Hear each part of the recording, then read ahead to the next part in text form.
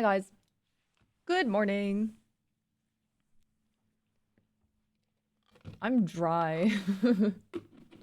I'm really dry. I don't know how to describe what I like. I'm just really dry. All right, I need to do a VIP cleanse actually. Dehydrated. I think it's Bonkers, dude. dehydrated and Hi. also like the just LA.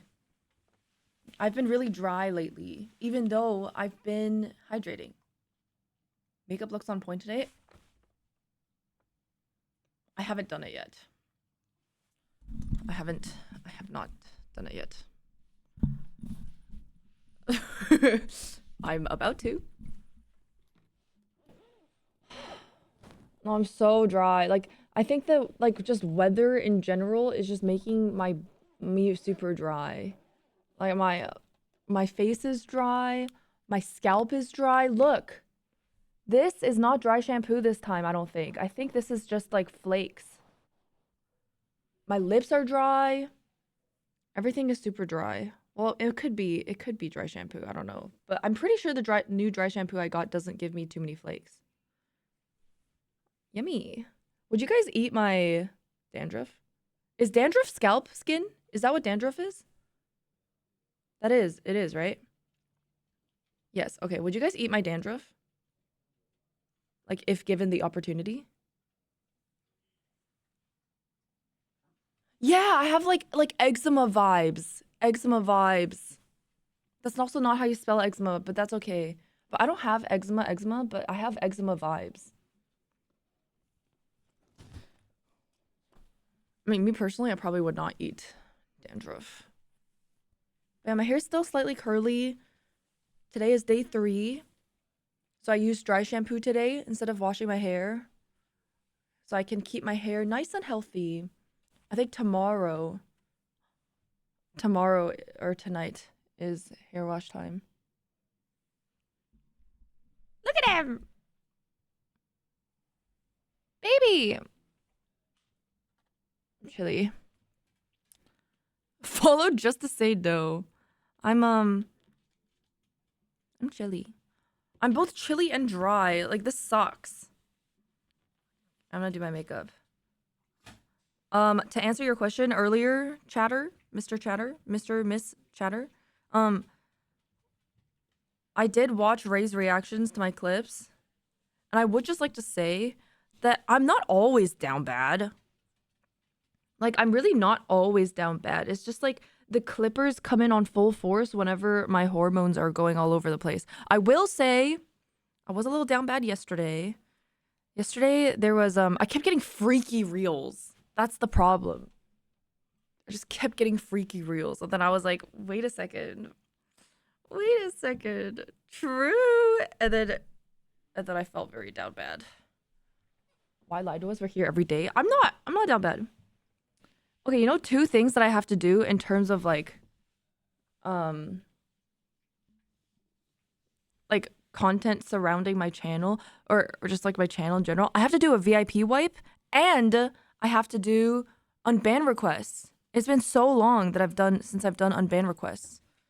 And last time I did unban requests, it was with Nick on Ban Council, and that doesn't get me through everything. I'll just have to do a VIP wipe so that like I can re-add like VIPs that I want. Because I feel like if I for the past 2 years, I've just been adding and adding and adding. And there's just like a lot of VIPs on there. A totem of undying texture pack, which only changes with totem of undying. I changed the normal totem to your Peppa Pig emote? That is so cute. That's so fucking cute. What? That's adorable. Oh my god. Wait, I don't even know what item this is, though. But that's adorable. Thank you. Wait. I do like it. I love it. I love it. Mascara? I don't have mascara. I have lash extensions and they're falling out. Vivacity, show, go. See, you got it. That's fudge. Nova is... Well, I don't know where Nova went. He was under my desk. I knew Miko in high school. Wow, that's so cool. Yeah, how do I do that? Klexi?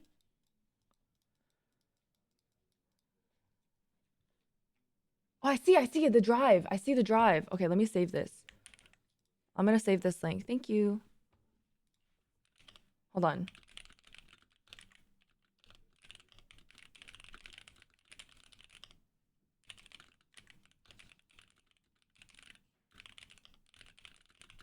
One second.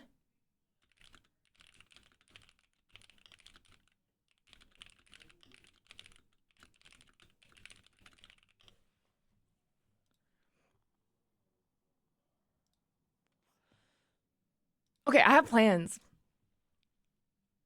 I'm not modding, sorry, I was chatting. Wait. I need to send this to myself. I'm panicking. Okay, I sent it. Nope, that didn't work. Okay, I sent it. Nice. I will download the mod, but I don't know how to... I don't even know what that item is, the totem thing. Okay, makeup time. Best item is in the game, which gives you a second life when you die. Oh, we like that. We like those. Oh my god, he's so cute. Look how much he loves me. You know, at night, you know when I'm chilling in the bed? No, I didn't get concealer. Fuck! Fuck! I need this too. This is out. Look, I'm literally like... And then it's just barely anything. Fuck. Tonight, I will order. It's not a mod, it's a texture pack. Look up video how to install texture packs. Okay, I will do that. Thank you. Yes, it is the La Mer cushion. It's my favorite. It is my favorite. The Luminous Lifting Cushion Foundation Broad Spectrum SPF 20. La Mer. I love this. It makes my skin so, like, nice. Because La Mer is primarily, if you guys don't know, La Mer is primarily skincare. And with this cushion, it's like skincare and makeup in one. But La Mer is expensive. This is probably the most expensive product in my whole makeup bag. Is the same Get Concealer Task from 2 months ago? Yes. Yes, it is. I have not embarked on that journey yet. I'm just so dry. Like, my lips are so dry. My hair is so dry. It's literally snowing in my room. I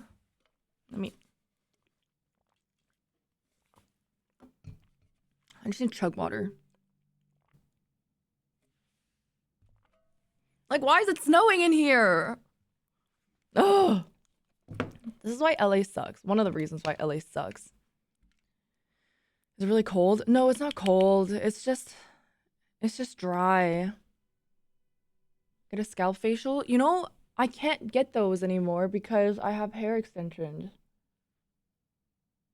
So I'm actually looking forward to getting my extensions well, I'm just so conflicted. I feel like extensions look so pretty. Extensions look so pretty. Like, my hair's so long. My natural hair could never. But, oh, I need to get them removed so that I can just let my natural hair... Blah.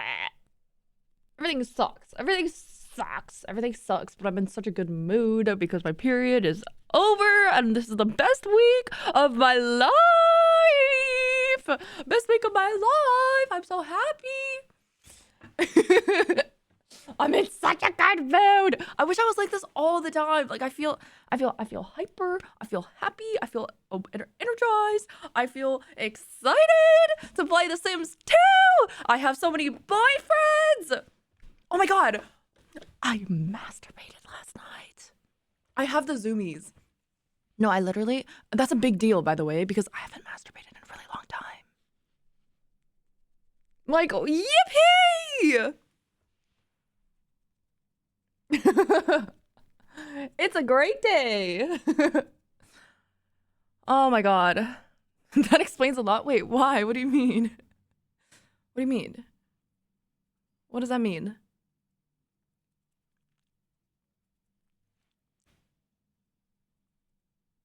Nice cum retention? Made a song with June yesterday. Oh no, that actually like was so triggering. That was so triggering. So with June, okay, let me tell you the lore. So there's this guy called Kamiko. I don't know how to pronounce his name. Kamiko? But he asked me to do a cover song with him 2 years ago. 2 years ago.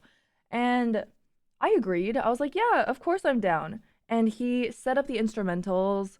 He recorded his part. He sent me everything and was like, just record your parts and get them to me like whenever. And I was like, okay, like sounds good. However, 2 years pog. I am about to go on a trip to China 2 years ago. A trip to China. So when I get back, I'll get those recordings to you. He goes, sounds good. There's no rush. Like, take your time. I know you're busy. I'm not busy. And I was like, okay, bet. And then I forget about him and I ghost him for 2 years. Well, I don't ghost him because he never messages me again, but I just completely forget about him and about this whole situation. And I live my life for the next 2 years, just out of sight, out of mind. And then I was like, just randomly one day, I was like, oh my fucking God, Kamiko. And I go to my Discord messages with him and I see all these things and I'm like, I'm so sorry. Like, I'm such a bitch. I am such a bitch. I'm sorry. I forgot about you. If you would still like to do a cover, like, I am absolutely available. Just let me know. Understand if you no longer would like to do so. And he was super nice about it. He was like, it's okay. We can still do one. And so yesterday I recorded my part for our cover together. We did a cover for a Soft Spot by Keshi. Low as hell, but I think it was good. June helped me record it. Anyway, that was successful. It took like an hour. And then after that, we tried to make a song, me and June. We tried to make a fucking song together and we fucking couldn't. Like, nothing was working. I don't think you understand. It was 5 fucking hours. 5 hours of just like mind fucking boom. We were crashing the fuck out. Like nothing was working. And we did like a chorus for one song. And then other than the chorus, we couldn't figure out anything else. Like nothing was working. And then 2 hours into that, we were like, let's just look for another beat. Like maybe we just need like a fresh, it's like something fresh. And so we were browsing beats and stuff, and we finally decided on something fresh, made the chorus, couldn't make anything else. And then we were just like, let's just call it. We'll do this again another time with like a fresh brain. Like maybe we'll take some time alone to see if we can figure anything out to this song, and then we'll convene and we'll figure it out. It was so blah. Let's hear the chorus. No, I'm not showing you guys anything. It's a secret. Oh, it was so fucking so stupid. I'm a newest viewer and just heard Southside. It's so good. Thank you.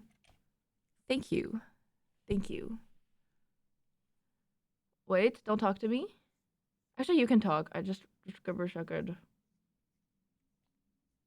Wait, I just realized I forgot. I'm ignoring subs. Alex, thank you for the 2 years. Happy birthday. And Felix, thank you for the 5 months. Chelsea, thank you for the new Prime. That's all. That's it. That's all of them.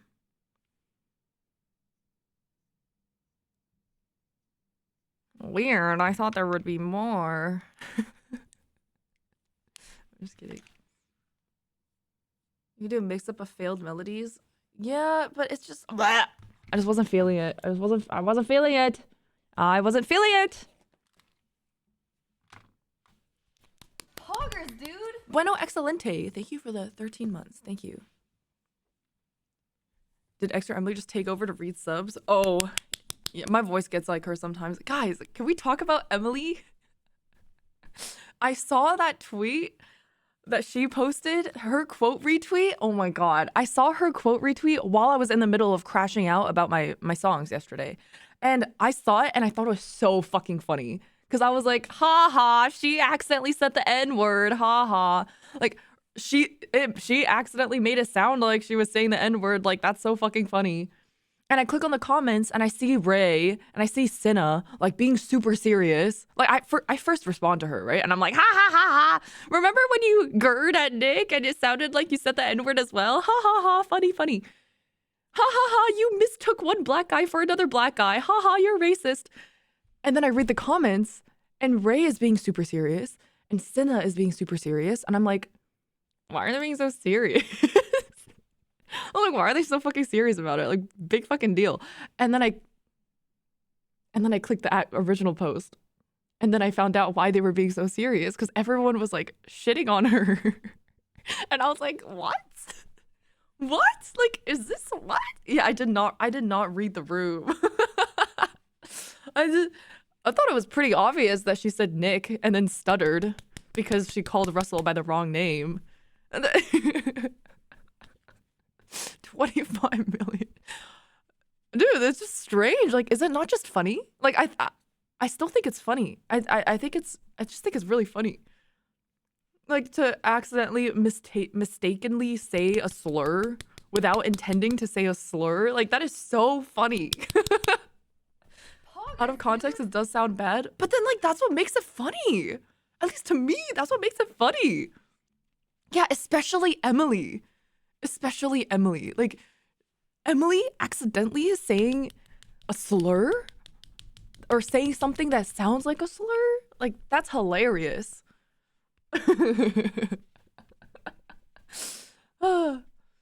Literally just called someone by the wrong name and corrected herself. Insane to make anything of it. Yeah, I mean, other than like a joke, like, haha, you sounded like you said the N-word, and then she would have freaked out, and she would have been like, at least what I would imagine is her going, no, guys, I didn't say the N-word, and then everyone's like, haha, sure, as a joke. Like, as a joke. Like, sure, you did it, right? But then it wasn't a sure you did it as a joke. It was like a, no, you clearly were saying the N-word. Wow, wow, wow, wow, wow. What? What? Like, you're ruining the fun for everybody. It was supposed to be funny. She even say it unintentionally? No, she most certainly did say it unintentionally. Wait, what do you mean? Oh, no. I mean, say it unintentionally, as in, like, say a different word and have it unintentionally sound like a slur. That's what I meant by unintentionally. Not like, oh no, the N-word accidentally slipped out. It was like, when I say unintentionally, I mean, she meant to say Nick's name, but then it sounded like the N-word. No, it most certainly is a reach. It most definitely is a reach. That's why it's funny. That's why it's supposed to be funny and not like, oh, she said the N-word. Like, it didn't even, at least to me, it didn't even sound like she was saying it. Who even takes the time to clip this stuff and tweet about it? I don't know. Apparently, people whose full-time job is being a Twitter person, and they live off of their $200 from X every month. Oh, I got my X payout yesterday. Actually, I got $16. Yeah, we eating good. Sometimes it's up to, sometimes it goes up to like 20 something. But this time, unfortunately, I've been a little distracted with gaming. Haven't been tweeting much. And, it was 16. But, you know, there are ups and downs.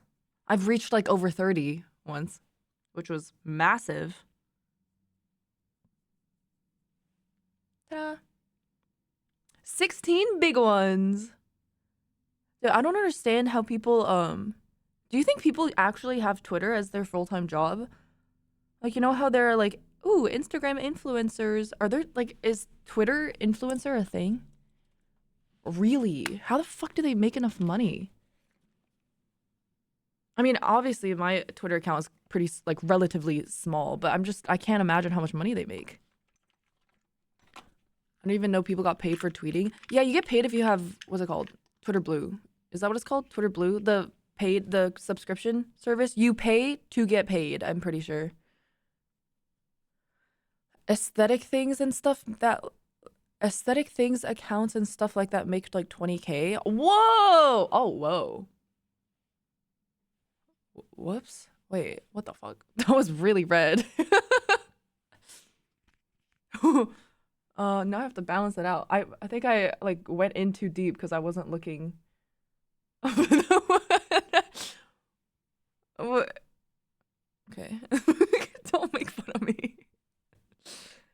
Blue sky, dude. I'm not gonna. I don't foresee going on blue sky. I can't keep track of so many accounts.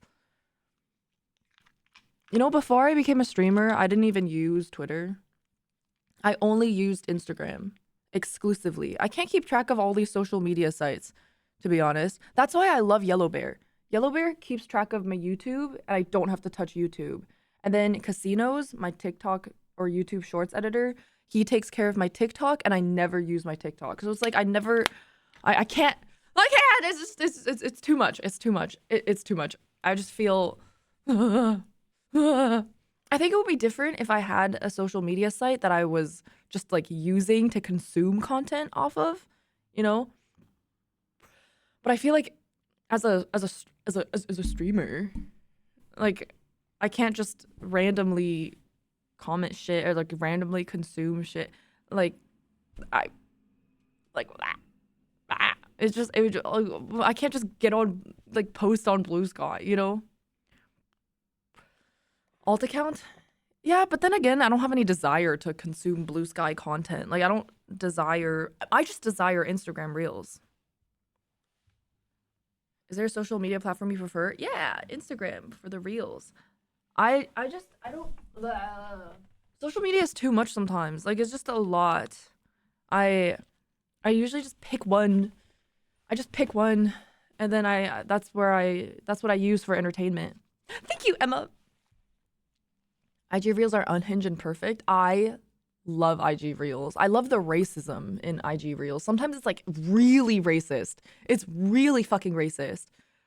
But then you see it, it's like the shock factor. And you're like, what the fuck are these comments? They're like funny. They're like insane. But you just kind of, you can't help but like chuckle at it. Obviously, I don't like the comments and I'm not like, yeah, agreed. See, but it's like I'll read the comments and it'll just be insanely racist, and I'll just have to chuckle at it because there's nothing else for me to do. Yeah, literally like watching a circus. You only agree in private? I don't agree. They're all just funny. Do content creators have like a private account for your guys' socials? I personally don't. My Instagram was my personal Instagram before I became a streamer, and then I just kept it. I didn't make like a separate one for. Shut up.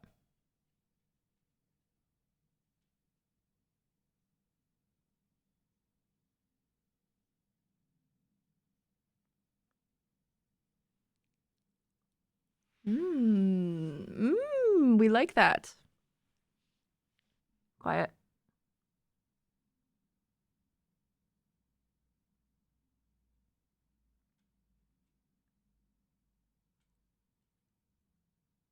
Fuck! Wait, I have to. Fuck.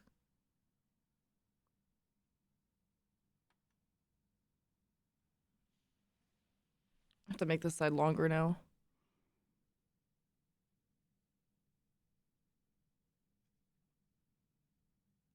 God, I love this song.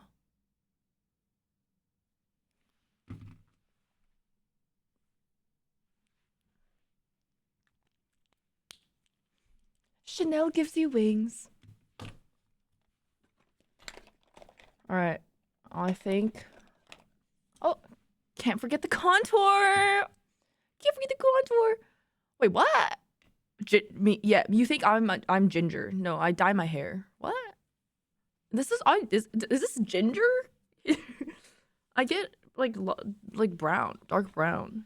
I think it turns kind of reddish because I have Asian hair. If you get if you dye your hair lighter with Asian hair, like Asian, just full Asian black hair, without what's the word? Without bleaching, your hair will turn a little bit reddish. That's why. Samisa every other day. Thank you for the 20 gifted. Thank you, thank you. Thank you for the 20 gifted. Thanks for your money. Thank you for giving me your hard-earned money. I will put it to good use for sure. Not dating you, by the way. Even though you definitely want me. Sorry, gonna have to reject you right here. You probably have dreams about marrying me and stuff, but I can't. It's gonna be a no from me. You do not get a rose. But thanks for the money. Please don't refund. I'm sorry. Please don't refund. You cannot buy concealer with it. Oh, I will buy concealer with it. Rogelio, thank you for the gift of sub to Jan Jan earlier as well. Ugh, I can't. Yeah, I would love to. It would be, oh, I would totally love to. I've just been like super busy lately. I just don't have time. Sorry.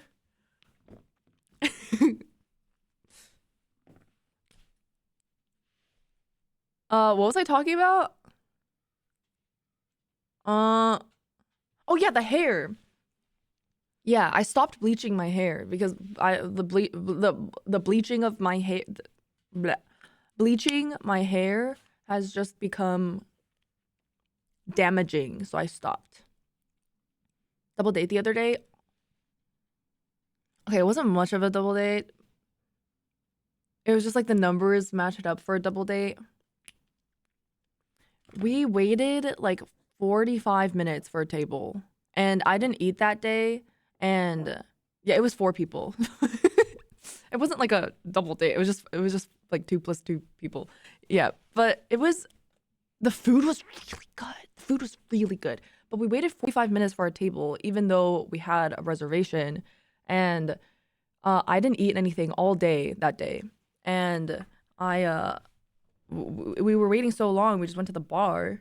And oh my god, this was so much panic for me. I wanted like a sweet Riesling. I don't know much about wine. All I know is I like Riesling and I like it sweet. And so I asked them, do you have like a sweet Riesling that I could acquire? And baby, why are you crying at me? I asked them for a sweet Riesling. They bring me out one Riesling and they're like, this is by the bottle. And I'm like, okay. And they pour it a little bit for me to try, and it's fucking disgusting. It was not sweet. It was so acidic. I literally drank it, and then my whole mouth went dry. And I was like, I don't like this one. And they were like, oh, this one's not, like, you don't like this one? And I was like, no, sorry. And they leave the bottle on the table, and they're like, I'm gonna go find something you like. And they go get me another one. 自己上 Go. Don't stick your tongue out at me. Go. I'm trying to make him practice getting on himself. Go, baby. Go, baby. Go. 上床 Go. Go. Go. Go. Go, go, go. Good boy. Go. Go. Good job, baby. Oh my god. Go. Oh, I'm sorry. I dropped it. Baby. I'm sorry. Bad throw for me. There you go. Ah, he did it! Oh, hi, Nova. Sorry. Here. Nova heard the snack and he's like, what the fuck? What about me? Anyway, she leaves the bottle of wine there, and then she brings me out another one, and when she brings me out the other one, oh, also, they gave us free sake for making us wait so long.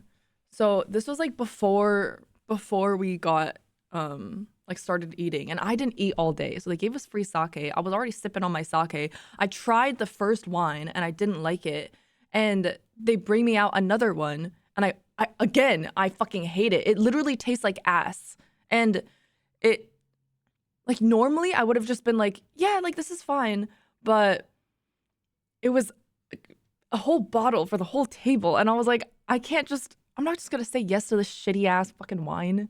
And so I said, no, like, do you maybe have like a, like, something more dessert winey? Like maybe like a rosé something, like something that's just sweet. Like I feel like I've been telling you that I want something sweet, and every single one of these that you've been bringing out are super acidic. Like maybe just try like sweet and not acidic at all. Like please, like ah. And they were like, yeah, okay, well, okay, I'll bring you out like a rosé thing to try. And she leaves to go find the wine, but she takes the first bottle of wine and she starts pouring it in all 4 of our glasses. And in my mind, I'm panicking, right? I'm like, dude. Wait, wait a second. No, I said I didn't like it, remember? And she just pours it in all of our glasses and she leaves to go find me like the rosé one. And I was like, but I said I didn't want it. And it was just very confusing because we all 4 of us, we were like, did we get scammed? Like usually in restaurants, like if you say you don't like it, like you try it, if you don't like it, they get you a new bottle and then, right? And we were like Googling and stuff. We were like Googling the right etiquette for like wine trying because none of us were completely sure. But I was pretty sure that they literally bring you out a little bit, you taste it. If you can say yes or no to it. Yeah, I thought I would like usually they just take the bottle away if you don't like it. And I don't know. Anyway, I was panicking. It was my worst nightmare, but yeah.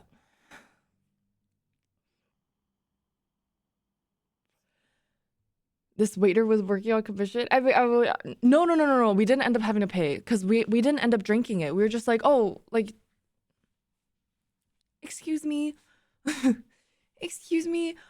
I think we act like this one we're not gonna drink it if you like you can take it away if you want to. And they were like they were just like, oh yeah, sorry, because they've like forgot or something. But anyway, I was already one it was like a big sake glass, and then I ended up drinking. I ended up being okay, being satisfied with this rosé sake, which was sold by the glass, which is, let me just tell you right now, selling by the glass, like any wine by the glass is a fucking scam. I feel like normally in restaurants, if you're gonna order 3 or more glasses of wine, you might as well just get a fucking bottle. Because 3 or more glasses is more expensive than the bottle anyway. So usually I just go for a whole bottle. And I like anything that's remaining, you can always just take it home. Oh, I want a drink. 4 glasses equal bottle. No, I don't fucking know. I don't fucking know. Mrs. Big Bucks, the wine that I get is like usually under $50. It's like probably $16 for a glass and like 30 or 40 bottles. I mean $30 or $40 for a bottle. I don't get like $200-$300 bottle of wines. I can't taste the difference. I can't really taste the difference between like good wine and bad wine. Why would I waste my money? What are you doing down here? I thought you just what are you doing down here? What? What is it? How is he barking at me? You just got up yourself. Don't stick your tongue out at me. Go. I don't understand. Did you guys see him jump down? He said, shut the fuck up, yapping in places. When I'm wine drunk, it all tastes the same. I feel like it all tastes the same regardless. Like, I realized this when I was younger. I thought maybe like more expensive wine tasted better, like more smooth. And I'm pretty sure if you actually enjoy wine and you actually like know how to taste the difference, you can tell the difference. But me, yeah, I don't have like a special tongue. My mouth is not that skilled. My mouth is like, I have like an immature mouth, you could say, and like underdeveloped mouth. And I went to Japan 3 years ago with my mom and my brother, and I will not be saying that. I went, yeah, I told you guys about this. I went to this like ski resort thing with my brother and my mom. And oh, go, go, go. Why do you need me to? What the actual fuck? He just needs me to like welcome him. What? Yeah, he just needed he just needed moral support. Just like, you got it. What the fuck? Good job, baby. Good job. So I went to the ski resort and they had. I like to fuck my brother. Wine tastes best poured down your leg and sipped off your cute little toes.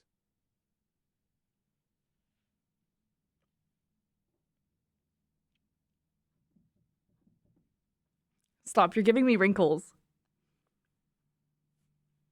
You're giving me wrinkles. I need to not scrunch up my face. Ew. Anyway. Judge Soldier, thank you for the new Prime. Welcome. Stream. Oh yes, onsen and wine. This ski resort, it was such a nice resort. I actually loved it. It's like you have your own private onsen in the balcony of your room. If you don't know what an onsen is, basically a hot tub. And in the lobby, they have just free flowing fucking wine. And it's like a little, it's like a bottle of wine that's like hanging upside down, and then a dispenser, and you just dispense wine like for free. And I tried a bit of it and I was like, holy fuck. Like, what is this wine? It is delicious. It is just absolutely scrumptious. I felt so classy, so sophisticated. And I was like, this is delicious. And I filled it up to the brim and I brought it back to my room. And I got in the hot tub and I was like, oh my God, I'm so classy. And in my mind, I was like, tomorrow I'm gonna go downstairs. I'm gonna go check what type of wine it is so I can remember that this wine is like super yummy and I'll get it in the future. It's probably like super expensive because it's so delicious. And the next day I go to check and I search up the bottle and it was FanFL. It was a $7 bottle. $7. $7 for the whole bottle. And like I was conflicted because in my mind I'm like, fuck yeah, like it's so cheap and it's so yummy. And then on the other hand, I'm like, damn, I really thought I was like super classy. Like in my mind, I was picturing like, oh, I'm in a James Bond movie and I'm like a spy and I'm at a restaurant with like this super rich guy. And I'm like proving how much I know and how rich I am because I know all about like super expensive wine and stuff. I check out the wine list and I'm like, this one please. And it's like a $700 bottle of wine. And I'm like, like perfect. You know, I don't know. That's what I was fantasizing. And then I found out it was $7. Reality, she's outside of a Best Buy drinking wine with the other homeless people. Yeah. But it is hype to find a cheap wine to like. And dare I say it, I really like boxed wine. Like the boxed wine with like the bags of wine that where you like slap it in college and stuff. It's like super cheap. It's delicious. I think it's because of the sugar? Maybe it's because of the sugar. I think that might be why. Because it just tasted so good. I think out of all the red wines that I've ever had, I don't really like red wine, but I do like boxed red wine that you slap the bag with or whatever. The slap the bag red wine bags. Wait, maybe that's why. Cheap wines usually taste like juice. I think I just have like a cheap palate then, because I do prefer alcohol that tastes like juice. I do like grape juice. I like grape juice that can get me buzzed.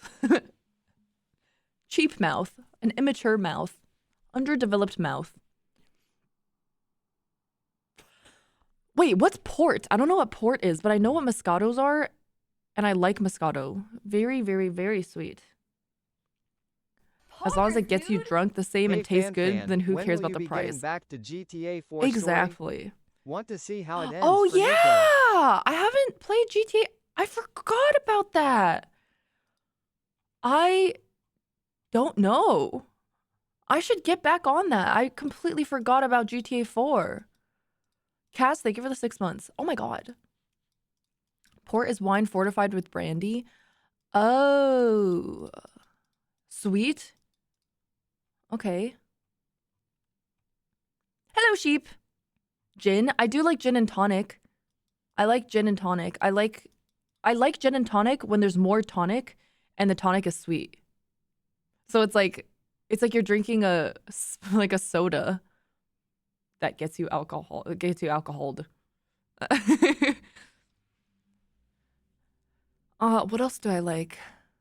Well, you're still drinking gin, so that's kind of classy. Okay, the reason, you know when I first started drinking gin and tonics, in my mind, I always thought gin and tonic was just gin with, I thought tonic was just normal water with like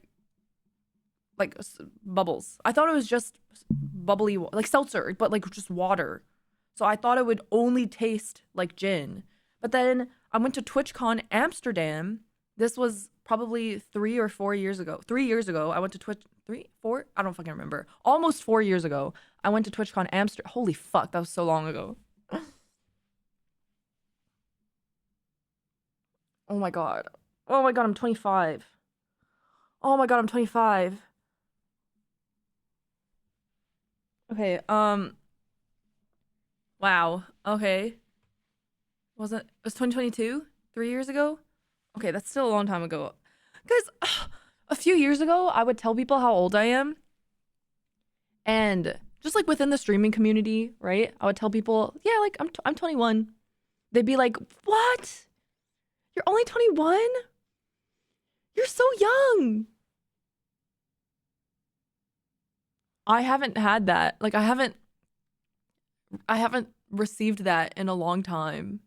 Where I'm like, yeah, I'm 25, and everyone's like, whoa, oh my god, you're a baby. I haven't been called a baby in a long time. Ah. Oh, you're only 25. Stop it, guys. Stop it. Yeah, I know 25 is normal streamer age, but I want to be young streamer age. I want to be young streamer age. I want to be a baby. Hey, man, you don't look a day over 21. Okay, thank you. Thank you. Okay, so I went to TwitchCon Amsterdam 3 years ago, and I tried at the partner party. I remember the only thing they had was wine, beer, and gin and tonics. And in my mind, I was like, I'm getting fucked today. Well, sorry, that came out wrong. I meant like, I'm getting fucked up today. I'm getting fucked up today. So what should I choose to get fucked up? Like beer, wine, or fucking gin? And so I was like, I'm gonna go for a gin. And then I tried it and it was delicious. And I don't know what it was. I think they put like whatever the fuck it was. I don't know if the tonic part was sweet inherently or if they added syrup in it, but it was fucking sweet. It was basically just sugar water with bubbles and alcohol in it. Oh, tonic does have sugar in it? Okay. Well, it was delicious. And that like changed my entire perception on gin and tonics. And then the very next time I got a gin and tonic, the tonic wasn't sweetened and it just tasted like bubbly gin. And I was like, I feel like I just got baited. So nowadays, if I were to order a gin and tonic, I'm like, is it sweet? Is it possible to make it extra sweet? Whiskey sour? Oh, I actually like whiskey sour. I do like whiskey sour, but every time I've ordered a whiskey sour, I tell them, could you make it extra sweet, please? Extra sweet and extra sour? Like less whiskey-ish? The thing is with whiskey tastes so strong. So strong. No. Bartenders don't hate me. And the reason why bartenders don't hate me is because whenever I order a drink, I tell them beforehand, hey, could you make it extra sweet, please? And they're like, yes. And whether or not it is sweet enough, I will drink it and say that it's perfect. Thank you. Because I'm a pussy. They'll come over, I'll drink it, and I'll be like, and they'll be like, is it? They'll walk over and I'll instantly fix my face. Instantly. Poggers, dude. Primegan Y app. Oh, thank you for the 24 months. Thank you.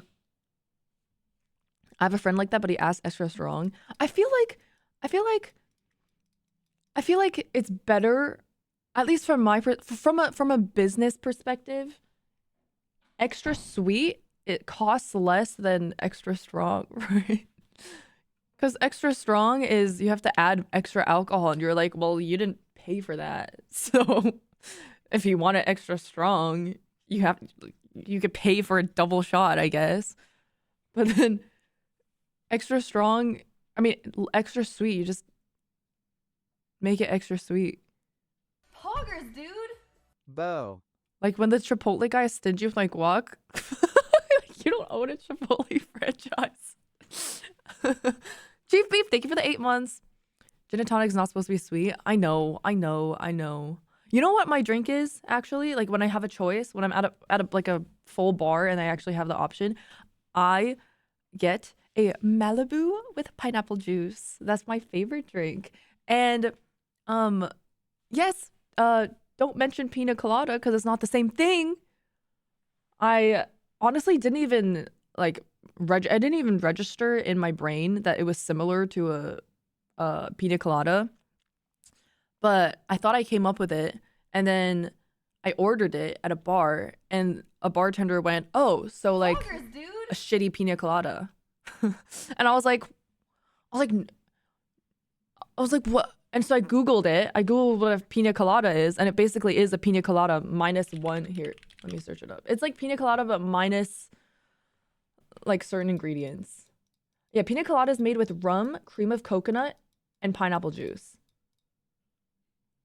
So what I order is just rum combined with coconut. It's just coconut rum, Malibu with pineapple juice. But it's less strong because Malibu is not that strong. But rum, I feel like, is strong. Like I've tried pina coladas, but pina coladas are too strong for me. Like I went on, this was when I was like pretty young. Yeah, Malibu is like 15%, and then rum is strong. But Malibu is actually delicious. Malibu with pineapple juice. Oh my god, I could drink so much of it. It fucks me up though, because it fucks me up because it tastes like pineapple juice, and I just drink it a lot, and then I just get fucked up. But it's delicious. Ooh. Another drink that I tried that I enjoyed that made me feel really adult for like trying. The first one was gin and tonic. The second one, whiskey sour. The third one, amaretto, whatever the fuck, which was also pretty good. But the main one, Moscow Mule.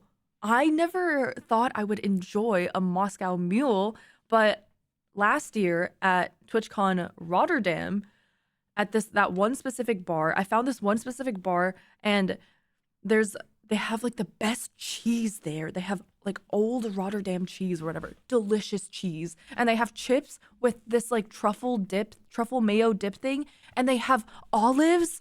Oh my god, I've been thinking about this place ever since I went there last year. Every single day of TwitchCon, we were there.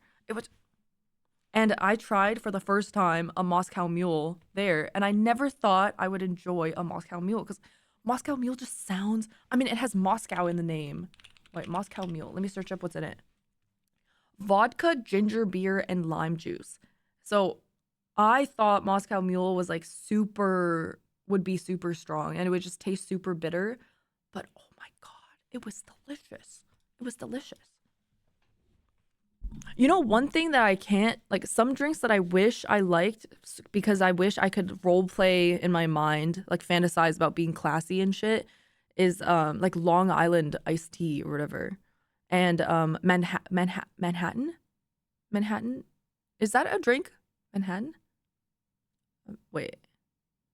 That's the opposite of classy? Wait, it's not classy? I always thought it was classy.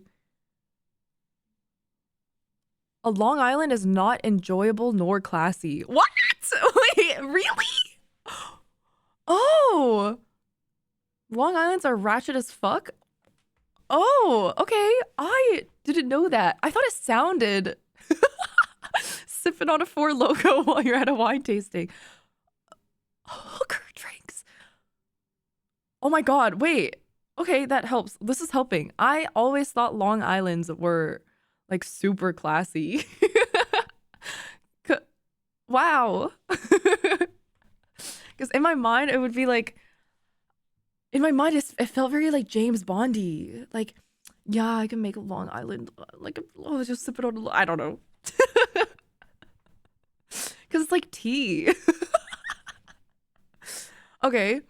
Manhattan as well, though. Manhattans are also too strong for me. Ordering a Long Island iced tea is like saying you don't know cocktails without saying you don't know cocktails. Oh, I see. Okay, well, yeah, I hate those. Oh, old fashioned. Yes, old fashioned. I can't drink those either. Old fashioned is classy, right? Is that classy? Is it classy? Old fashioned sounds very classy. It sounds very classy, and I can't enjoy it. Poser drink? I want to be able to drink poser drinks though. That's the thing. I like feeling, I like being a poser. I wish I could be a poser. I want to order a fucking a fucking old fashioned and like smoke a cigar and just like ponder life alone. Like, oh, that sounds so like, that's like, I would definitely be a poser, but it would just be so fun to role play that. But I can't because it tastes so bad. It just tastes so bad. A White Russian? No, I've never tried. I don't even know what that is. Yeah, yes, exactly. Just like smoking on my cigar with like a drink in hand, just being like, life nowadays. Just so cool. Oh my god. And then I'm blushing at how cool I am.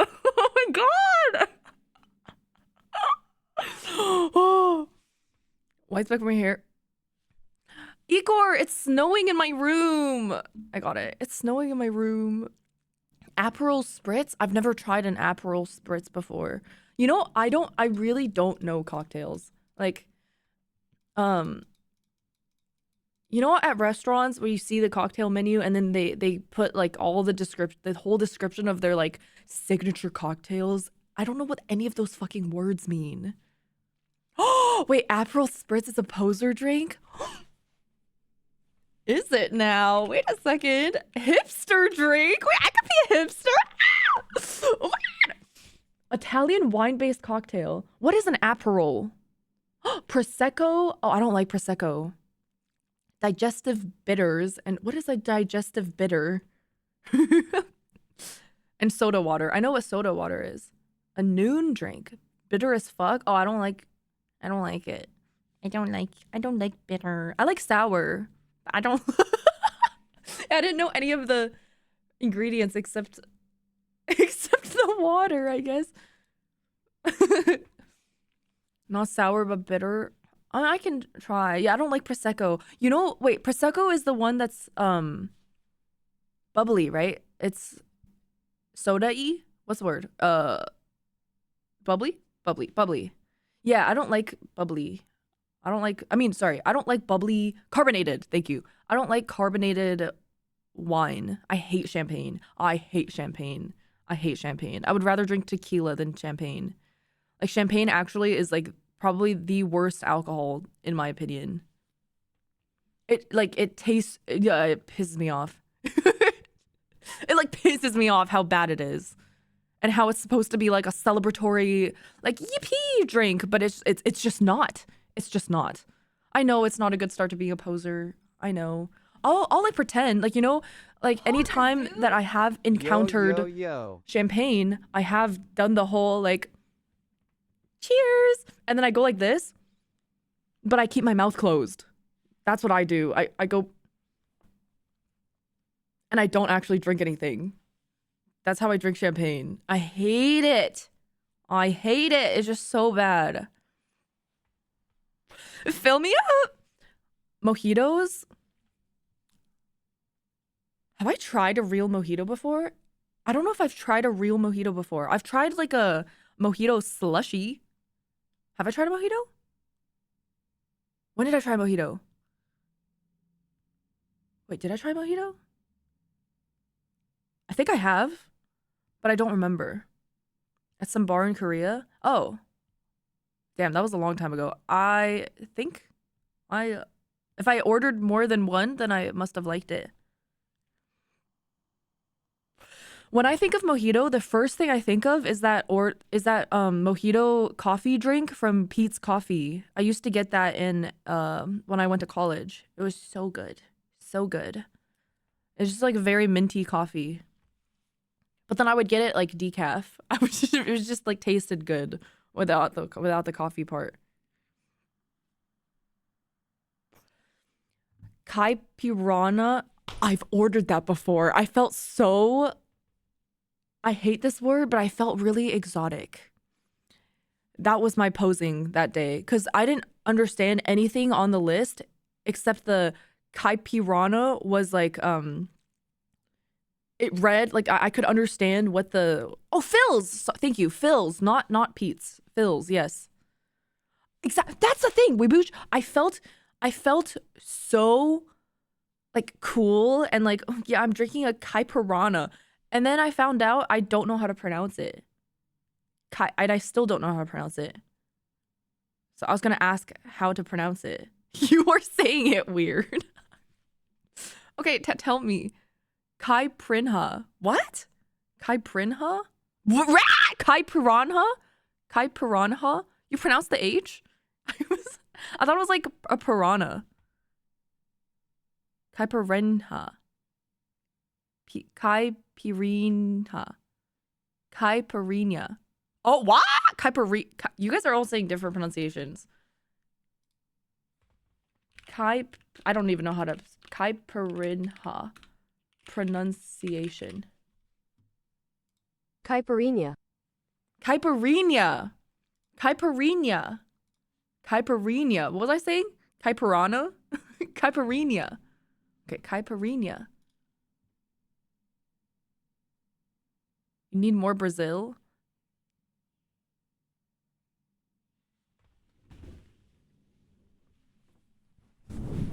Caipirinha. May I get a caipirinha, please? is my big booty pose. Ebron, thank you for the 28 months. Thank you. McCoppins, thank you for the new prime. The fuck is this fit today? Oh, I'm just chilly. I'm chilly, but I don't want to wear pants. And okay, my problem is I'm chilly. I don't want to wear pants, but I don't want to have to not wear pants. So I decided on shorts, my cozy socks, and a hoodie.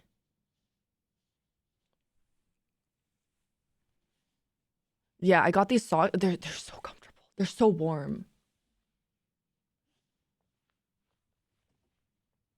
I actually got it's actually a life hack since I never want to wear pants, but I want my legs to be covered. What other drink is there for me to try? There's just so many bitter drinks. I feel so unclassy when I go and I order a Malibu pineapple.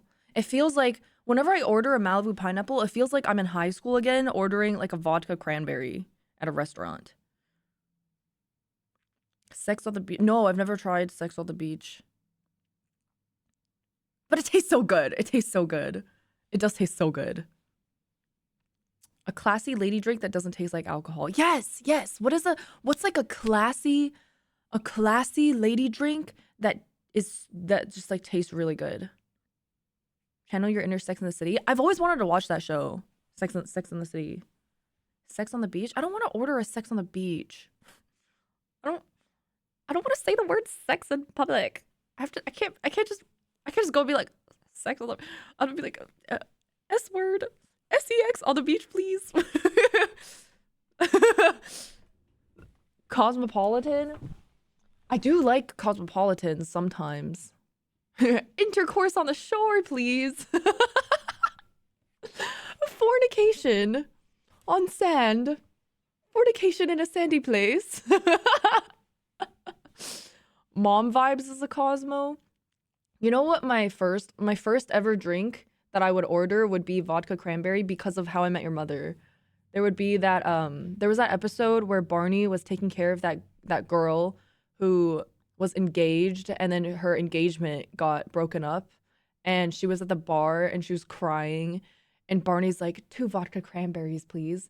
And she's like, oh, you remembered my drink. And Barney was like, of course I remembered. And then he turns around and he's like, they all drink vodka cranberries. Or it was that specific scene where I was like, oh, girls should all drink vodka cranberries. And again, like even from back then, I was trying to be a poser. And so that's why I would order vodka cranberries. Because I'd be like, oh, I'm just one of the girls. Sorry. But yeah, I was like, yeah, I'm just a girl. Even though I didn't really like it. I didn't really like it at all. Dean, hello. Hello, Dean. Dean just goes for a tequila shot. Wait, so you want to be one of those girls, but why?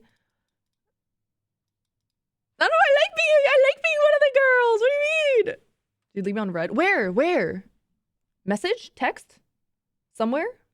Probably. Maybe? Oh my god, I did. Oh!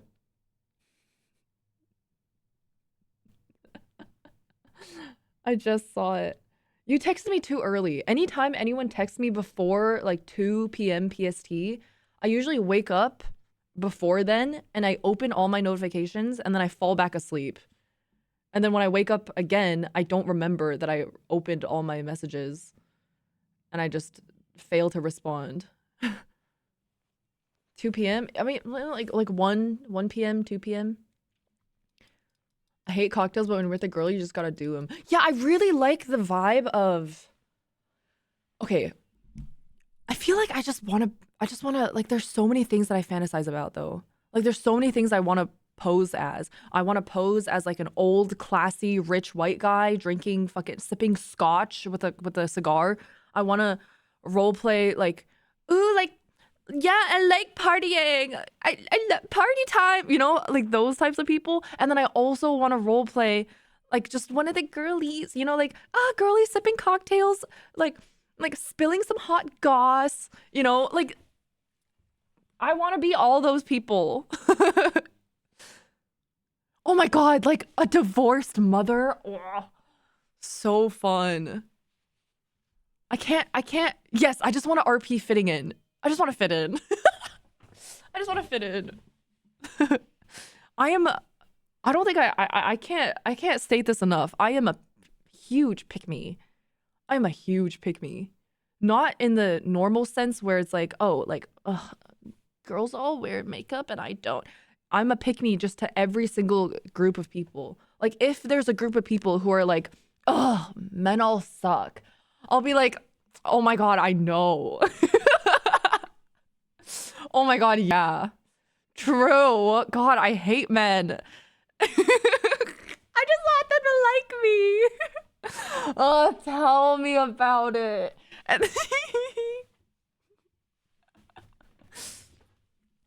Oh, I just want them to like me. I just want them to like me. I want boys to like me. I want girls to like me. I want ladies to like me. I want everybody to like me. Oh my god, thank you. I'll let you know if I'm ever in Ireland. Them Emperors.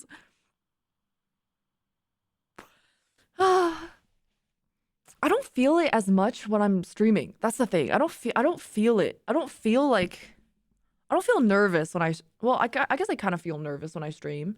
Like a little anxious, but I don't think I mind if any chatters don't like me. I think. Well, I know I want most of chat to like me. I want most of like my chat to like me.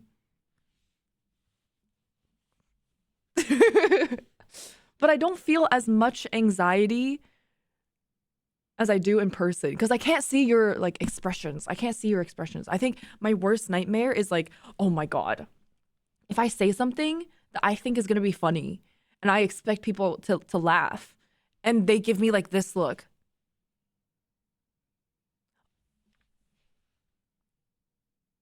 That would destroy me. I'm so nervous of that ever happening. Or if they're like having a conversation and I'm thinking of like joining the conversation and then I join the conversation and I say something as part of the conversation and they're talking this way and I speak and they go, anyway, just like, it's like I interrupted them, you know? I'm just terrified of that. I feel like I think about that all the time, which is why when people are conversing, it takes me a long time to like jump in with what I'm going to say. It kind of reminds me of when we'd be in school, like elementary school or like middle school or high school or something, and you're supposed to be having like a discussion. And on one hand, you want the teacher to know that you're participating, so they give you a better like participation grade or whatever. But on the other hand, you can't say something stupid because you don't want to state something. I have the teacher be like, not exactly, no. And then so you think about it for a really long time. And then the worst part is when you think about it for a really long time and you come up with something really good to say, but because you waited so long, someone else fucking says it instead, and then you have to think about something else. And that, it's just too late of that.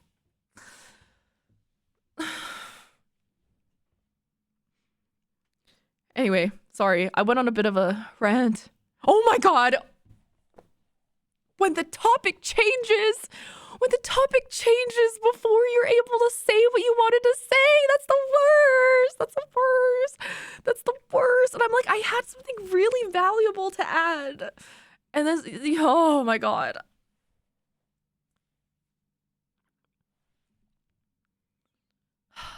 You had a whole stand-up about it. Oh my God. Usually I think of jokes for such a long time. And then I have, stop thinking so much. I can't. I'm always nervous about being perceived. I hate being perceived. I hate it so much. I hate it. It's the worst thing ever. I'd come up with jokes the day after. This happens to be in chat. I mean, I feel like it's not so bad if you come up with a joke late in chat, because you can always just be like, remember 20 minutes ago when you were talking about this? Well, here's my joke, and then everyone will laugh at you for being on mobile delay. Poggers, Plus, dude. you give me the chance to be like, what are you, on mobile delay or something? And then the whole chat ums and everybody loves my joke and everyone thinks I'm funny.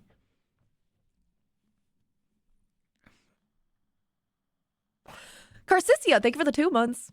Thank you. Welcome back. Mobile's on delay. Mobile's on like, it's like 10-second delay or like 7. I don't know.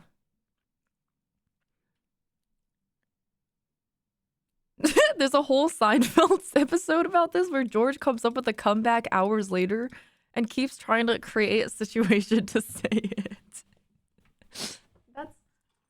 That's valid, honestly. I forgot about my drink. Now my syrup's all at the bottom. She did ghost. Oh yeah, I did ghost Oh, you had this copied. Wait, I do the same thing.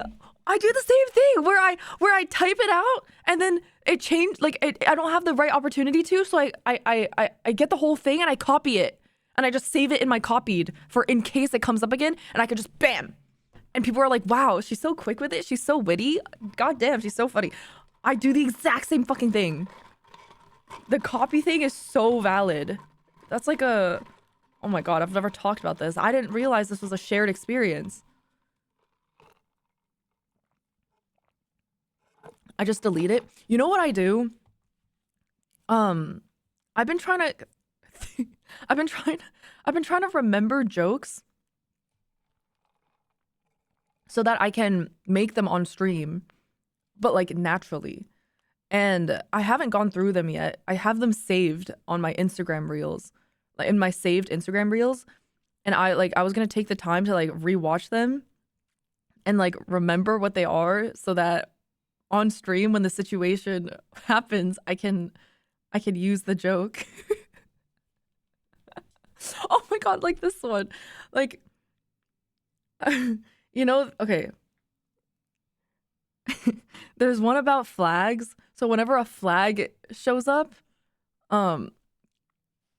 wait, how do I explain this? How okay, you for example, you know the Bangladesh flag? The Bangladesh flag is like a green flag with a red circle on it. And I was gonna remember that if the Bangladesh flag ever came up on stream, I'd be like, why is the Japanese flag green? Or like if the Japanese flag showed up, I'd be like, why is the Bangladesh flag white?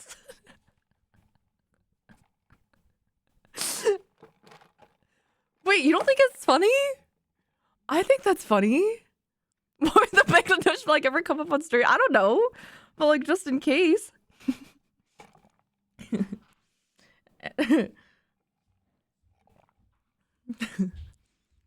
Anyway. Okay, so I guess that one wasn't great. Let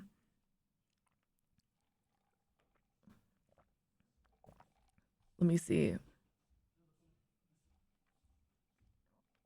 Okay, you know what? I'm not, now I'm embarrassed. I'm not gonna look at them anymore. I did. I finished my tunnel. Finished my whole tunnel. It's perfect.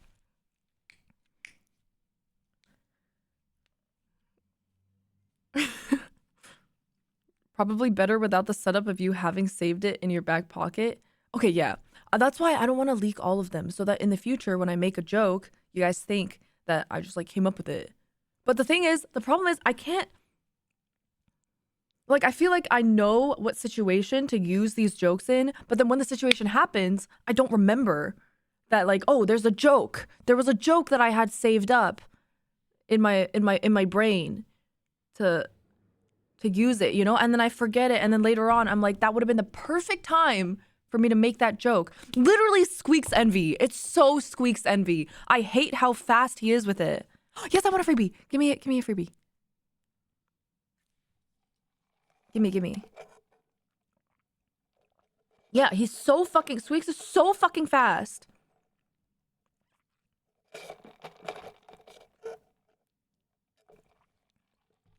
Literal joke speedrunner. Yeah, I just want to be witty. I wish I was witty.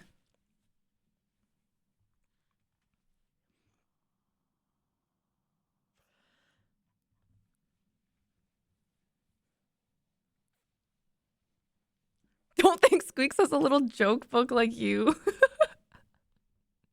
Wait, what did Igor even say? Oh, when someone goes on some heated rant right after they finish, are you gonna order anything? Ah!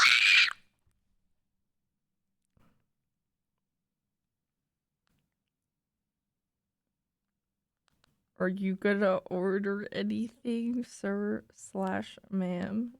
Okay.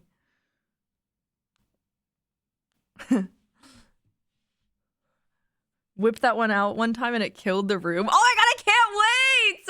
Oh my god, I can't wait! Really? Oh my god, I can't wait. They're gonna think I'm so funny.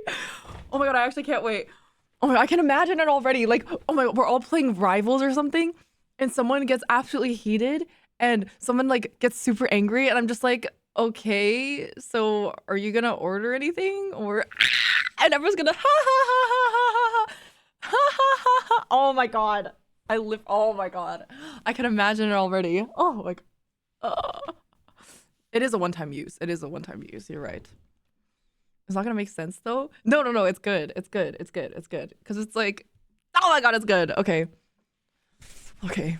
I just need to remember that. Please remind me when someone goes on a rant. Please. Just remind me, like, just be like, are you gonna order anything? Question mark. Oh, I hate when I make a joke and it's silent. I hate it. I hate it. I hate it. Oh my god. Wait. Holy fuck. I just went from like fantasizing ejaculation to fantasizing like the worst thing ever. No, Dakin, don't listen. No, Dakin. Dakin, no. Please don't leak it. Dakin, I want to make the joke. Please. Don't. I want to make the... Don't cuck me. When was the last time you said a joke in person? Fuck, I'm trying to think. There was one time oh my god, I made Koji, Jody, and Sean laugh at something I said, and I felt so pleased, but I don't remember what it was. I don't remember what it was at all, but I said something and they all laughed and I was like, I'm so funny. I was like, they love me.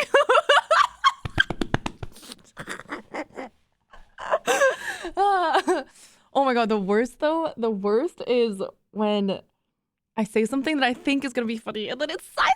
It's silent. It's silent. I know I said that already, but that kills me. It kills me so much. I took a very big risk. I remember exactly what I talked about with this one actually. I said it was something about the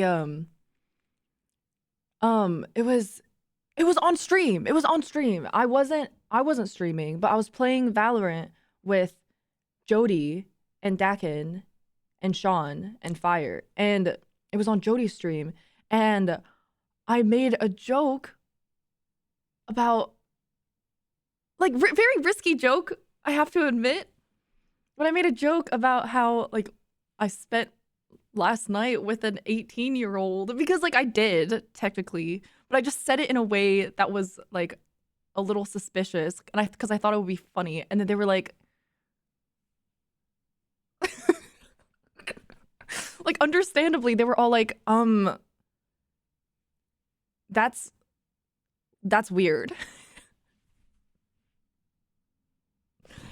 And I was like, no, like no, it's not like that. I was I was just playing Rivals.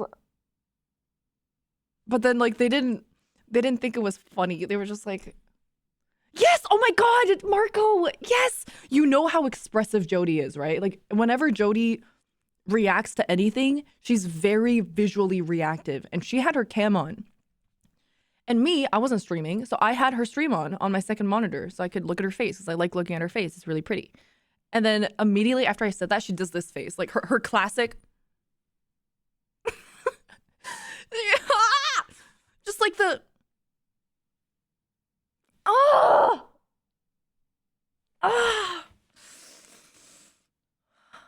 I hate when I say something and then she makes that face. I'm like, oh no, oh no, oh no, she doesn't think I'm funny. Oh no, she hates me. Oh, wait, is that? Oh, she uses an emote for it. Wait, no, this one's different. This one's like disgust. This one is disgust. This one's like ugh. But then there's I think the other one is worse than this.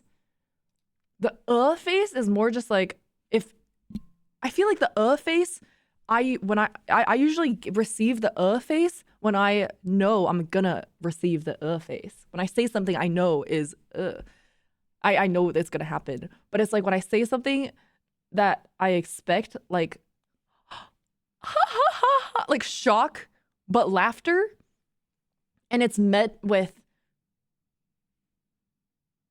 that one hurts. That's when I feel a little yeah, more like a side eye. Like people don't like pedophilia jokes. It wasn't a pedophilia joke. It wasn't a pedophilia joke. It's all, it's not like I was a child. Second of all, there was no pedophilia. It wasn't. No. It was a joke, but it wasn't like pedophilia. It just like sounded funny. It just like sounded funny. Okay, whatever. I'm not talking about it anymore. Okay, fine. It flopped. Okay, my joke flopped. Whatever. No, it was still funny though. Why do I still find it funny? Are you gonna already stop it? Don't use that on me. That's my joke.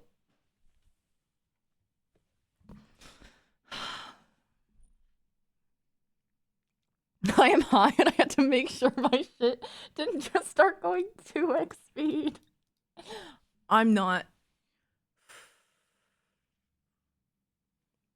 Yeah, it was just a grooming an 18-year-old joke. Big deal.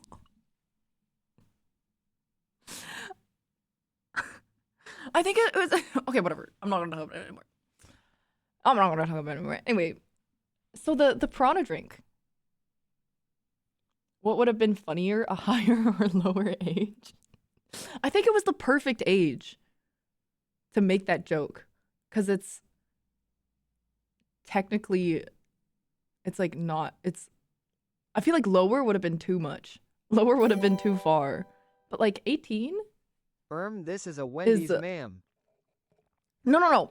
Maybe 19 would have been the perfect age to make that joke for. Yeah, 18 might be a little too barely. Ryan, thank you for the 200 bits.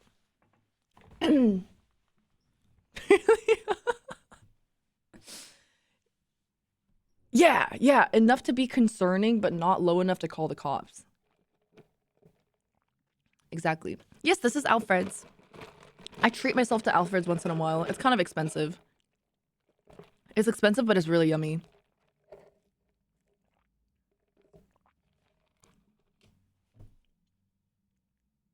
Oh, I hate paper straws. I hate paper straws. That straw is out of my price range. Dude, I don't know why their drinks are so fucking expensive. I mean, they're delicious, but it's just so expensive for no reason. I just want a little sweet treat. $8. Yeah, $8 fucking dollars. I just want a little sweet treat. Wait, did Trump actually ban paper straws? Did he actually ban paper straws? Wait a second. Am I a Trump supporter? Wait a second. Oh. I might be a Trump supporter. Hold on now. Make America great again. Remove paper straws.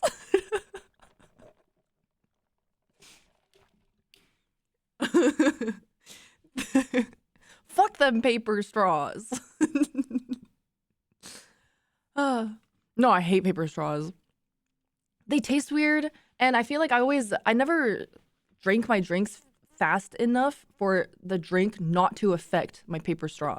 They make my drink so soggy because I take my time sipping. I feel like paper straws are fine if you just like chug it, but like the whole inside of this right now is already like mushy. Yeah, I love my straw folding in half. You know what I like though? I know this is way too expensive to produce, and I'm not exactly sure what material it is, but it's technically a paper straw, but it has like wax on top of it or something. I ordered from this bubble tea place that uses them. They're not plastic, but they're not like soggy paper. It is just wax, right? So it's like technically paper, but then it doesn't sog. Oh, wax. Yeah, it felt like wax. I like those. Because then I don't have to be... Oh, they're not that expensive? I like those because then I don't have to be guilty about, like, killing turtles and shit. But I also get to enjoy my fucking drink. Because I'm not gonna lie, at the end of the day, I am, after all, a selfish human being. And I kind of care more about my experience drinking my latte rather than... microplastics. Not to be super selfish or anything, but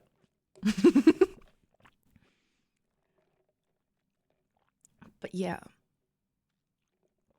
One slightly improved coffee experience. No, I'm just kidding. I'm kidding. But to be honest,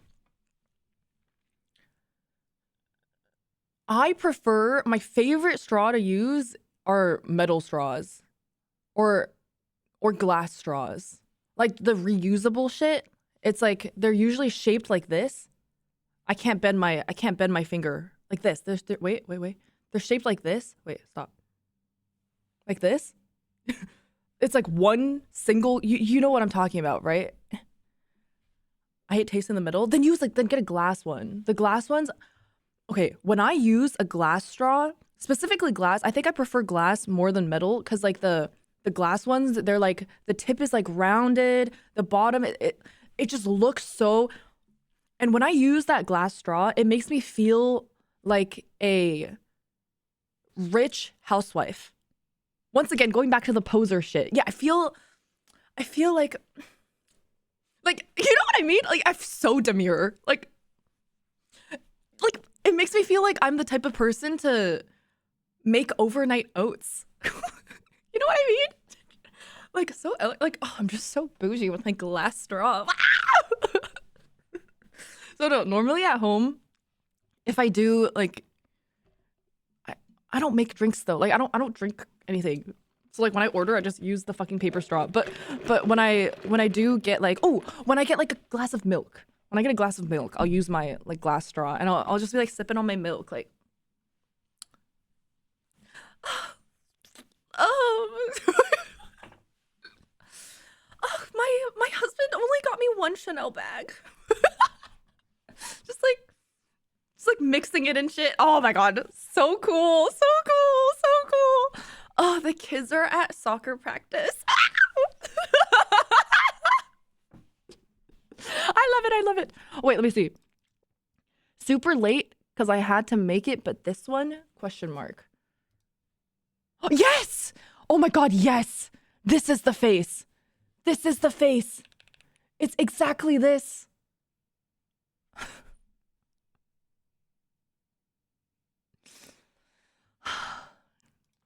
That's the exact face. I feel so like judged. Yeah. I feel so judged. Just like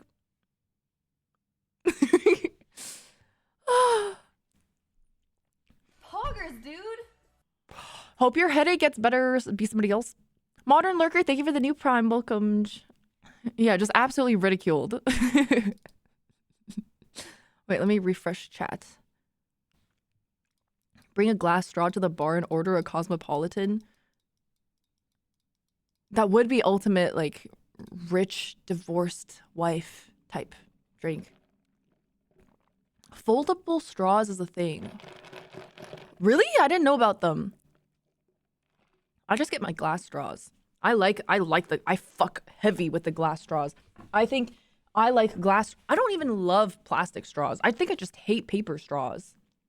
I know glass straws and metal straws are more expensive, but glass straws are they're just so perfect. I just love glass straws. I love them so much. I feel so cool. Ah! Oh my god.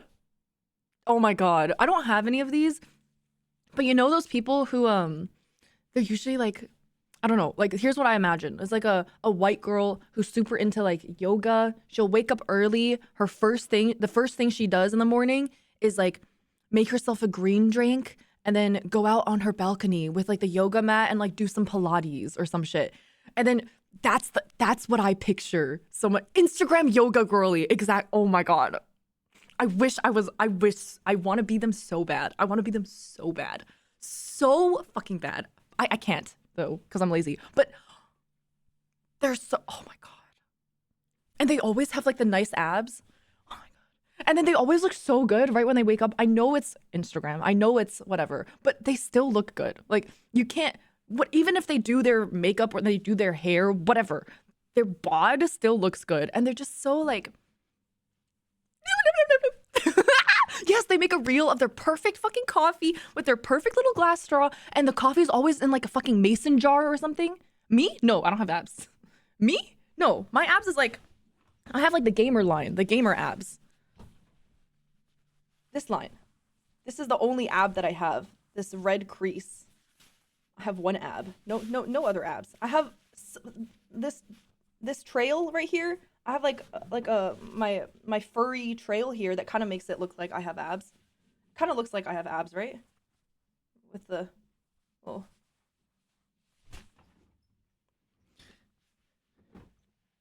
Yeah, it's my crease. But it looks like I have abs.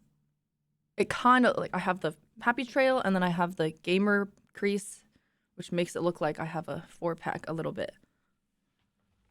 But no, I don't have the Oregon Trail.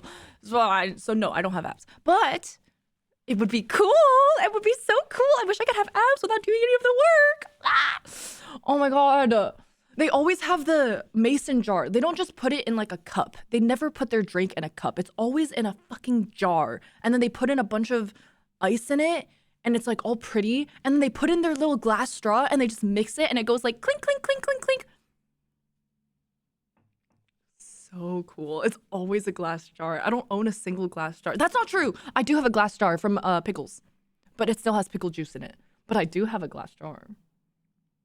I just don't use it. Oh, there's never a mess on a counter. There's never a mess on the counter. Those instances just are flaunting wealth. I'm not even attracted to the wealth aspect. I'm attracted to like the lifestyle aspect. I know it's not real, but I like to fantasize. It just looks so cool. It just looks so cool. Like imagine being that type of person. Like, ooh, I'm so bougie. Oh, I just wake up every day at like 6 a.m. and then oh, got time to do my Pilates. Oh, I'm just gonna go on my MacBook and check my emails. Oh, I'm gonna sip on some matcha that I made myself in the morning. Clink, clink, clink, clink, clink. Oh, time for some multivitamins. Wow! So cool. It's always a MacBook. It's always a MacBook. The lifestyle is having enough wealth to have time for all that. Yeah, I know. That's true. I know. It's true. I just, oh my God, blue spirulina. You know what else I actually like watch, like consume? Another part of that is how they feed their animals and their pets. They'll have like, I got reminded of that because of the blue spirulina thing. They'll have like this like dog feeder thing and they'll put like so many different things with like, I don't know. They just give their dog like this fucking gourmet meal. Oh my God, like tiny containers for everything. Stop. I know this is a wealth thing. I'm tweaking at like rich people. I'm tweaking at rich people lifestyle. Okay. They have these containers with labels on them. Labels. They have labels. They label their cereal. They label like almonds. Like what? It's so cool. What the hell? You just have a label. You just have a fucking label for everything. They go in their like their laundry room and they have like a jar with a label for Tide Pods. Even though Tide Pods come in their own container already, but they open the Tide Pod container and they pour it into the jar labeled Tide Pods. Like, no, it's not odd. It's cool.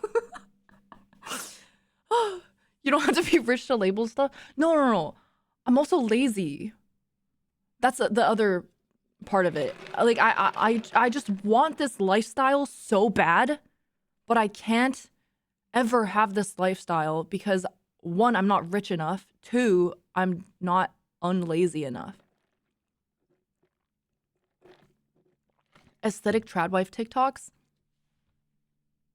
Guys, is it crazy? I just realized, okay, can someone like diagnose me? I can't understand like my brain. Like, can someone please diagnose me? I feel like I fantasize about every sort of different lifestyle. Like every lifestyle. Like I see these trad wives with like so many kids. They do nothing but just cook and clean. And I fantasize about that. Even though I would never want to be that. But I'm like, wow, that would be so cool. Like you just like, what does that mean?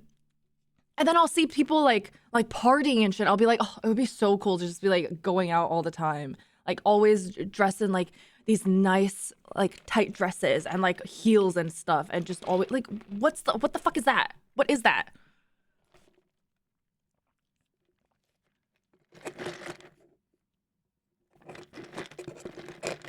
That's human, is it?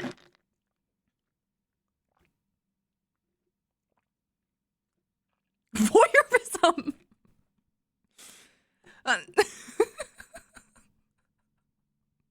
No, it's not voyeurism. No. I'm not like masturbating or anything.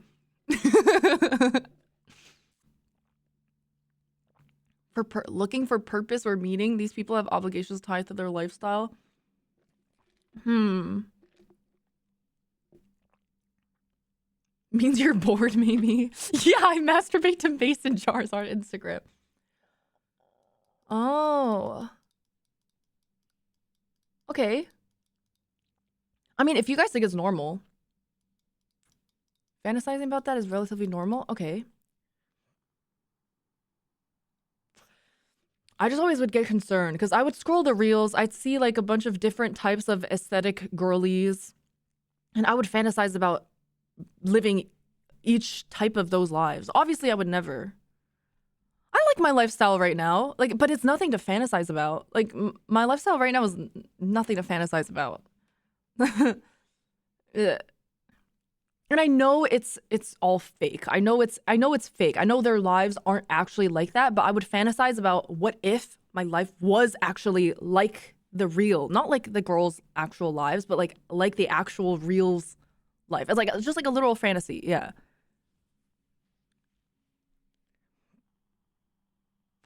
My lifestyle vid? What would my lifestyle vid be? People do that with books all the time. That's true. That's true. No, I wake up, I stay in bed for like half an hour until my shit can no longer be held in my body anymore. That happens every fucking day, by the way. Every fucking day, I wake up and I already need to shit, but I'm too lazy to get up out of bed. So I stay on my phone in bed until I'm like, I can't hold it anymore. And I run to the bathroom. I take like half an hour to shit. Wash my face, put on my contacts, brush my teeth, dry my face, put on some moisturizer. Actually, toner and then moisturizer. And I go downstairs, bring the dogs out, set up my PC, turn my PC on, scroll some Instagram reels, message people on Discord, check other Discord stuff, sit here for a while, stream or not stream. I would just stay on my PC for the next like 12 hours, get offline, bring the dogs out, get in bed. Get in bed until I'm like, I should go brush my teeth. Get out of bed, go to the bathroom, brush my teeth, wash my face. Get in bed, watch reels for the next 5 hours, fall asleep. That's pretty much my life every day.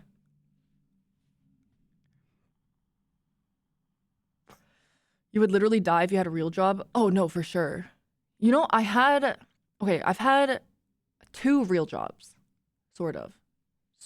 I had one real job in college where I was doing, actually, I had multiple like real jobs, I guess.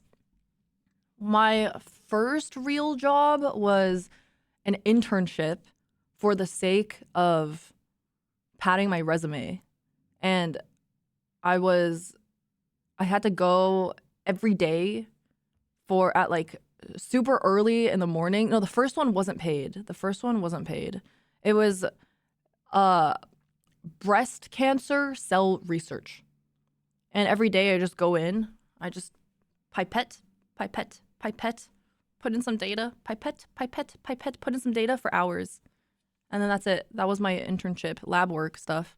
And then the next one, I was working at a law firm, but I was just a document translator. I would translate documents from Chinese into English.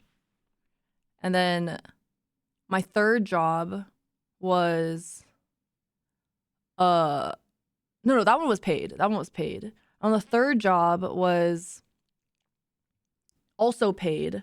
It was, I don't remember what it was. It was something at my school, at my college. This one was. It was this one I got fired from. This is what I was about to tell you. The first two, the internship and the law firm one, I did well. I did good. I didn't get fired. The third one was a campus job, and I got fired. And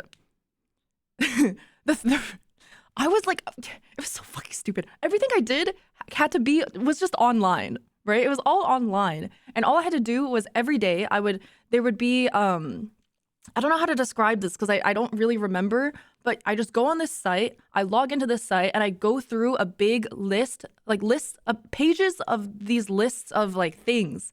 And I take the data that's shown on that page and I input it onto another page. Like that's it. That was the whole job. And it was like for a certain division of my school, just like data entry. Yeah, literally just data entry. And no, I didn't fuck it up. I did a fucking good ass job. Here's what I would do. The lists would update every week. And what I would do is at home, like from the comfort of my apartment, I would look at the week updates and I would just spend multiple hours and just grind that shit out all over the weekend as they just come in. So I would just grind it all out. And then when I'm supposed to go in for work, I just wouldn't go because I'm like, I'm done. And usually my boss wouldn't be in the office because this office was like a 15-minute drive away from my apartment. And I didn't have a car because I was in college and I would have to Uber there and then Uber back. And I would go there just to have nothing to do, like just absolutely nothing to do. Because I would tell my boss like, hey, it's all done. And he was like, oh, okay, good job. Just like wait until like more come in case you get any emails about more coming in. No emails would ever come. And in my mind, I'm like, if the email comes in, I can just see it in my email and I'll just do it. And so I would just simply not go because I would finish it already the weekend of everything updating. And so I just wouldn't go. And then eventually he found out that I wasn't coming in. And he was like, yeah, you're like,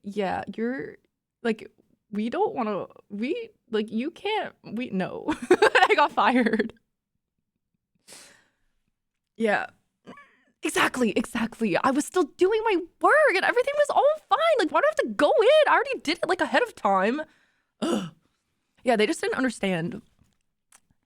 And did he say why? I mean, yeah, he said why. He said I'm supposed to go into the office. I'm supposed to go in there to the office and I wasn't going in. That's why. This is why you don't min-max work. There's never a reward, only more work. Yeah. But yeah, so I got fired from that. And then right after I got fired a month before COVID. So it was actually fine because a month before COVID, I had to go home anyway to Canada. Which is kind of ironic. Kind of ironic considering I got fired for completing all my work remotely.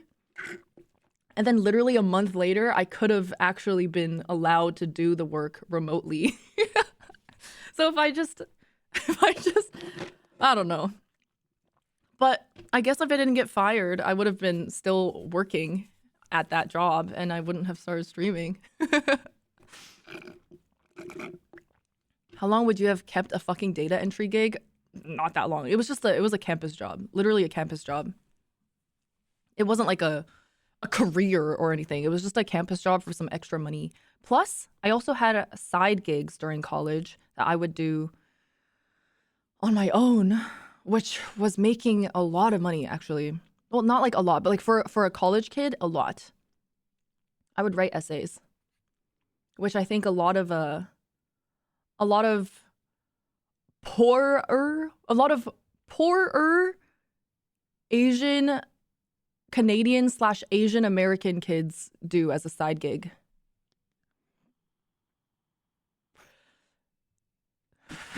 Now, yep.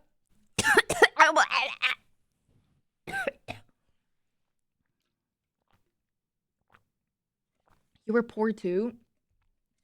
I wouldn't say I was poor. I didn't grow up poor, but I didn't grow up rich.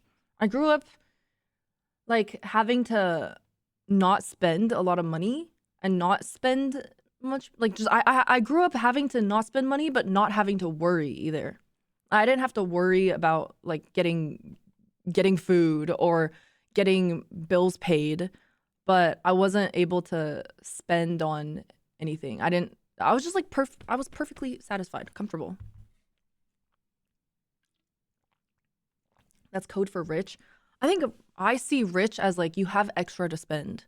For me, it was more like I didn't have extra to spend, but I wasn't worried that I would go hungry or anything.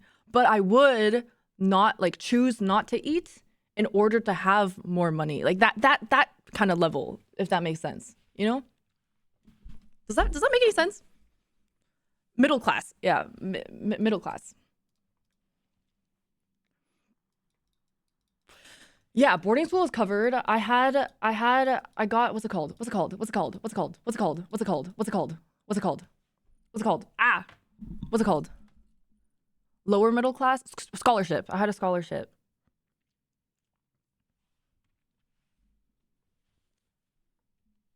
And then college, I didn't have a scholarship. College, I had nothing.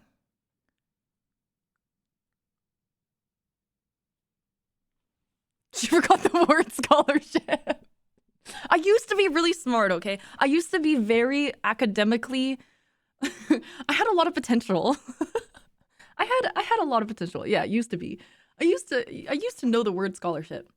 I counted as an international student. All the international kids were so rich though.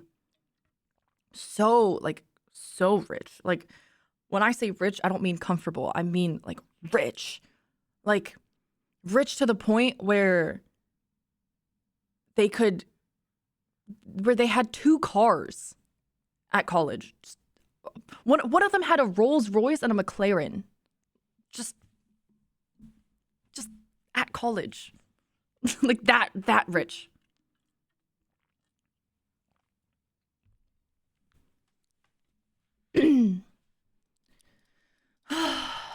We had foreign exchange students come from China, and when they graduated, they just left the car here. Chinese international students at Oregon State used to leave their supercars in the lot with the keys at the end of the year. That's crazy. But you know, that was my market. That's the thing. That rich Chinese international kids, I love them. I made all my money off of them in college. In college, in high school, that was my market. That was literally my market. They're just super rich. They have no desire to actually learn. They just want to go to college in America and like party it up while not failing out of school. And me, I was there. I was there to help them not fail out of school for money. And that's how I made most of my money in college. I was hustling. What was the job? Sounds like oh, no, not prostitution. Oh, no, I didn't fuck them or anything. I was helping them write essays for classes. It was academic prostitution. I got passed around academically. I fucked them with my brain.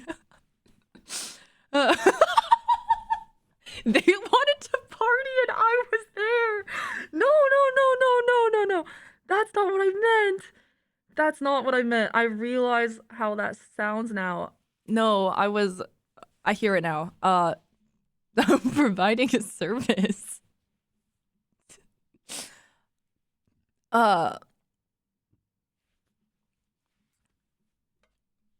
Cerebral escort. Yeah, anyway.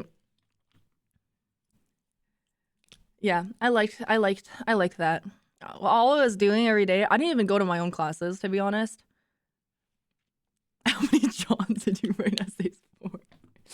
No, the thing is, all these sorry, I don't want to say all, but a lot of these super duper rich Chinese international kids, they're actually just there because they want to, well, I don't actually know. I think the purpose is they want to like go, which UC, I don't know about UC.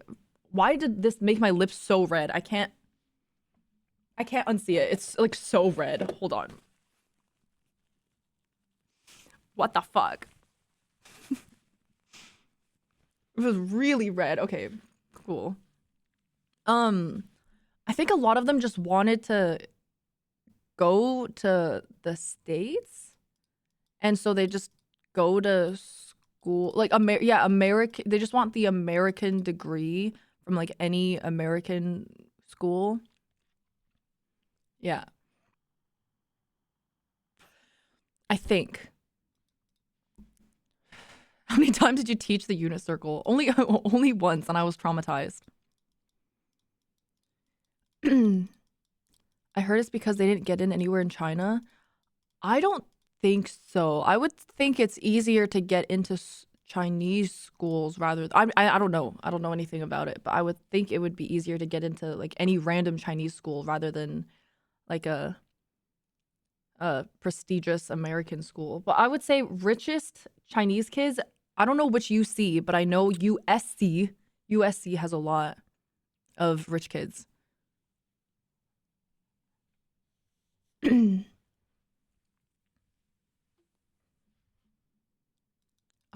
easier in China than abroad. Yeah, I think it's always easier if you're in state. If you're in state. Yeah, I don't think they want to go to a Chinese school. But anyway, I what was I saying? I forgot what I was saying. UCLA, you see a lot of Asians. I mean, true. UCLA, for some reason, when I think of UCs, like I always just think, I thank you. Yeah, exactly. I think any UC has a fuck ton of Asians. Like, my school had a fuck ton of Asians as well. Berkeley. LA in general, SF in general as well. Irvine has a lot of Asians. But what was I talking about? I don't remember what I was talking about, but anyway, I capitalized. What the fuck is that? What the fuck is that? Wah! A fluff. Did you guys see that? It was floating down at me.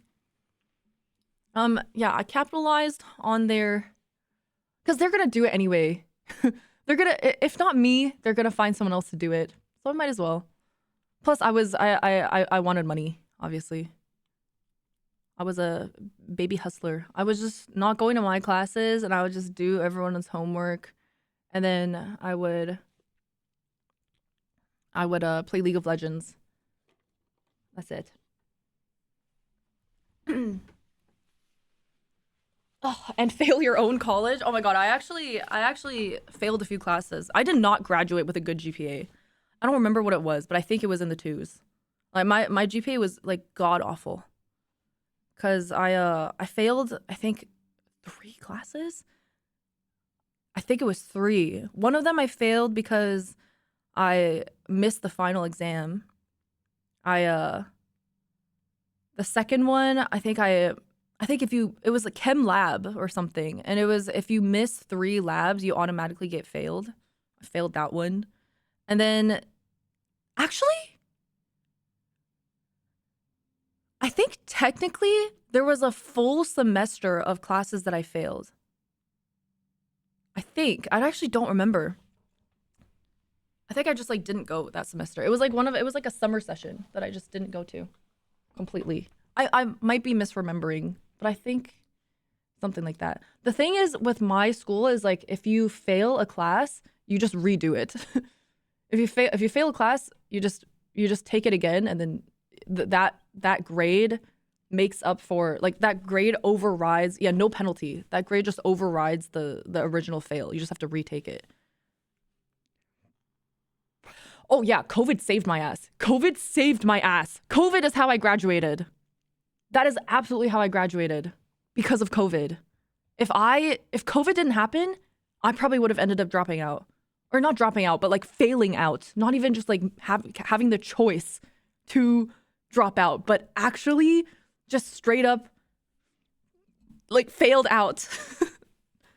And it's not because I was doing poorly in the class. It's because I would just miss shit. Like I couldn't get to shit. I just couldn't go. I kept sleeping through everything. I just couldn't go. It was so difficult. I really just couldn't make it. I played too much League. It was actually just so bad. But COVID benefited me so much. Online classes, oh my God. Online classes, my attendance was perfect. Because I just open up Zoom, I fucking mute that shit, and I'm right there. Like I'm attending. I am attending. I am right there. Put it on the side, mute it. Oh my God. It was, my attendance grade had never been so good. And you had video on? Nope. Nope. Nope. I'm too poor. I don't have a webcam. Yeah, so a lot of my classes had attendance. Specifically, most of my classes that had attendance. Oh wait, how a lot of my classes worked was you have lectures, and then other than lectures, you have like the classroom. I don't remember what the fuck they're called, but there would be the lecture days, and then with no attendance, and then there would be the classroom days with attendance, and then I don't think they weren't all called labs. They were. I'm thinking of like math. I'm thinking of like math classes. We would have discussion. I think it was like discussion section. Discussion session? Something like, yeah, I think discussion sounds like what we called it. And those classes definitely had attendance. And it wouldn't be with the professor, it would be with the PhD student assistant, whatever the fuck, TA. Yeah, the PhD kid who, yes, TA. And they do take attendance. So I would always be there. Oh my God, these fucking words. These fucking words. I don't know, like I forgot. My brain is, I forgot all these words. Oh my God. I don't even remember what they're called anymore. Holy shit. I actually feel so fucking, oh my God, this is like really jarring. I forgot what all of these things are called. Oh my God. Oh my God. You know what? Essays were my bread and butter, actually. I was the best at writing essays. I would always get good grades on my essays. Cause I'm good at bullshitting is why. It's not that I understand the material or that I understand anything that I'm writing about. It's just that I was really good at bullshitting.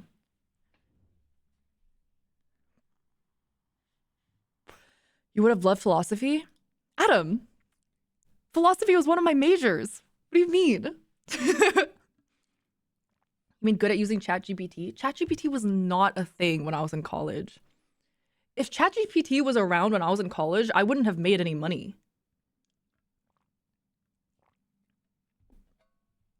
No, remember when Emily had that whole like parents paying for college, whatever shit? And then she wrote that tweet. That was me. That was me. Tapping into my old job skills. That was me.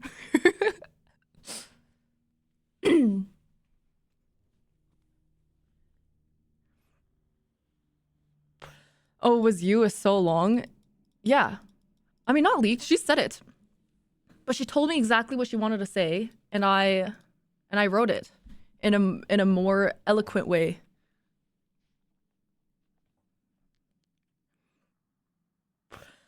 Oh, school? I didn't charge her. I gave her a friends and family discount. Gave her a little discount.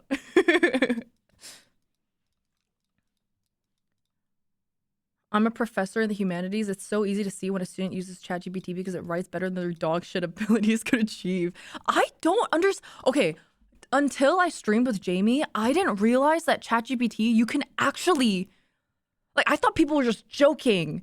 I can't believe that's a thing nowadays. That, like, in school, you can literally just get ChatGPT to write a full fucking essay for you. Like, what the fuck? That is crazy to me. I think everyone in my law school class used ChatGPT and not a single person got caught. Really? Holy fuck. People use ChatGPT instead of Google now. Oh my god. Until I did like that flirting with ChatGPT thing with Jamie, I didn't even realize you literally just type and it just responds. Like that is crazy.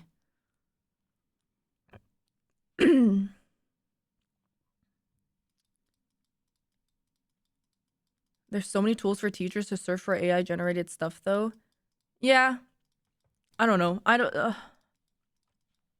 know much about AI, to be honest. I'm very not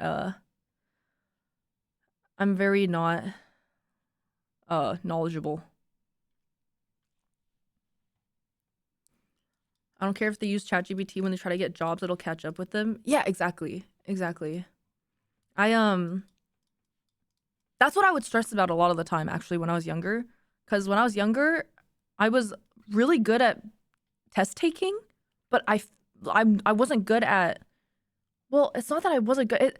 I was really good at test taking, but I wouldn't do the work, if that makes sense. Like, I wouldn't learn it and then, like, know the material and then do well on the test. I would just study overnight for 24 hours straight just to burn this information into my memory for, like, just in my, like, short-term memory, and then do well on the test, and then the information is just gone. And so I would panic a lot of the time because I'm like, holy fuck, my laziness is gonna ruin me. Like, I'm going through school and I'm not learning anything. I'm not learning anything from school. Like, I was just panicking. I was the same, barely passed math one year. Next year had a new teacher that did 100% of the grade from tests, and I aced the class. Exactly. All of the classes that were test-based, I got good grades on. Any class that took like, this doesn't make sense. Attendance being part of your grade is like free points for you. But when I see attendance on the grade, I know I'm not going to get a good grade in that class because I'm going to miss out on all the attendance grade. And then they have like weekly homework assignments that I also miss out on. And then the only grade that I can get is from tests. Like, that's the only thing that I can get grades on. Tests and like essays. That's it. Tests and essays. Were you going to be while you were in college? What corporate fanfan look like? I wanted to go to grad school. I really wanted to go to grad school. I studied, okay, here's my college experience. My college, like, what I wanted to do experience. When I was in high school, I wanted to go to med. My mom was urging me to not go into med. She was like, no, it's too much work. You're not going to be done until you're until you're so old. You're going to want to kill yourself. And doctors are not all that they seem to be. Like, doctors go through so much shit and so much work, and they don't make enough money. They, like, you might think doctors make a fuck ton of money, but they don't make enough money to account for all the money spent throughout schooling. Like, please. And I was like, no, Mom, being a doctor is my calling. So I went into college deciding to major in like something biology adjacent to go to med school. And I was like, no, Mom, I just really want to help people. I was fucking 18, okay? I was 18. I was like, I just want to. And yes, the thing is, I went to, I got in this program when I was in high school where you go and you shadow doctors and stuff. Karen, thank fucking God. I applied to 7-year med programs and I didn't get in. I wanted to go to the Boston University 7-year med program. That was like my ideal thing. And then I also got waitlisted to Johns Hopkins. So I couldn't go to those schools, but it fucking saved me. And but in college I went on this program where you shadow doctors and then you watch their surgeries and shit. Oh my God. Oh my fucking God. I watched an orthopedic surgery that had to do with it was like a hip replacement or something. That shit made me weak. Like literally weak. I always pictured surgery to be like this. I always pictured surgery to be like similar to brain surgery, where it's really like delicate and very gentle and you have to be super careful. I go into this fucking orthopedic surgery. It was the first surgery I ever watched. Oh my God. It's making me nauseous. It's making me nauseous. Like, hammer time. It's literally they take like a thing and they just go pew, pew, pew, pew, pew, while their bodies open. Their bodies fucking open. And you can see the blood, you can see like the fat tissue, you can see everything, and they just and I'm like, I was like, oh my God, stop, you're hurting them. You're hurting them. Like, you're gonna break their whole body. It was so scary. And then I remember the surgery that I actually had to walk out on, like that one, we all wore face masks. And I was just watching it, and I was like trying to, I don't know, I was being a poser, right? I was trying to be like, oh yes, like I'm super interested. I'm so glad to be shadowing doctors and to be gaining visual experience in this field. But I had to walk out when I watched a C-section. Because, again, I thought a C-section with a fucking newborn baby would be very gentle and very delicate. And they cut the fucking belly open, and I just see one doctor is going inside the hole, fucking taking the baby and going... And another doctor is at the top of the belly, like, pushing it. And I was just like... I would... No, not the pussy hole. C-section. They cut open the belly. And I was like, oh, just like seeing someone reach inside and like basically a gaping open wound and being so rough with an open wound.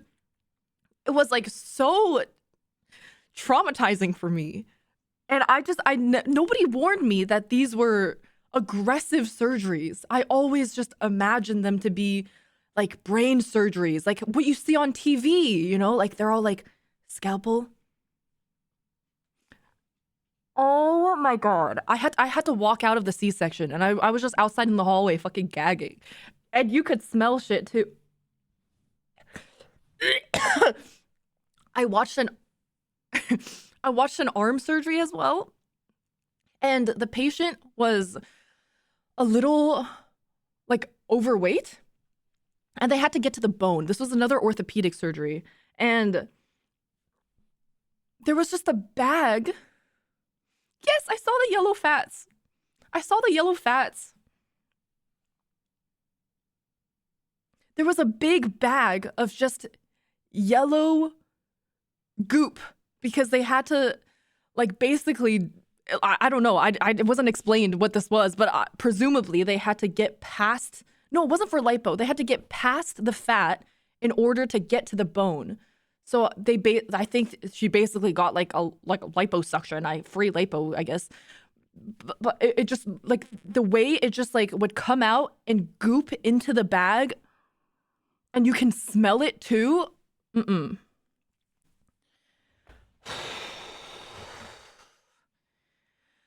Anyway, those 3 surgeries I distinctly remembered watching, and I was just like traumatized. And in my mind, I still remember when that happened, I was like, I don't think I'm cut out for this shit. Like, I really don't think I'm cut out for this. But then in my mind, I was like, nah, I'm locked in already. Like, I already decided I'm locked in. I will be fine. And then I went to college.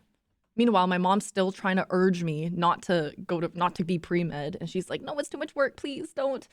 And then I'm like, no, Mom, I'm gonna help people. It's my calling. Blah, blah, blah, blah, blah, blah, blah. Bullshit, by the way. And then I take my first math exam, and I'm like, I get a 40% out of 100, like 40 out of 100 on my test. And I was like, maybe I'm would I survive med school? Like really, if I can't even math 10A, like just literally math 10A. I can't even do well on this math class. Would I survive med school? And so that's when I was like, maybe I won't be pre-med. And so after the very first semester, I decided I was not gonna be pre-med anymore. That was me going to uni, wanting to be an English teacher, and then getting my first essay back. Yeah.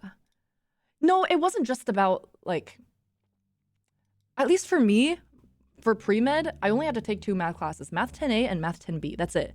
But in my mind, I'm like, if I can't even, it's just math. If I can't even do just math, how the fuck do I expect to learn jack shit in med school? And then I had like this fucking existential crisis where I was like, I'm a good test taker. I'm good at science. If I just take the test, I'll pass. But then I was like, how am I going to be a doctor if I don't actually learn the material? If I don't learn the material, I'm not going to be able to apply it in practice. Just because I do well on my grades doesn't mean I'm going to be able to know any information in my job. So I'm not going to be able to get a job, or I'm going to get a job and I'm going to do really badly. I'm going to end up killing someone. And so I was like, yeah, I can't just fake my way through med school. Like that wouldn't work. And so I decided not to be pre-med anymore. And I was interested in biochem anyway, so I still majored in biochem. But then I was like, since I'm not going to do med school anymore, I might as well figure out what I'm into. And something I was super into all throughout high school was philosophy. So I decided to major in philosophy as well, which was actually really interesting. However, I ended up fucking faking my way through that as well. So I don't remember anything I learned in that either. But it was cool. During my 24-hour study cram sessions, the information was really cool. And every single time that happened, every single time I crammed for an exam or research for an essay, I'd be like, damn, like this information is actually really interesting. Like I should pay attention. I should go to classes and pay attention and actually learn it because this shit is so cool. And then I would end up being lazy and not go to class. And then, yeah, so I don't know. And then after, I think what I decided around halfway through school was that I was actually really interested in psychology. And I was like, I guess I could go to psych grad school or grad school for psych with my biochem major and a psych minor. So I added a psych minor. Psych minor took me 2 summers to get because this is what it was. Yes, this is what it was. So I took a at Berkeley, the psych minor is 1 summer. You take all 5 required psych classes for that minor, and then so you just do 1 semester, and then you have your psych minor. So I signed up for the psych minor 1 summer, and then that was the summer that I just did not attend anything. I just did not. I just didn't attend anything. And then I failed all my classes. I failed like the whole thing. And so I had to re-sign up for the entire psych minor all over again. And then I passed it, of course. But yeah. No, I didn't get gold in league that summer. I got plat. I got plat 2. I remember. It was very memorable. It was plat 2. I'm sorry you were having a breakdown. Dr. Fan is busy playing League. Yeah, I only got 1 minor in college. What kind of psych? I don't fucking know. I didn't think that far because after I got my psych minor, that was when I started streaming. And then in grad school, yeah, I don't know. I didn't think about it. A lot of people would ask me about it, and I wouldn't know. I had no plans. And then what else? Afterwards I started streaming, and then I think I just had a few I just had to, when I started streaming, I was like, okay, I just need to lock in, get this dumb piece of paper, and then I'm fucking done. So I locked in. I did the last like required classes, got like C's on them, you know, just whatever. A C is a pass. I just got C's on them, and then that was it. And then I C's get degrees. I got my degree and then I never used it, but I have it. I have that piece of paper, so that's nice. What a waste. What a waste. Okay, you know what? I actually don't think it's a waste. I don't know how to. I think as someone who's a streamer, like someone who's in this field, whatever the fuck, the Lutrin cycle. Hey, I remember exactly. I distinctly remember seeing the term Lutrin cycle, but if you were to ask me what that is right now, I could not tell you. Fucking what? Like, dude, Krebs cycle, fucking ATP, fucking glucose. I don't know. No, I think as someone who's in this field where it's a very non-academic field. No. I didn't mean like a volatile space. I didn't mean like, oh, I have a backup plan. I mean more like, I think it's very evident. How should I say this? I think a lot of streamers get famous and start making money too early, if that makes sense. Like a lot of streamers, they end up being successful at like, I don't know, 17, 18, and they don't have any real world experience or real world just experience, I guess. And it's like they don't, yeah, like their EQ just has noticeably is way more underdeveloped than people on average have. Yeah, yeah. They lack a lot of common sense. They lack a lot of social awareness. They don't learn how to deal with certain problems in a logically smart way. I don't know. So I actually don't agree. I mean, I actually don't think that I actually don't think me going to college was a waste. I think me, I don't know how to describe it. Yeah, never had to learn how normal people live. I think I became more of a normal person because I went to college. Not everybody has to go to college in order to become a normal person. Some people just get a job after high school. You know, there are so many other ways to do that. But for me, how I learned to be a more normal person was during the years of 18 and 20, I guess. You normal? Relatively. I have some self-awareness. I have some self-awareness. Here, I'll give an example on what's normal. I'll give an example on how I'm normal compared to some other streamers that I've met. I know not to try and flex how much money I'm making. I know it's not normal for someone to say, "Oh, I made this much money this month." And I know I'm not supposed to go, "Oh, you only made that amount? I made this amount. That's so much more than what you made. Also, look at this watch. It was $11,000. You know, I know not to do that. No, Nick is relatively normal, I would say. Nick doesn't do that. Nick does that as a joke. I'm talking about like real life, not on stream. Nick is just trolling on stream. He does it for stream. I'm talking off stream, personal conversation. You go up to someone, you're like, "Hey, how are you doing?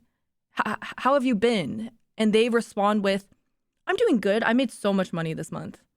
Like, that's not very normal, I would say. And that has happened.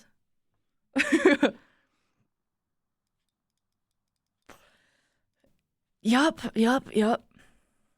Always about numbers. Like, you ask someone how they're doing, they're like, they just instantly, yeah. That's the type of, bigger number, better person type vibes. I think that happens a lot to people who don't have much real world experience and got really successful really young. Because That's all they know. They grew up thinking that their worth was in their success and not in anything else. And I mean, it's not their fault. It's just what ended up happening. But that's why I don't think it was a waste for me.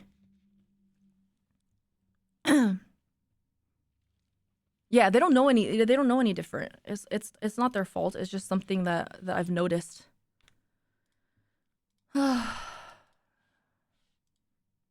I guess not just in streaming. I'm trying to think of other examples. I think streaming is the only like personal experience that I have, but I wonder if it's the same in other fields as well. Like, is it the case if you, well, I'm not saying like YouTubers. Well, sports, yes, sports. But what about like corporate jobs? Do people act that way in corporate jobs? If they, I don't know. Yeah, like traders? Or like crypto bros? In tech, it's fucking insufferable, yes. Oh, Nepo hires. Fresh out of school finance bros. Interesting. No, sorry. Crypto bros was a separate aside. I had a good friend who started making money and became an absolute douche. I see. Pro gambler. Traders, yes, they're like the dumbest, relatively wealthy people. Because I was thinking, yeah. Because I was thinking, like, actual corporate jobs, you need, at least, like, you need to have gone to college. You need to have, like, all these thingies. I can't think of the word. Oh, you don't? Do you? Not really. Like, 'cause I don't know anything.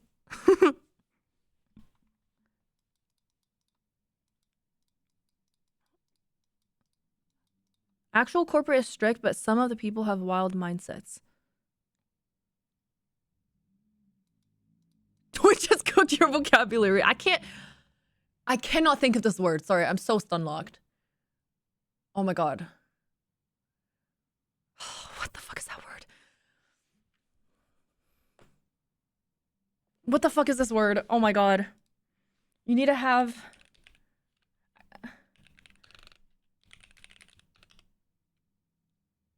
Accreditation! Accreditation. Holy fuck. That was actually, like, pissing me off. Or credentials. Yeah, same thing. That's what I was looking for. Credentials / accreditation. Oh my god, oh my god, oh my god. I ended up saying thingies. Oh. No, I don't know how to use ChatGPT. I've never used ChatGPT. I use just Google. Google is like the same thing, isn't it? Accolades.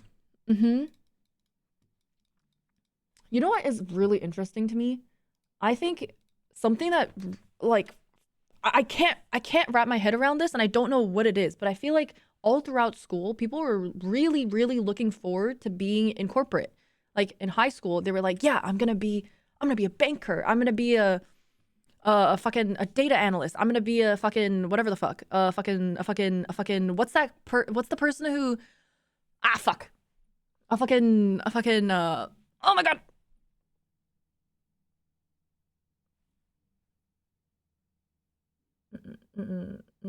Uh-oh. No, so many people at my school wanted to be this. Not data scientist. It was someone who, I don't even know what they do. They help you. They tell you, not accountant. They help you. Consultant! That's a word. Consultant. I don't know what the fuck that means still. But everyone was like, yeah, I'm going to be a consultant. Don't know what the fuck that means. But a lot of people were like, yeah, I'm going to be a consultant. And they were all like really looking forward to being bankers. They're like, yeah, I'm going to go to school in New York and then become a banker in New York. And they were all looking forward to this. And then in college, they were still looking forward to this. They were going to like these mixers. They were joining finance frats, like business frats or whatever.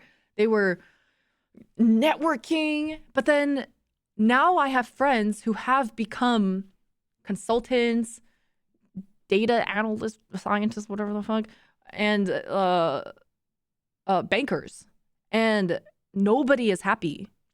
Like everybody wants to get out, and I don't understand how that happens. Not a single one of them is like, yeah, I'm happy. I'm happy with my job. I would like to continue climbing this corporate ladder. They ever since we graduated and they got a job, within 2 years they were like, no, I'm fucking done. I'm a slave. I am a literal slave. I'm being worked to my bone, and I don't make enough money to be doing that, and I want to leave. And I'm like, you've been looking forward to this for half a decade, and now you finally have earned it. And one of my friends literally got a promotion, and they were like, fuck, I got a promotion. They were like, oh, we're having company cuts. Like they're gonna fire a bunch of people this round. Hopefully I get fired. And I'm like, what? What? They're like, yeah, hopefully I'm one of the ones who get fired, and I'll get some money and I can leave my job. And then instead they get a promotion and a raise, and they're like, fuck, I have to stay longer. I'm like, what? I can't understand. But like, I also don't understand what leads younger people to be so excited about doing these jobs. Is it just that they think that they're going to be able to make a lot of money, and then they realize it's like way worse of a job than they realized? Is that what it is? Oh,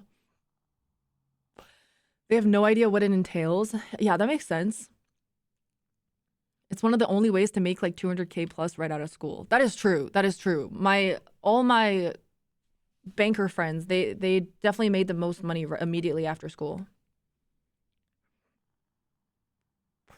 It's not even the job that's bad, it's the environment. Yeah, I've heard so many bad stories from my friends about, I don't know their exact job title, but I know they work for a bank, and I know like the shit they have to endure. They would get like, it's like there's like here's what I've heard. Usually it's like a family, it's like a tree. There's like the big bosses, and then under the big bosses there's like specific managers for different projects. And then my friends, they would get assigned to be with a certain manager, and then that manager can sometimes be a fucking bitch. So like the manager will be like, do this specific thing. Like, for example, deal with this one specific client. And then they'll deal with the client, do whatever the client asks. And then the manager will message them at like 2 a.m. and be like, oh, here's another thing that you have to get done before 8 a.m. And then they're like, what the fuck? I just did all this work. I'm already working overtime. It's 2 a.m. I have to be at work at 8 a.m. And you want me to finish this before the day in 6 hours? That's what I've heard a lot about. And then they can't say no. They just have to do it. And so that fucking sucks. And so yeah, that's Larry. I heard that from Larry. And then a lot of complaints I've heard is that the manager is supposed to also do some work, but then the manager just ends up giving the manager's work to every single person, and they don't have to really do. The manager ends up not really having to do anything. So it kind of sucks. They just, and then they take credit for everything. That's what I heard. I work in advertising. My friend told me very early on, if nobody's going to get fired, if it doesn't get done, it can wait until tomorrow. You basically work your way up to give your work to people under you. Yeah. Which kind of sucks. That really sucks. I would be so pissed.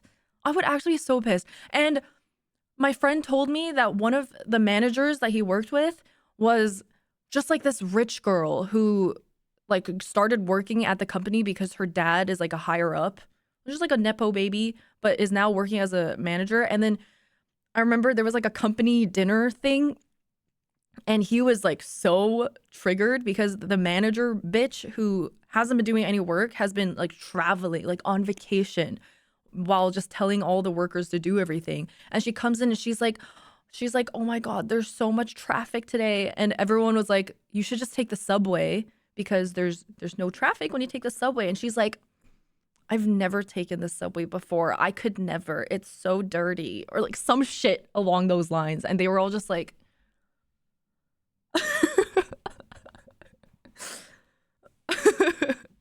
ew. Like, it's just so uncomfortable to hear about. Nepo babies that parachute in management positions is a fucking nightmare. I can't imagine. I can't imagine. Subway? I'm not a peasant. Ew, Subway with the pores? No thank you. Aren't there homeless? I work with people who won't take public transit because of that reason. That's crazy. That is crazy. Is poor contagious? Subway, not the sandwich?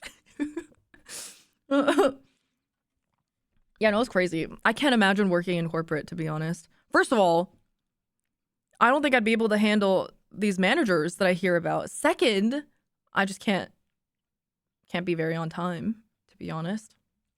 I think yeah, an HR nightmare. No, I definitely lucked out. I think my favorite job that I had was probably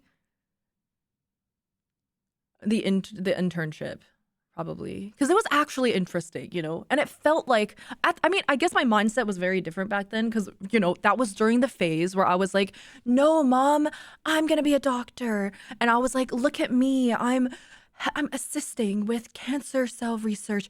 I felt like I was contributing to some larger purpose. I wasn't really. I was just pipetting. Like, but pipettes, mother, pipettes. Like, look at me. I'll be very starry-eyed.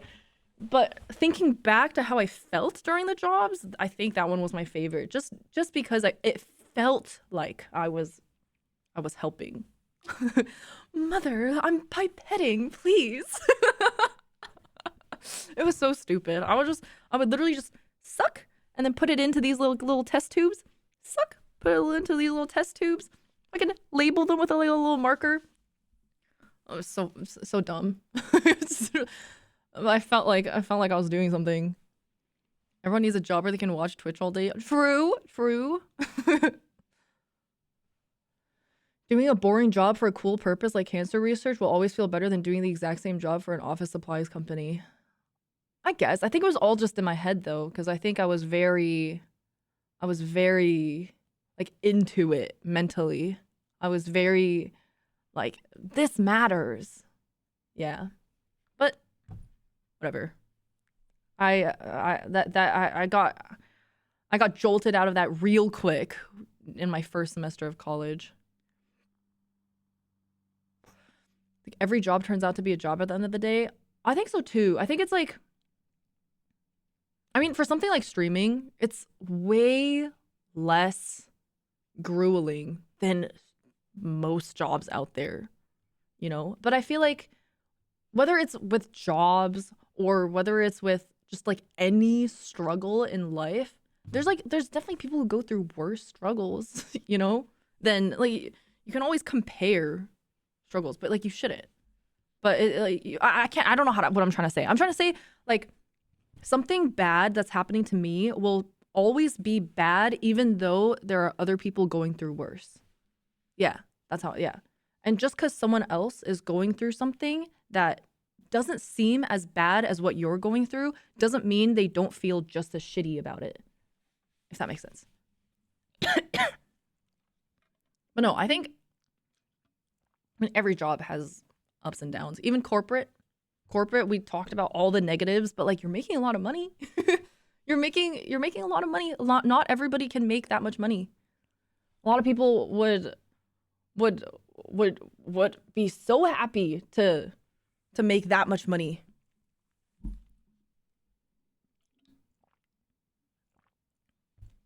I left my software engineering gig to join my local police department, and I'm not sure if I made the right choice. I mean, whatever makes you happy, to be honest.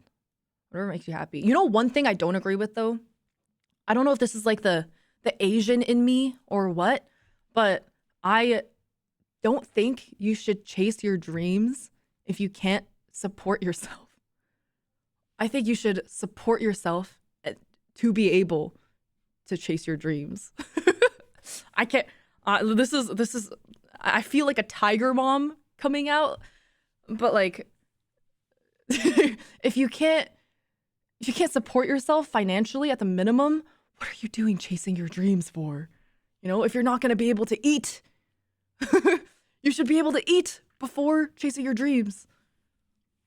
W mom. What if your dream is to be a mooch? I mean, then chase your dreams. Also, you don't want your dream job. You just want a job that doesn't suck and then a nice life. How should I say? Yeah, survival followed by living. Wait, how should I? Wait, hold on. Let me read that again. You don't want your dream job. You just want a job that doesn't suck and then a nice life. I mean, ideally you would have a dream job, but I think dream job is very contradictory in a way, because even, at least from my experience, streaming is a very dream job for me, right? I don't have set hours. I don't have like anyone to answer to. If I want to go on a vacation and not stream for a week, I can. This is like technically a dream job, but any dream job always ends up being a job at the end of the day. Like, obviously, I know I don't go through the same struggles as other people do in their jobs. I know, I'm very well aware, and I'm very grateful. But it's like, sometimes it still ends up being a job. I'm like, I'm fucking lazy. I don't want to stream. I'm in a shitty mood. I'm tired of being perceived by the internet, and I still have to stream anyway because it's how I make money. It's like kind of like that. Kind of like that. Like, oh, my period cramps are really hurting, but I have a sponsor today, you know? Obviously, it's not as bad as like, oh, if I don't go deal with my bitchy customers and put on a brave face and be nice to them, I might get fired and not be able to eat this week. Obviously, it's not as bad as that. But any dream job still ends up being a job at the end of the day. Programming is pretty much my hobby, but doing it as a job, I still get annoyed and burnt out. Yeah. So it's like, obviously it's great to be able to make your hobby into your job and like make money from doing what you would do anyway. But anytime you're forced to do something that you don't want to and you know that you have to do, it obviously sucks no matter what it is.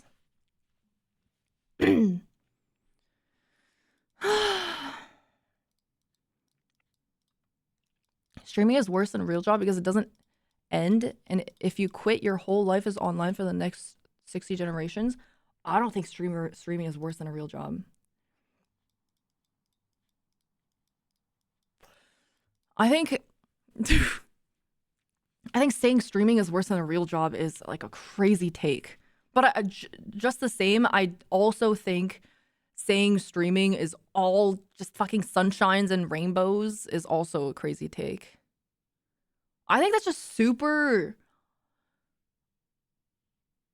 unsympathetic.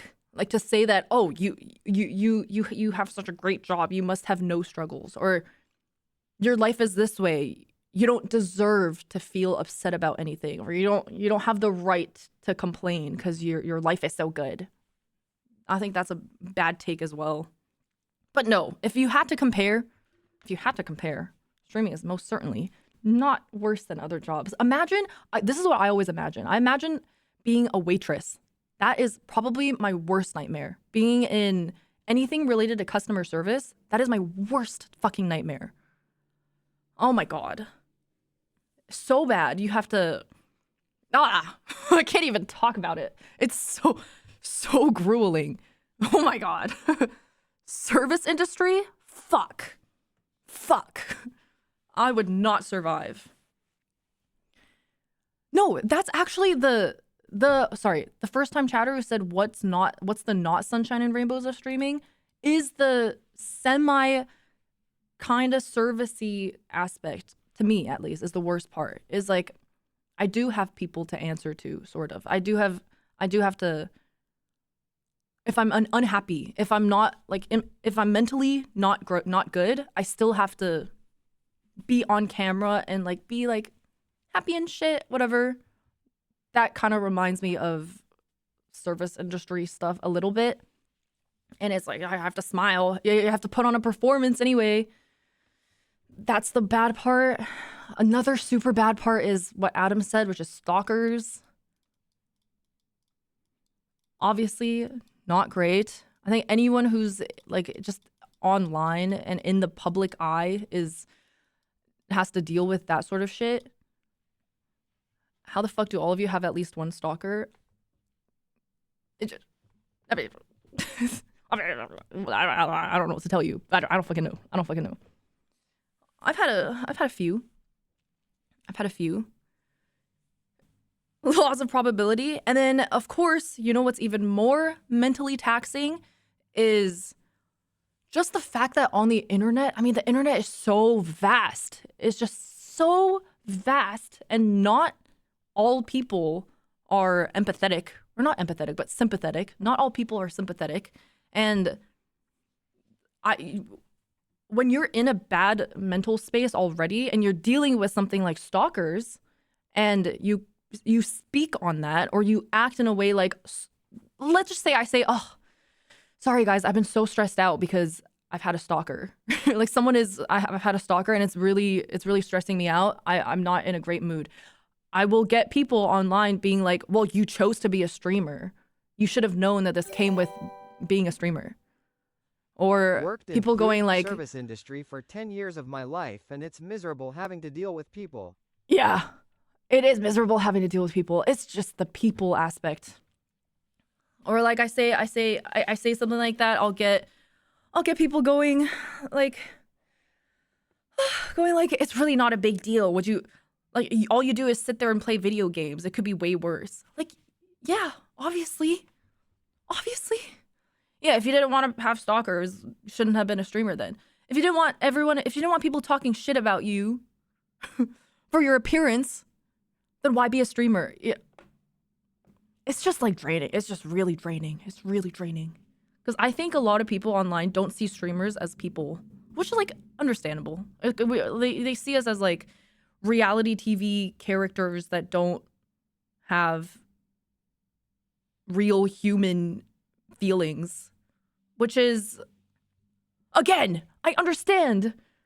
Getting my feelings hurt isn't as bad as being forced into three, like, I'm not fucking mining away in the mines, okay? I know. but like it's just, that's the non-sunshine and rainbows part.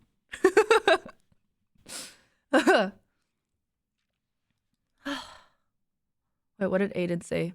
If you didn't want to fall over, you shouldn't have stood up and walked. Yeah, exactly. Exactly. That's how it feels. Oh. I just did an 82-hour shift at my local mine. Are you saying that's easier than streaming fanfan? I think honestly, it's just the people. It's just internet people. This already happens to normie women, so I can't even comprehend the level of dehumanization that happens to women streamers. Yeah, it fucking sucks. It kind of fucking sucks. A lot of psychological stress, and it's like just being perceived when you don't want to be perceived. Like, it's so bad. It's just so bad. It is so bad, and it's really, really hard to. It's really hard to act, to be entertaining and act happy when you're just not. Blech. What's your opinion on streamer drama on a professional level?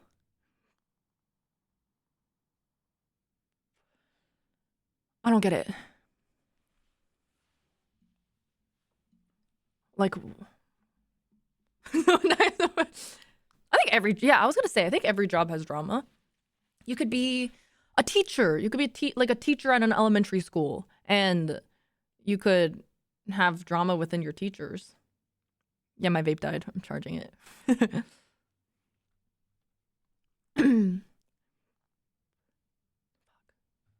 Yeah, if people are present, there's drama. No, I think with streaming specifically, I think the most stress that I've endured is mostly either psychological or just worry about like stalkers and shit. It's just either worry or psychological stress. That's it. Sorry, I'm looking for my box. I'm looking for my box of vapes and I can't find it.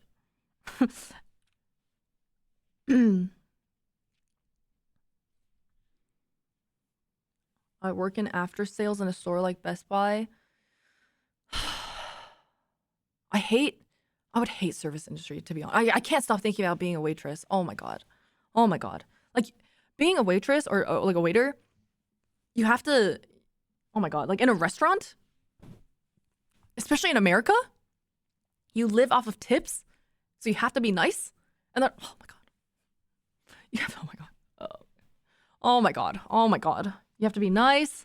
You're not fucking, you don't want to be nice, but then you have to be nice. And then they're fucking mean, but then you still have to be nice. They're a bitch, but you still have to be nice. I would definitely get fired. Oh my God. I would be fired so fucking fast. I feel like it's kind of similar in other fields as well. Like even, I'm trying to think of an example. Just anything where you have to work with other people. And any job where you have to have an interaction with any other person, whether it's a coworker or customers or anything, just like it is so draining to have to be nice when you don't want to be nice. When you have to deal with mean humans and swallow your pride and be nice to them. Anything that has to do with that, I think is so mentally draining. You could be in corporate and you just have to do like a group project with your coworkers and your coworker is like a fucking bitch, but you can't be a bitch. Blah, blah, blah, blah, blah. Ah, everything is hard. Everything is hard. Everything is hard. Everything. Oh. Dealing with dumb clients. I think, what have I heard? I've heard like, even something as simple as like you have to do something or someone gives you a task to do and you do it and then they like change their mind. Even something as simple as that in any field. Like they're like, please do project A. You grind out project A and you're like, here, I finished project A. And they're like, actually, could you actually do project B instead? I don't think I actually want project A anymore. And you just have to like swallow it and be like, yes, okay. So annoying. So annoying. Scope creeping. Yes, I learned that term like a few years ago about like for my corporate friends. Scope creeping. I think that's a really annoying thing. It's a very annoying thing. To live is to suffer. That is genuinely the real world. Yep. The worst is when you do a project A and your boss presents it as his work. I mean, that's annoying too, but I think that happens a lot. What the heck does that mean? It means like they give you a job and they give you a job and they make it appear like that's all they want. And then once you bring that job back to them, they sort of expand on the scope of the job a little bit. They just like creep outside the scope of work changes. Like this is what they wanted, and then you bring it back to them, and they're like, maybe like that's just you're actually missing this, even though I never told you that I wanted you to do that, but I'm telling you now, so you have to do it now. That's what it means. I hate when I almost finish a long project and near the end they give it to someone else to finish the easy stuff. Oh, I've gotten complaints about that as well from my friends. Oh, but while you were working on this, we came up with this new thing that would be good to add. Go do it. Exactly that.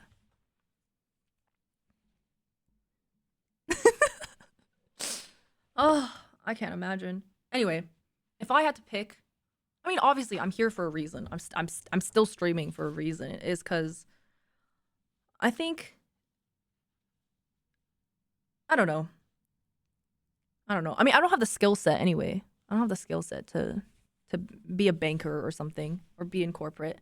But I don't know. I think I can handle the streaming stuff, I guess. It is just really annoying. It's all everything sucks. Everything is bad.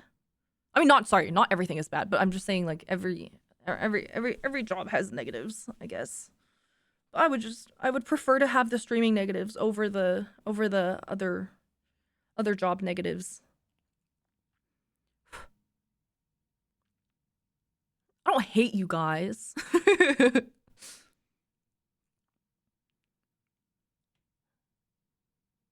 Can't imagine her calling all her bosses sire. Do you get annoyed when people comment on your appearance? I mean, yeah, of course. Of course. I mean, I sort of gaslight myself into being toxic towards myself in that, like, you know how I was bitching about, like, the people online? I try to gaslight myself into thinking, like, you chose this. Like, you chose to be a streamer. You get to sit at your desk and talk and play games with friends. You chose this. Now, lay in the bed you made for yourself, you know? It's like a really toxic mindset, but I think it's the only mindset that I can give myself to not, like, fucking get overwhelmed by it, you know? Because it's very, it is very draining. It is very draining. Oh, very draining. But I also think it's hard to complain about these things with anyone who isn't a streamer. Obviously, there are a lot of sympathetic people out there, like us talking about it right now. You guys are saying like, yeah, I can't imagine. It must be difficult, whatever. But to the general public, you can't really complain about this stuff. I feel like I'm able to complain about it on my stream with my chatters who like kind of like can demonstrate sympathy. But to the general public, this isn't something you can really complain about, because then you're just gonna get the people going like, well, this and this. Well, it's not that bad. You're not mining coal. Yeah. Do you tell people normies what you do being a streamer? Yeah. Yeah. Yeah, this is the stuff you complain to your friends about over alcohol. Like, which is why it's really cathartic to talk to other streamers about it, because it's so difficult to relate to, because it's not that hard to relate. I mean, it's not that hard to relate to, but it's hard to explain it without sounding like a spoiled brat, basically. Like, just verbalizing it without making all these statements like, oh yeah, I understand that I'm very privileged to be in this position. Oh, I understand that it's not as bad as other, you know, just stating it outright just sounds very ungrateful and like very privileged. But being able to talk to a streamer or other streamers about all these problems is very, very cathartic, because all of us deal with the same thing. It's already finished. This is just melted ice. How often are you asked for advice about beginning a streaming career? Not that often, but anytime I hear someone who's interested, like one of my friends or acquaintances or something, I'm always like, ask me anytime. Hassan was on LSF for a month after saying this. I don't remember. But it's very freeing to be able to talk about it without making all these, fuck, my English is so bad now. Oh my god, without all these, my vocabulary, without all these thingies, caveats. That's not the exact word I was thinking of. Without all these thingies, without all these, I was thinking of a different word other than caveats. Qualifiers, disclaimers. That's the word I was thinking of. That's the word. That was the exact word. It's nice to say these things without disclaimers, but whenever I talk about this, I have to disclaimer it, because otherwise it just sounds bad. It just really sounds bad. It's like it's very oh, I'm so privileged, I have all these problems, you know. It just comes off that way. Oh yeah, especially out of context. Plus, I don't want anyone to think that I'm not grateful, you know, because I am. Like, It's great. Like I am very well aware. It's great. It's great. It's great. I said great too many times, but it's great. It's great. It is great. I'm not being sarcastic. I know I sound sarcastic, but it is great. It is great and I am grateful.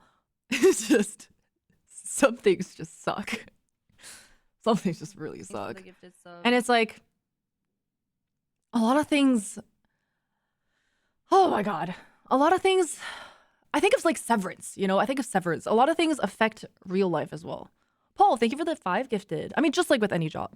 Thank you, Paul. I appreciate it. Thank you for the 5. Yeah, no, it's great. See, I can't do the math. Let me see.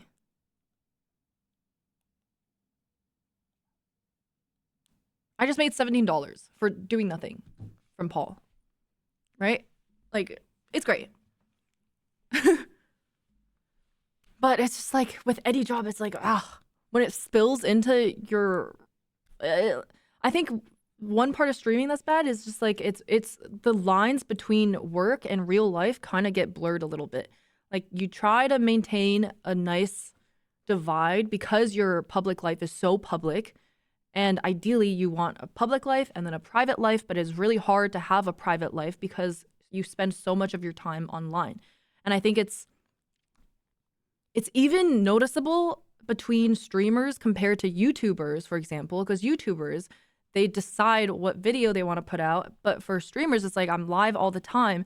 There's only so much I can fake, you know? There's only so much personality and thoughts that I can fake. Because if I'm just on camera for 8 hours straight or something, you know, I also my pimples coming in. I need to fix my face. Yeah. You fake? I mean, yeah, of course. Of course. I mean, I have to. I think every streamer has to. Clear our skin? No, I'm pimple. No, of course I fake. Of course. There are times that I'm not, you know, but there are a lot of times that I fake. I think recently I've been way less fake. I think most of the time when I fake, it's when I'm not happy. I'm like, oh, I distinctly remember, actually, Woody called me out on this. Woody specifically called me out on this, and I felt very perceived because I didn't think anyone could tell. But I think Woody's just been watching me for too long.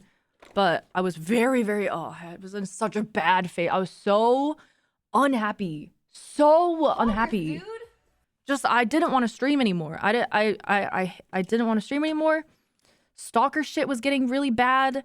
Just having to read shit had been getting really bad during IRL or off. No, this was just like a few months ago. Everything was just so bad. Like my like everything was so bad. And I just really didn't want to do anything. I was like, I want to quit streaming. Tired of public eyes. I'm tired of everything. And then, but then you just still have to click that go live button. And I remember distinctly, I was watching clips. I was so dead, so mentally dead. I was just like, in my mind, I was just like, I don't want to be here. I don't want to be here. I don't want to be here. But I have to, I have to laugh. That was me being like the most fake. I was watching clips that were supposed to be funny, and I was like forcing myself to laugh.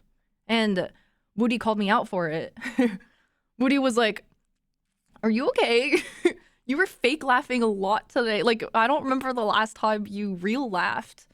And I was like, what? You could tell.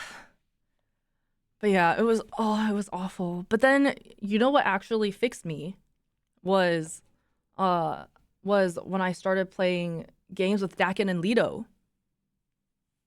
And then Woody was like, you real laughed today. And I was like, yeah.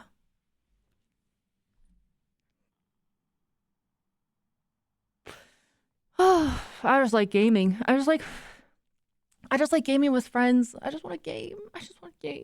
Like, I just want a game. It's just not that hard. Is that so much to ask for? I just want a game. I just want a game and I just want to chat. don't care about all this shit. Yeah. Ugh.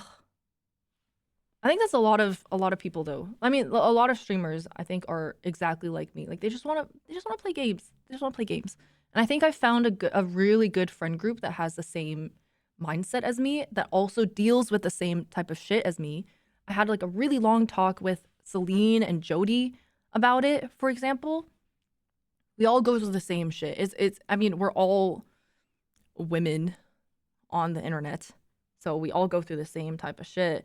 And then of course, another thing that sucks is that because we're women on the internet and we interact with boys on the internet, the boys that we interact with have to deal with the consequences of us being women on the internet.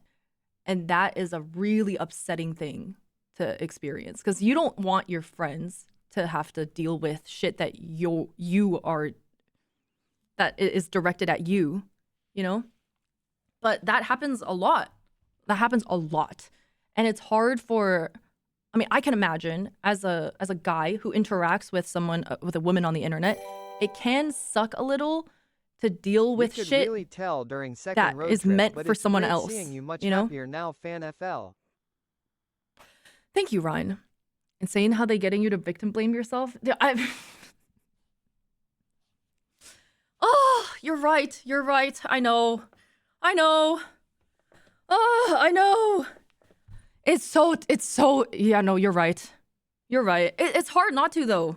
It's really hard not to. Like, let's say, for example, a guy I interact with gets messages being like, gets messages because of me. It's hard not for me to feel like it's my fault. And I have to apologize and be like, I'm sorry. I'm sorry. I should not have led these strangers to message you these things. It's my fault. I know it's not my fault, but it's like, it is because of my existence, you know?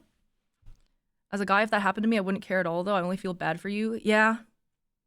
Yeah. It does suck as well, because some people, though, some guys, they don't really understand that, and they kind of do blame the girls. So it doesn't always end up being like self-victim blaming. It ends up being they are making me blame myself, for example, which, like, again, I've talked to Jody and Celine about this, and it's definitely the case, and that's one of the really draining parts about everything. And I honestly don't know how to deal with it. Like, even now, I don't know how to deal with it. I try to like logic my way around it, but then after the logic makes sense, there's still no conclusion. There's no conclusion. I'm like, okay, it's not my fault. It's not the guy's fault. The guy is maybe mad at me, but it's not his fault for being mad at me either. And it's not my fault either. It's just this random stranger's fault. But then there's no solution. There's no solution. It is very complex. It is very complex. Yeah. Being mad is his fault, though. I try to be a little more understanding about it. Like, if they're receiving so much harassment, they may have a reason. They don't have someone to blame. So the girl ends up being blamed. I don't know. I know it doesn't make sense, but I try to be a little more understanding about that aspect. You know, it's like, it may be fucked up, but it is kind of understandable. SK! Oh, Village Bicycle, it means I get passed around and everybody gets a ride. It's not for right now. It's not for right now. I'm talking about, I wanted to play Sims later. I'll play Sims later.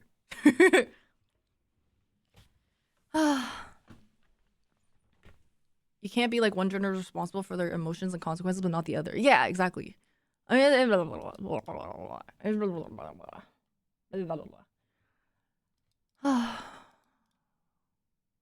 Would you say it ruined your friendship with anyone? Not a specific instance like that, but I think similar things have ruined friendships, yeah. Ugh. Similar things. Like, not where it's anyone's fault, but for example, like,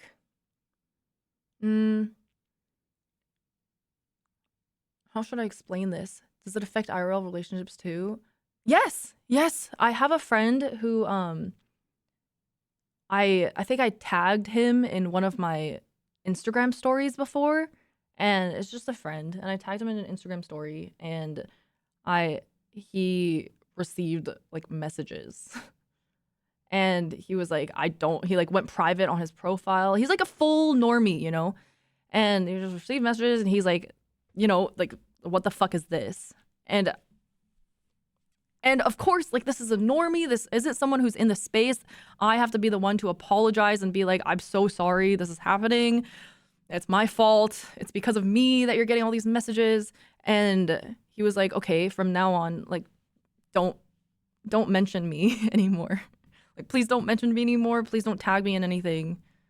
Like, I don't want any public perception. And I had to be like, yeah, of course, I understand. But it's like, it affects IRL relationships as well. And yeah, the friend handled that pretty maturely. And that friend is yeah, that friend was pretty, like, that friend is still a friend, is what I'm trying to say. But it's just, say his full name. No, it just kind of sucks. It just sucks.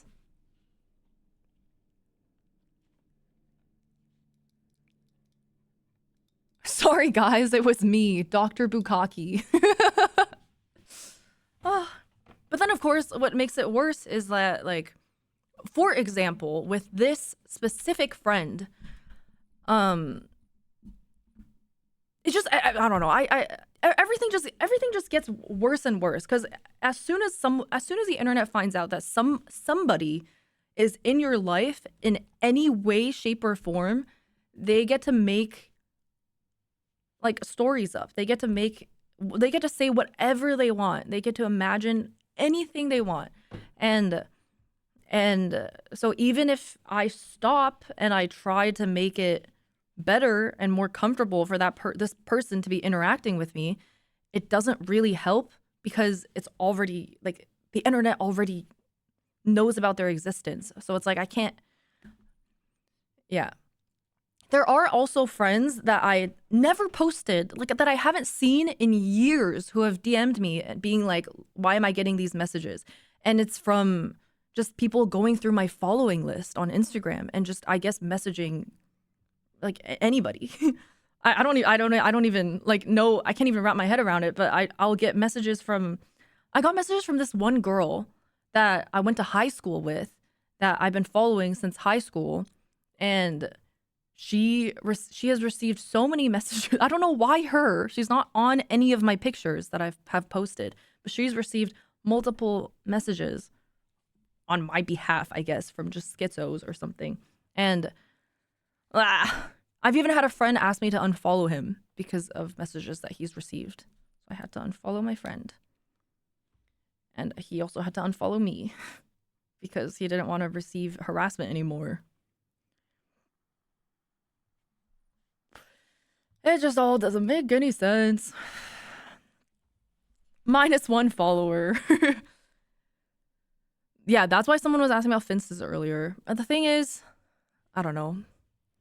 There was also a situation where, one thing that is really tilting though is there are certain things, like, I'm not the type to like make a fucking twit longer or like expose personal drama, but I've had drama with streamers, obviously, like, understandably, because everyone is a human being. And for instance, I had like, this was like years ago. I had drama with someone, and it was all private drama, nothing ever publicized. And I made the decision to soft block this person. Like, Soft block is like you block them and then you unblock so that neither of you are following each other anymore. And then when I did that, I would just get so many DMs. This was years ago when I was still like looking at my DMs, of course. I don't look at my DMs anymore.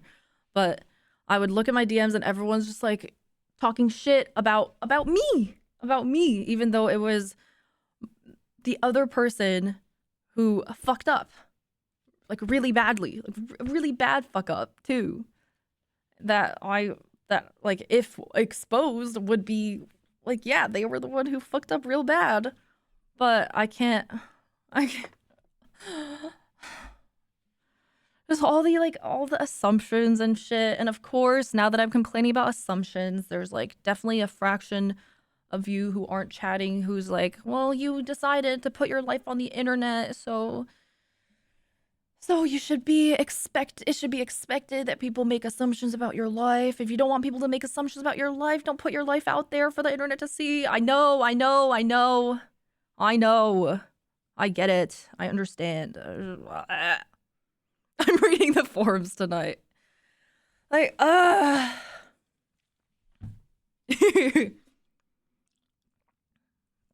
Anyway, positives about streaming. I get to play games with friends. It's great. Some of my best friends I all met and became closer with through just being online together and gaming together. And it's great. Throughout my whole life, I think, well, sorry, not my whole life, but throughout my adult life, I think most of the closest friends I made were all through gaming and streaming. And I don't think I would have met a lot of these friends if I wasn't a streamer. I mean, obviously, I would not have met all of these friends if I wasn't a streamer. Biggest question, do you like streaming? I love streaming. I love like this. I love it. I love people watching me do shit. Like just do it, just existing. I love that people just hang out and watch me do shit and exist.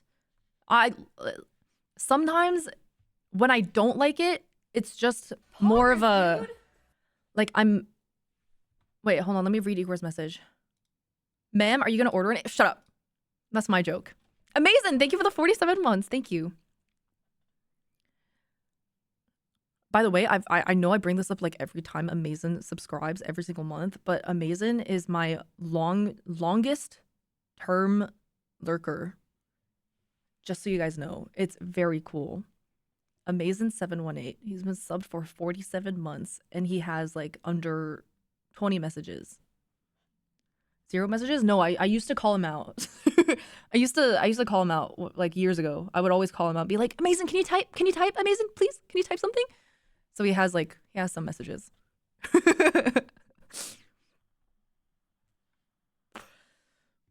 Yeah, I'm just like, look. No, I love streaming. Sometimes it's just like a fight. When shit gets bad, when shit is bad, I'm like, is it worth it? Is how much I love streaming worth dealing with this? Like all of this? And I mean, usually it gets to a point where I'm like, yeah. Or when I change something drastic to get over it. For example, recently I changed completely into just playing games with friends, right? That was like a really big change. I was very like just chatting for a little while, very like just chatting, very like clip queue, doing IRL. And then I decided to try the very big change of directly going to, like 80% games with friends. And it helped a lot. Usually these big changes come with a massive drop in viewership though. And I think that always helps. I don't know. I think I would much rather, because like I said, I love streaming. I would rather really love streaming and have lower viewership than make a fuck ton of money and hate myself. Which I know is a very privileged take to have. I think that's a lot of people. A lot of people would much rather be happy and make less but enough money rather than be unhappy and make a fuck ton of money, right? I know that's a lot of people, and I understand. I am privileged and grateful to be in a position where I am able to choose to be happy and make less but still enough money rather than be unhappy and make a fuck ton of money. But but yeah.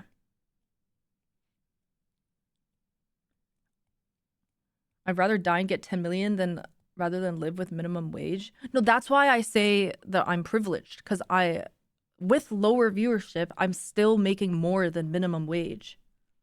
That's why I say I'm like privileged, because I have the option to still make more than I need while being happy.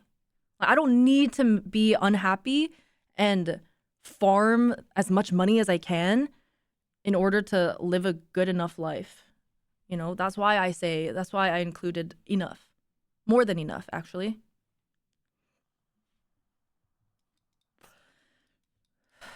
Plus, I get dope keyboards.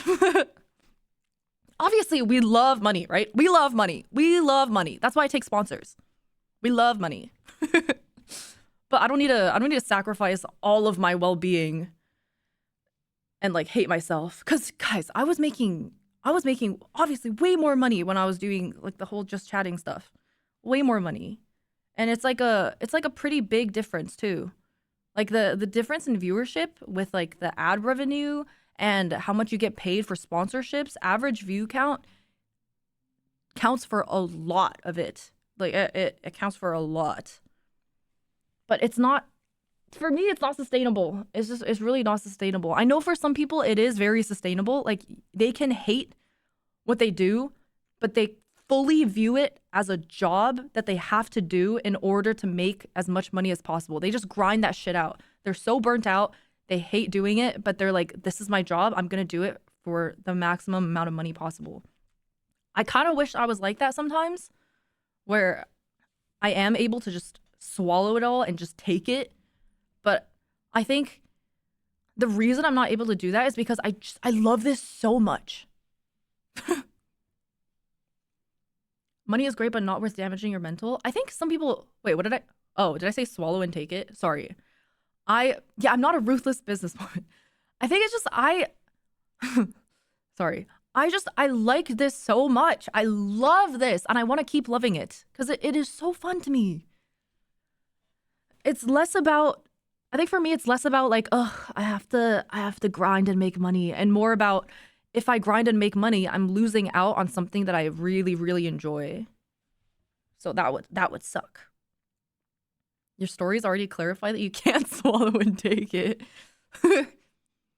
Yeah, yeah. I don't have a lot of mental left. Gonna grind it out till I crash out. I don't know when I would quit streaming, actually. You also do like 14-hour streams and seem to like that. Hard to keep it up for 14 hours if you're not enjoying it. I think it is very noticeable when I enjoy streaming and not enjoy streaming. I mean, to me, it's noticeable. Because just as something as basic as stream hours. When I don't enjoy streaming, my stream hours are fucking low. Like I do the hours are so telling. Like when I'm clicking through the dashboard and I'm looking through my months and I'm like, oh yeah, these months I was super depressed. Clearly. There was a phase where I was just doing like 3 to 4 hour streams every time I would stream, and then I would just end. Bleh. You said you stop in 2 years. Funnily enough, when I was talking about stopping streaming and going back to school, that was when I was super depressed and I really wanted to quit. Actually, that was when I was like legitimately thinking about quitting streaming because I was just so sick of it, and I was like, this isn't worth it. But look, I'm in a different phase now. I'm back to liking it again. So don't worry. I don't have a plan to quit anymore. I think the logic of making as much money as possible is that most streamers have like a 5-year, 10-year lifespan, so they got to get their future secured. I agree. I don't think it's bad. I don't think either mindset is bad. There are just pros and cons to it. I don't think I don't look down on streamers who have one mindset or another. It just person to person is very individual. Some people I mean, exactly what you said. Some people want to secure their future. Streaming isn't like it's a very volatile job. I don't know why I put quotations around job. I need to stop being toxic towards myself. But some people they get in my head, okay? They get in my head.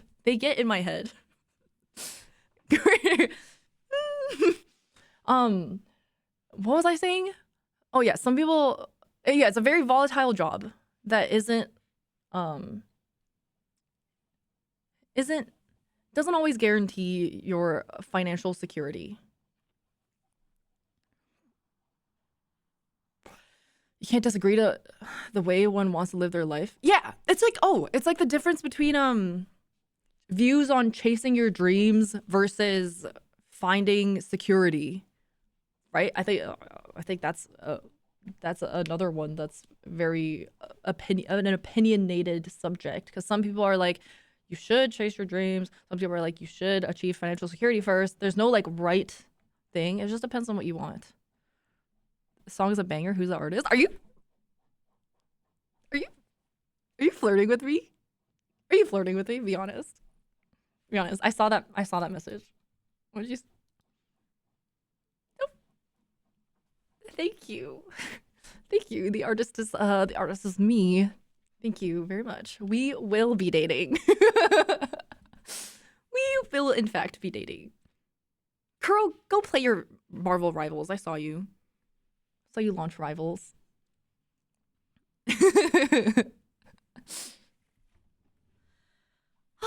Clock it. What do you mean? What the fuck? I get doxxed. It's okay. It didn't show up on my thing. Speaking of making money, VPN. Tomorrow's the 20th.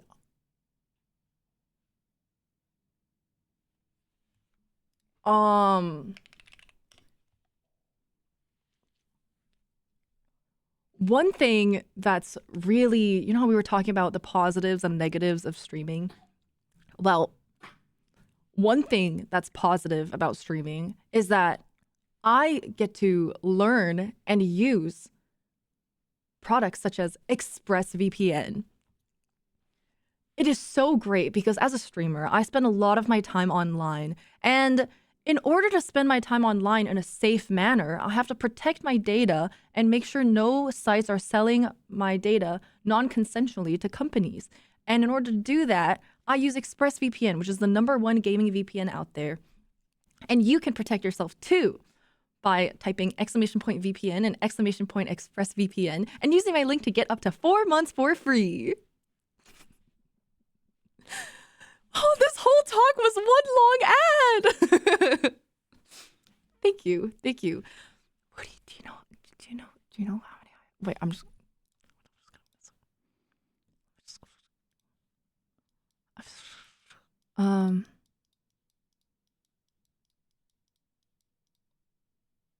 Wait.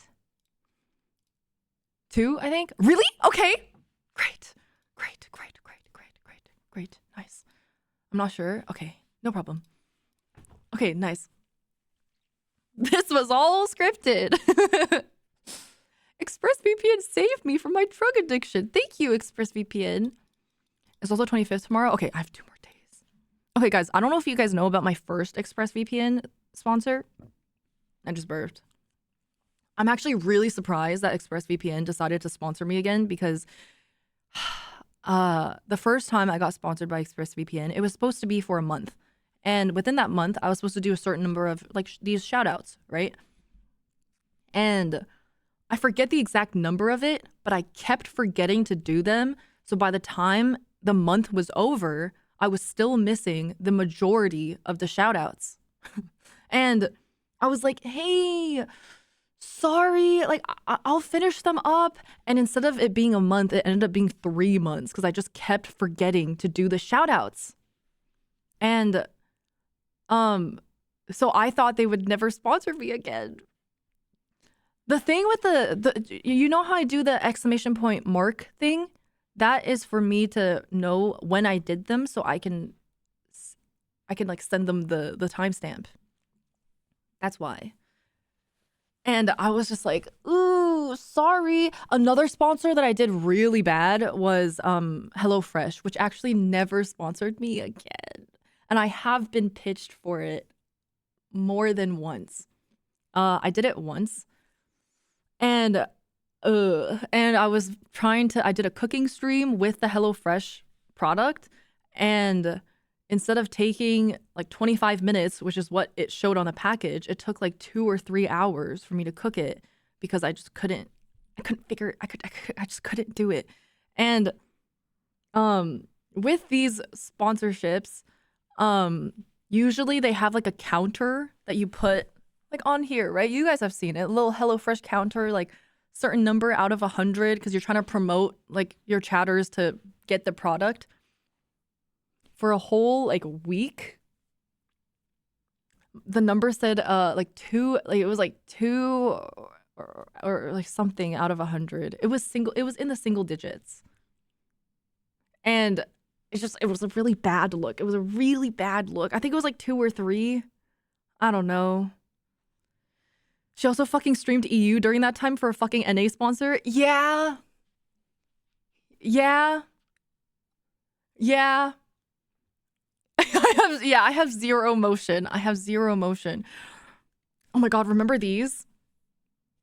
I still have these on my wall for some reason, just because I'm too lazy to take them down, but remember these? I think I got like 1 or 2. And at the end of the sponsor, they usually have like a discussion, like it's like for a certain length of time, right? And then at the end of the sponsor, they're like, if you do well, they're like, oh, we would like to like renew the contract. We'll re-sponsor you for another month. Dude. And then they quote unquote they decided not to re-sponsor me. And I was like, sorry, I tried. I tried my best. I don't know. I really tried my best. Kibby had like 3 months of display ads. Yeah. I had a month. I just knew it. Yeah. I think the problem is I can't, because I don't want to lie. I don't want to I don't want to lie. I can read, right? Like I'm perfectly fine with reading the talking points for a sponsor, but if I don't love this product, if I don't love this product, I'm not going to act like I love this product. For example, ExpressVPN, right?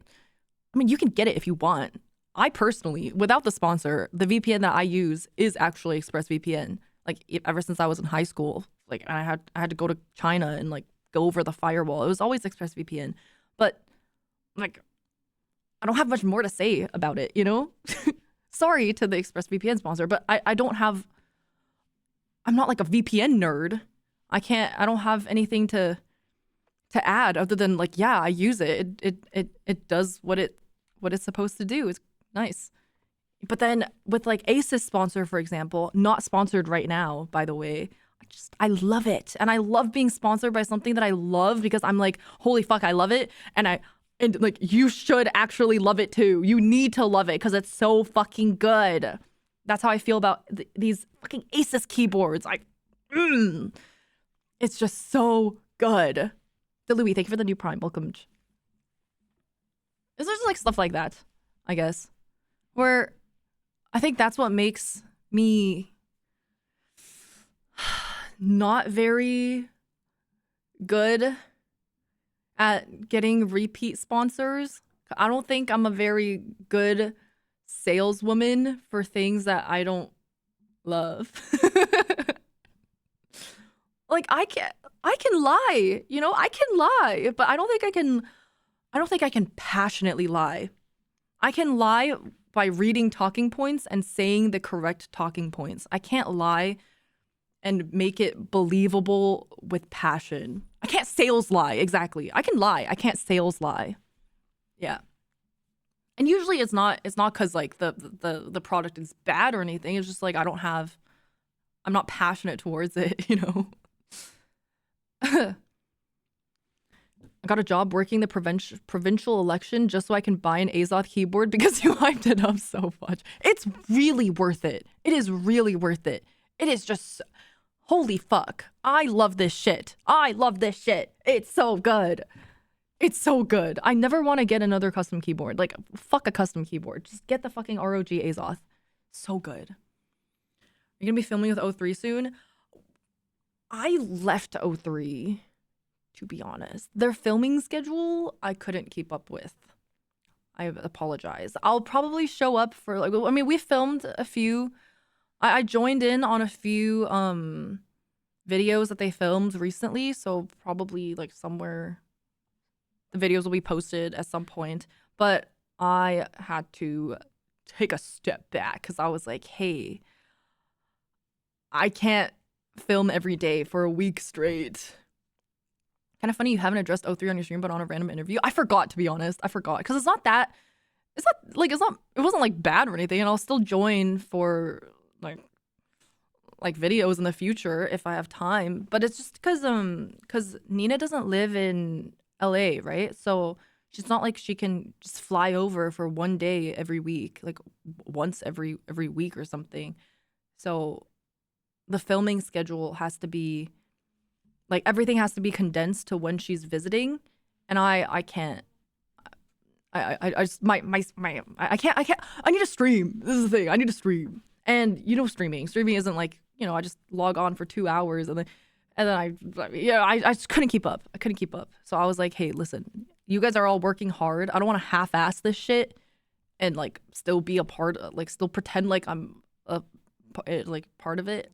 So I was like, I'll just like, if you ever want me to be in like a one-off video or something, I'm always happy to like do content with you guys because I really like them. But I just can't. I just don't have the bandwidth for it.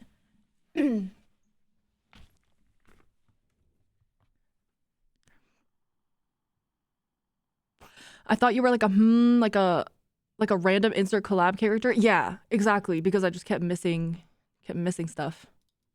I couldn't. Do you not want it leaked that you accidentally made the name Nick sound like a slur? Did you hire a friend to write your heartfelt statement about paying your parents back for college tuition, but you don't want the data thieves from finding out and telling everyone? Try expressvpn. That was like a really long. I felt like a run-on ad. No, I'm pretty sure. No, Emily said that in Emily said it in her Discord, or not in her Discord. Sorry, in her offline chat. Yeah, I was nervous about that message too. That guy needs me. That guy needs an editor. Yeah, she said it in her offline chat because she wrote, guys, I'm not gonna lie, the shit she wrote was some hot fucking ass. It was some hot ass. It was so bad. And she sent me like the whole thing that she wrote, right? And she was like, this is what I want to write. Like, could you like edit it for me to make it sound better? Because she commented on my original tweet. Like, she commented, not like commented on it, but she said, she referred to it and was like, wow, your writing was so Poggers, dude. eloquent. Like that, it was like, your writing is very impressive. And I was like, thank you. And then so she sent it to me and she was like, can you just please edit it? And I read it and just run on sentences, you know, commas where they weren't supposed to be, commas, lack of commas where there's supposed to be commas. And so I basically just, I basically did like a plagiarize sort of thing where I had her transcript here and I had my like text box here and I would just read and like fix her entire sentence structure. I would just rephrase everything and like reorder things to make it make more sense. And yeah, I chat GPT'd her writing myself. Yeah. That's paraphrasing, not plagiarizing. No, but basically plagiarizing. Like how plagiarizing would work. How someone who's plagiarizing would do it. I've seen, okay, there was this one girl on Twitter, right? She has some, I say plagiarizing because this is what she did. She's the one who, I made a tweet about it of like the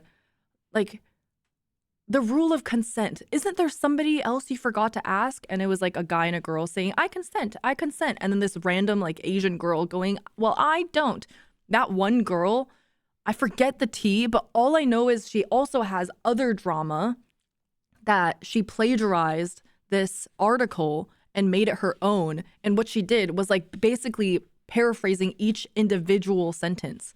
She didn't even like reword anything. She just took these sentences and like switched around the sentence structure of each individual sentence. And oh fuck, what is her name? I need to see this tea because I didn't even know this about this girl until this one specific incident. Let me find it. Oh, here. Rona is her name. Oh yeah, the tea was that she kept throwing shade on people just shooting their shot in a respectful manner. One of her tweets was, went to a wedding and watched this guy ask the bride if the maid of honor was single. That's the tweet. What? So what? Like, how was that? What the fuck are you saying? And then there's another one where she took a picture of a Post-it note, and the Post-it note says, hey, I think you're really cute, and I love those 2 braids in the back of your hair. Let me take you out sometime. I'd love a lesson from you on how to hack. LOL. Text me with a number. And her caption was, my friend was the only girl at a hackathon and somebody gave her this note. Why are you bitching? Fucking jealous bitch. What? That's like such a cute note to get. Like, whether or not she's just a fucking hater. Like, these are 2 of the most respectful ways to shoot your shot. Asking someone if you're single or not to see if you're available to be hit on. And this cute little Post-it note, just offering up your number, being like, if you want to, here's my number and you can contact me. I'm not going to force it. Like, these are so respectful. And she was just mad about it. And so I made this one. I made this meme, which I thought was so funny. The myth of consensual sex. And it says, I consent. And Rona on the side going, I don't. Yeah, the least problematic way possible. I thought it was so funny for this, by the way. I thought of it all on my own. Thank you for the alms. Thank you for the alms. Thank you. Is the original meme supposed to be Jesus or something? I think so. I feel like, I mean, I've seen this meme format a lot. I don't remember what the original is. I think it is Jesus. Oh, okay, yeah. I think I saw it when my mom tried making me go to conversion therapy. Oh. What does mean? I'm new. Is just, wait, can someone type it? Is like a laughing emote. That one. It's just like a laughing. Convert to gay or straight? Oh, keto is gay. So I would assume conversion therapy to convert to straight. I would assume. Oh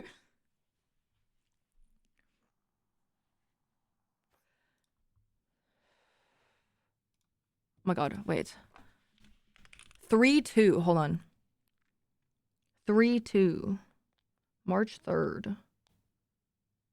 March 3rd. 2 p.m.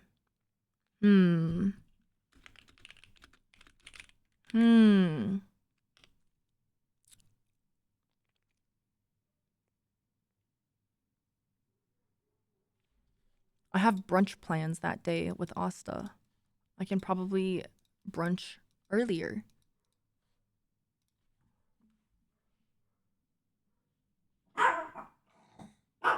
Let me put this in my calendar. Hold on. Boop, boop, boop, boop. Baby? That little rat. His little face. He's so bratty. What? Yes? Yes?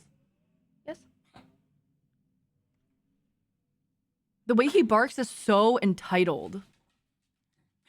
Every time he barks like that, it's so entitled. Hi, baby. Hello. Hello, cutie pie. Little rat dog. Little rat dog. Yeah, I know. You want? Oh, sorry. Obama. Go. Go. Go up. Go, baby. Good job. He's getting better at it. Good job, baby.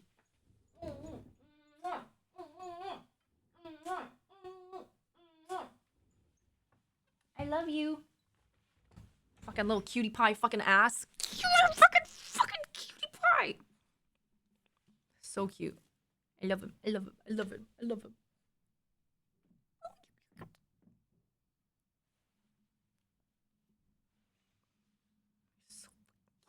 Oh my god. So fucking cute. So cute. So comfy. Cute. Oh, I love him so much. You know what's so cute? He always sleeps above my head. Like if I'm laying down in the pillow, like if this is like a bird's a top down view of me laying on my pillow, he always sleeps like Poggers, right dude. here, and he'll just be like in a curve along my head, and I can his head would be like right next to my ear, and you can just Poggers, hear dude. him breathing, Fanif Bedge. and his breathing just sounds so cute, and you can like feel the warm air on your face. But then the worst part is when he farts, and then it gets really stinky. Diesel Power, thank you for the new Prime welcome. Undercover, thank you for the new Prime welcome. Cardberry, thank you for the 30 months. Happy 30. It's so cute. So cute. And it's also nice when, like, if I'm laying down, once again, top down view. I'm laying down, I'll go like this with my arm, and I'll like pat here. If I pat, he'll like walk over and curl up just like in my arm, and he'll rest his head on my shoulder right here, and I just sleep like this, and he's just breathing next to me, and cute little wet nose boy. He snores so cutely. I'm just obsessed with him. Also at night, if he's asleep on my pillow and I'm like on my phone or whatever, if I get up to go to the bathroom and I look at him, I'm like, stay here, just stay and sleep. He never stays. He always has to like sleepily walk over to the bathroom and then lay down next to the toilet and just like rest there while I go to the bathroom. He's just so obsessed with me. I love him. So cute, little baby. Did you guys ever, okay, for people who have pets, do you guys cry about like the impending loss of your dog? Even if it's a puppy? Ever since I got my dog, like I have like just like every so often I'll just straight up cry. Like when he was like 2 years old, I would just cry. Like, oh, he's gonna, like eventually he's gonna oh, I can't. Oh my god, just thinking about it makes me want to cry, dude. Oh, I lost my dog in January and I cried more than when my father died. Oh my god, no, I can't. That's dark. It's dark, but it's real because you know what's gonna happen. Oh, and he's like perfectly healthy, you know. He's perfectly healthy, but just the idea that like it's gonna happen is so. It's so sad. It is so sad. I hate it. I don't even think you're a real pet owner if you don't cry about the impending death of your perfectly healthy and young and spry pet, to be honest. Oh, it's so sad. Okay. It's okay. I'm getting a grip. Oh, it was so sad. One of my cats currently has an inoperable bone tumor and she's 16. No. No. No. Yeah, just be glad that they just. Why would you invite these sad pet messages? I don't know. I don't know. I was just thinking.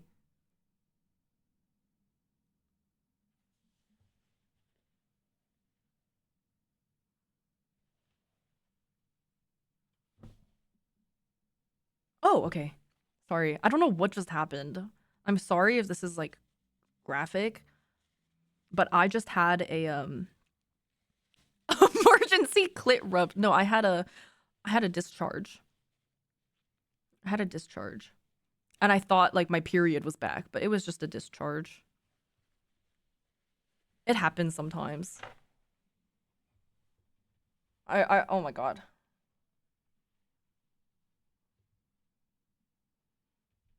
Just girly things. Yeah, it's just discharge. Holy fuck, because I could have sworn my period was over, but then sometimes this will happen. Occasionally this will happen and it will be blood. Like, it will be blood. You just like feel a little, like something come out and you're like, ah, fuck. And then it is blood. But then other times it'll, like, something will happen. It'll come out a little bit and then it'll just be discharged. I don't know. It actually is just girly things.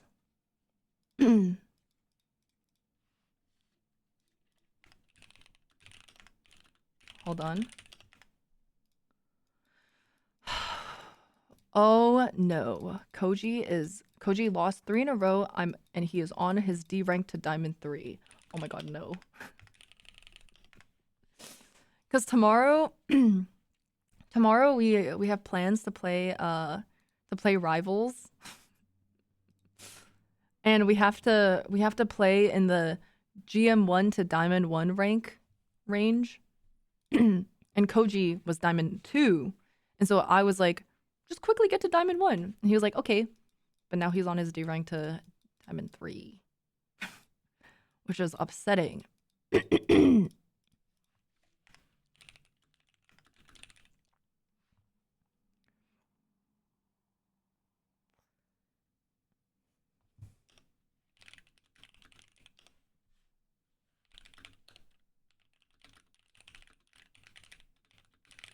Okay.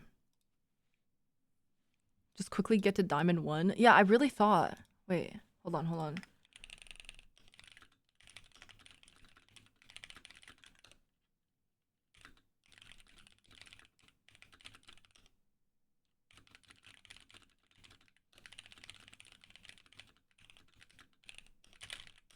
Okay, sorry.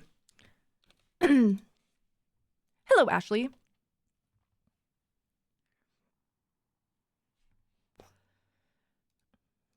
Discharge any website tracking with expressvpn. Hold on, I need to wait 15 seconds. Poggers, dude. Seth, thank you for the new Prime. Welcomed. Good night, Booper. 6, 5, 4, 3, 2, 1, 0.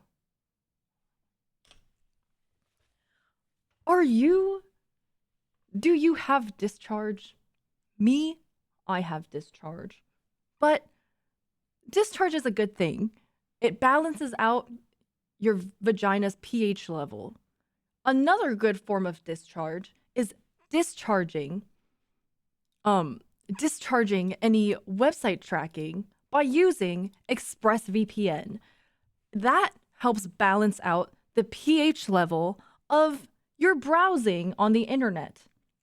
If you want your data to be protected and you want to discharge any dangers that may arise, such as people spying on what websites you visit or selling your private data to companies in order to make money without your consent, use ExpressVPN, which is the #1 gaming VPN out there. Type !VPN or !ExpressVPN and get up to 4 extra months for free using my link. Nice. Thank you. Stolen joke valor. I love stealing chat's jokes. I actually love it. The best is when I'm gaming with friends and like everybody's streaming, right? We're all streaming, we're all gaming together, and then that means they get to laugh at my joke, and their chatters aren't here because their chatters are on their stream, and then I get a joke in chat and I steal it and I say it and everybody laughs. The whole call's laughing, their chats are laughing, everybody thinks I'm so fucking funny, and it's great. I think that's like my favorite thing. Dr. Bukaki, thank you for the 2 months. Welcome back. Clean, thank you for the 21 months. Akiono, thank you for the new prime. Seth, thank you for the new prime as well. Welcome. Having my joke stolen is an honor. Yeah, it should be. It should be. It means your joke was good enough for me to steal. Communist jokes, yes. What's yours is mine, and what's mine is mine. What's mine is mine, and what's yours is also mine. Yes. Ew, Ashley! Ew! Ew! Me, when I play it with my discharge, it's just like TikTok slime videos. Ew! I get what you mean, though. Sorry. I get what you mean. I think I hate when it goes as goopy as slime, though. Like, where you'll usually do like a little wipe like this, and then it'll be so slimy that when you spread your fingers, there's like a fucking slime trail. Ugh. It's gross. Cream team. Never mind. I shouldn't have said that. It was just gross. Very, very snail traily. But I think just knowing that makes me unable to ever imagine what it's like to eat a girl out. That shit is disgusting to me. That shit is gross. Ew. Ooh. Why would you touch it? Because it's like you're wiping it off, sort of. Because sometimes I think it's not that bad, but then it is. It's making me not want to ever again. Poggers, dude. Sorry. A Drizzle, thank you for the new prime. Welcome. I feel like that is my post-nut clarity. It's like when I'm horny Dude. and what a great time to reuse when I'm my prime smiley face. feeling it, I'm like, ooh, like this is so great. I can use this natural lube. But then as soon as I'm no longer in the mood, I'm like, get it off. Get it off. Get it off of me. It's gross. It's disgusting. Same. Yeah, that's my post-nut clarity. I'm like, ew. For the gifted sub. It Get Fixer, thank you for the new prime. Vid, thank you for the 5 gifted. For discharge. Thank you. I appreciate it. Romeo, thank you for the 3 months as well. Thank you. Pre-delusion discharge. I mean, yeah, same with cum. Yeah. Blech. Blech. Gross. Eewee. I still haven't received a, like, ever since, I think we talked about this, like, what, 2 months ago? Or, like, maybe a month ago, where I found out through chat that in order to adequately, like, easily clean cum off of, like, male cum off of yourself, you use cold water. I have not received male cum yet since that incident, so I still haven't been able to try. But maybe soon. I hated that conversation so much. Yeah, maybe soon. Yeah, I have not procured any male cum yet. Someone called it pee-pee snot. Ew! You know, the term that I hate the most is shooting ropes. Because I feel like that's so visual. Like that imagery is just like disgusting to me. I've talked shit about this every time. It's disgusting. Like literally just like us. Ugh. Ugh. My imagination just ruins that for me. Blech. I'm gonna rope. Ew. Oh, well, that just sounds like you're gonna kill yourself. We have this conversation every time. It's disgusting. I honestly think pearl necklace is worse. Really? I feel like pearl necklace is just like... Pearl necklace is more... No, it doesn't seem as gross as shooting ropes. It's like, it's elegant. Shooting ropes from my veiny member. Ew. Oh, I will say one thing. Remember how you guys were all like smutting it up? I finally tried to get off to smut. I tried. I can't. It just doesn't work. It's so much scrolling. So much scrolling, and then like it's just a lot. And then they'll use like certain terminology that just completely takes me out of it. I'll be like, ooh, like nice, it's getting spicy, and then it just they just use like some weird ass term, like a very weird simile, like turgid. It just takes me out of it. Or like, I don't know. I can't even think of a word. It's just, but yeah. Hi, GP. Fan of smut here. Yeah, trying to be sexy but sounding like a fucking nerd. Yeah, impaled. That impaled. Like I want to be fucked, not impaled. I don't want to be like murdered. I don't want to imagine a penis as a fucking sword. I don't want to be speared. I don't want to be fucked by a throbbing member. Like I just want to be just a dick would be fine. I would not like a member. Like ugh. Member is just I hate the word member. Yeah, skewered.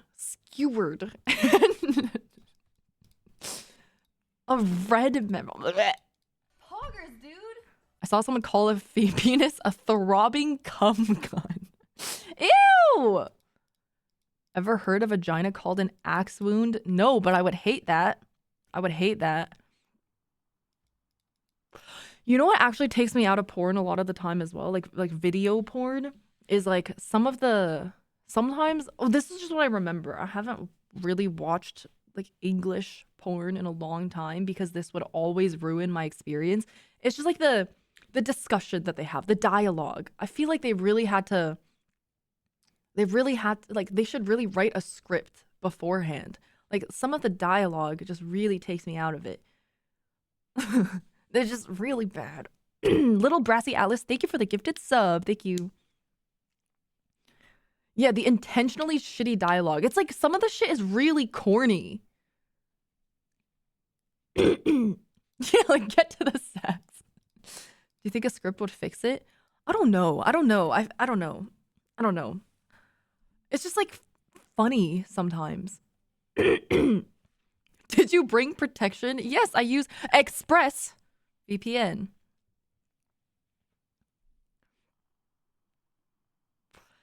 I don't want them to talk, just get down to it already. No, I like Pizza Man pulls out the robbing member. No, I do need a storyline, to be honest. I think recently I've been relying more on recently I haven't been masturbating much, to be honest. It's actually been a while. Recently I've been lazy. I've been lazy. I've been gaming a lot. And then by the time I'm in bed, sometimes I'll like feel something, you know, I'll be like, ooh, but like sleepy. I'll feel like a spark and then I'll be like, do I want to go through the process? Like, no. and then it's gone. Yeah, I'm just like, oh, I can't be bothered. Yeah, then like clean up because I don't like going to bed. With like I mean, we talked about the discharge already. I don't like the discharge after I'm not in the mood. So I always have to clean up afterwards. I don't want one time, oh my god. One time I was real lazy, and so by the end of it, I literally went like this and just wiped it on my blanket. But then, problem with that is even with woman discharge, it also gets crusty afterwards. So in the morning, there was just like a streak of like crust. And I was like, I don't want to do that anymore.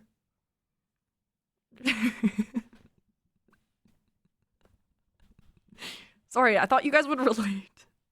Fuck. I hate when this happens. I hate when I say something and then instead of people being like, oh yeah, been there, done that. Totally. You guys are like, what the fuck are you talking about? That's disgusting. I don't like when that happens. Thank you, Ashley. Ashley relates. Fringe. Thank you, GP. Faithful Bullet, thank you for the 14 months. You would no, I would not use a cum sock. This doesn't happen. This only happened like sometimes I just go to bed with it.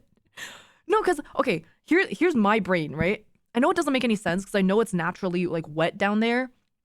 And like I know it's like doesn't get soggy. I don't fucking know. But in my mind, my pussy's gonna get wrinkled. I don't know. My pussy's gonna get pruny or something. Like my labia is gonna get pickled. So I can never just leave it down there because I'm like, I'm gonna get pickled labia. Like pruned pussy. Yeah. So I have to get it off. I know it doesn't make any sense because I know it's always there and it doesn't get pickled. It doesn't get pruned. But I'm just like, I can't. Hey girl, is that thing kosher? Sorry. And then first time chatter goes, haha, so cute. You're awesome. Thank you. Thank you. Yeah, I guess my pickled labia is kind of cute, I guess. Just cutesy girly things. Whatever.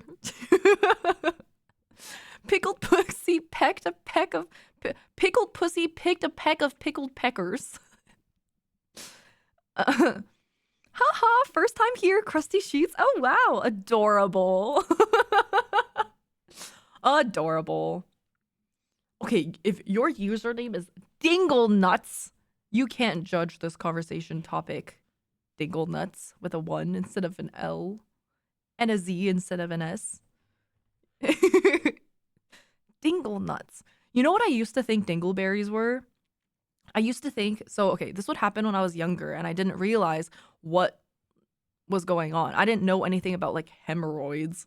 So I thought dingleberries were referring to when you have a really big log and you shit it out and then there's like one fold of your anus sticking out. Because I would get that when I was younger and I would just take my finger and like push it back inside.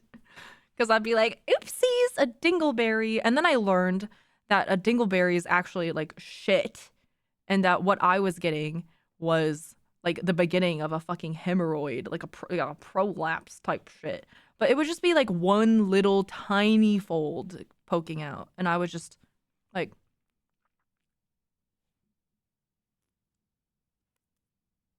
tuck it in like that. It's just baby prolapse. It wasn't like all big or anything. Anyway, I thought a dingleberry was poop that's tangled in butt hair. Wait, now I'm confused. Is a dingleberry not just like a tiny bit of poop that's hanging out of your butt?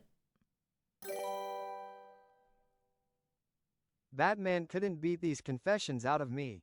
Sorry, Ryan. Thank you for the 200 bits. Wait, what? Oh, what? Wait, so I still don't know what a dingleberry is. Hair is involved, like with pets. Oh, like poop gets caught in butt hair? Oh my god. I never knew that. I never knew that. I don't think Asian girls have enough hair for that to ever happen, I think. Because I don't have much hair on my asshole from what I know. And I do know because I've taken like a asshole pic before just to check. When I first hit puberty, I would always do that. Like I would use a mirror to like just check it out down there and like take pictures of it and like zoom in to see if there was anything wrong with my genitals, you know? But I think that's more relatable. Like everyone's curious. And that's how I found out I had a little birthmark on the left of my vagina hole, and for the longest time I thought it was like a seaweed. I thought it was like a little piece of seaweed or like a piece of like something that was just that had just gotten stuck to my skin. And so I would take my mirror and I would try to like pick it off with like my nail, and I was like, wow, it's really stuck on there. And so that's what caused me to take so many fucking pictures of my straight up vagina hole and zoom in on it, being like, is that a piece of something stuck on me, or do I have cancer? Do I have like a pussy cancer? Like, what the fuck is that? And then I realize it's just a birthmark. It's just like a this, like a birthmark, you know?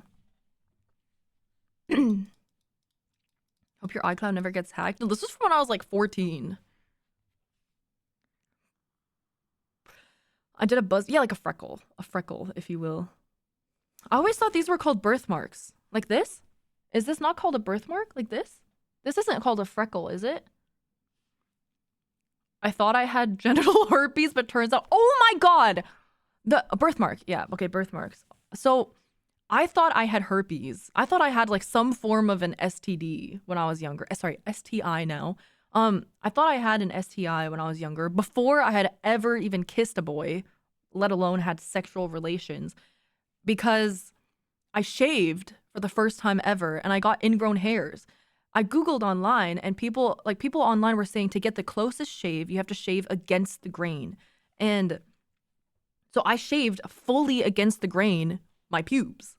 And I had so many ingrown hairs and everything was all like inflamed and red. And so it was all bumpy and red. I had like razor burn. I didn't shave with soap or anything. I literally just shaved with water and it was so bad. And I could have sworn, I panicked because I was like, oh my God, I have herpes. I have herpes. It's over. It's fucking over. I can never have sex. I have herpes. And then I don't remember what clicked in my brain, but I was like, oh my God, I'm not supposed to shave this way. Oh shit, I'm not supposed to shave like this. And which like sucks. Dude, I don't understand shaving of pubes. To this day, I'm 25 now and I still don't know how to accurately shave my pubes. Like, the way that I do it is I go sideways. Like, let's just say this is the pussy, right? This is the whatever, the low part. I go like this until the center, and then on this side I go this way towards the center. But I have to shave now because I switched to lasering. I switched to lasering, so like you have to shave in order to laser, and then whenever I shave, I just get confused, and I'm like, this isn't working. And then I have to like move the flaps over, and I get nervous as I'm like, I don't want to cut off a flap. I don't want to cut off my labia, and it's all scary. It's all really scary. Move the pickled labia. Yeah, you just have to be really careful. Dudes literally have to be hard to shave. Wait, really? Do you? Can't you just pull it taut or whatever? Igor, look at you. Look at you. How do you feel? How do you feel making a statement and having everyone just be like, no. Loser! You must be real embarrassed right now. I think you just can't. I feel like you finally achieved an all-female chat. No, I think you just have to pull it. I don't know. I can't imagine shaving a dick, to be honest. I'm with you. It's much easier while hard. I would imagine it's much easier while hard. You can't touch the penis because it would be gay.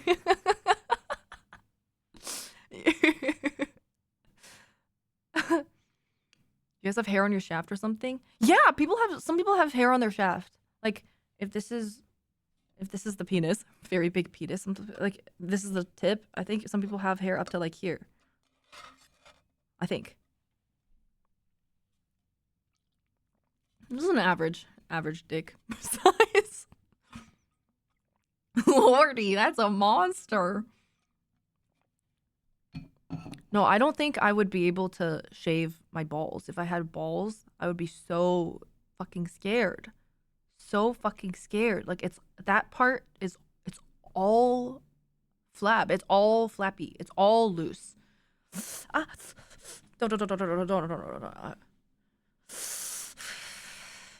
Okay. Okay, I don't want to talk. I don't want to talk about this anymore. It actually makes me like feel weak. I feel like it hurts my phantom balls or whatever. I'm not touching myself. I'm not touching myself. I'm not touching myself. I'm not touching myself. I was just cupping my phantom balls because that hurted. It hurt my phantom balls. I was not touching myself. But it just feels like it would hurt. Because the way that I picture it is just like, ugh. Because what if you cut it too deeply and then everything just pours out? You cut it deep enough and everything just oozes out, and then that's it. That's it. That's it. Balls drained. All empty. Like that, I'm terrified. I would be terrified of that. I know it doesn't pour out, but like, just like whatever. Whatever. I'm just trying to explain my like thoughts, okay? Ooh. Are you using a machete? No, I'm just saying, okay? Tuck that shit back in like hemorrhoids. Oh, my semen I've been collecting for years. No.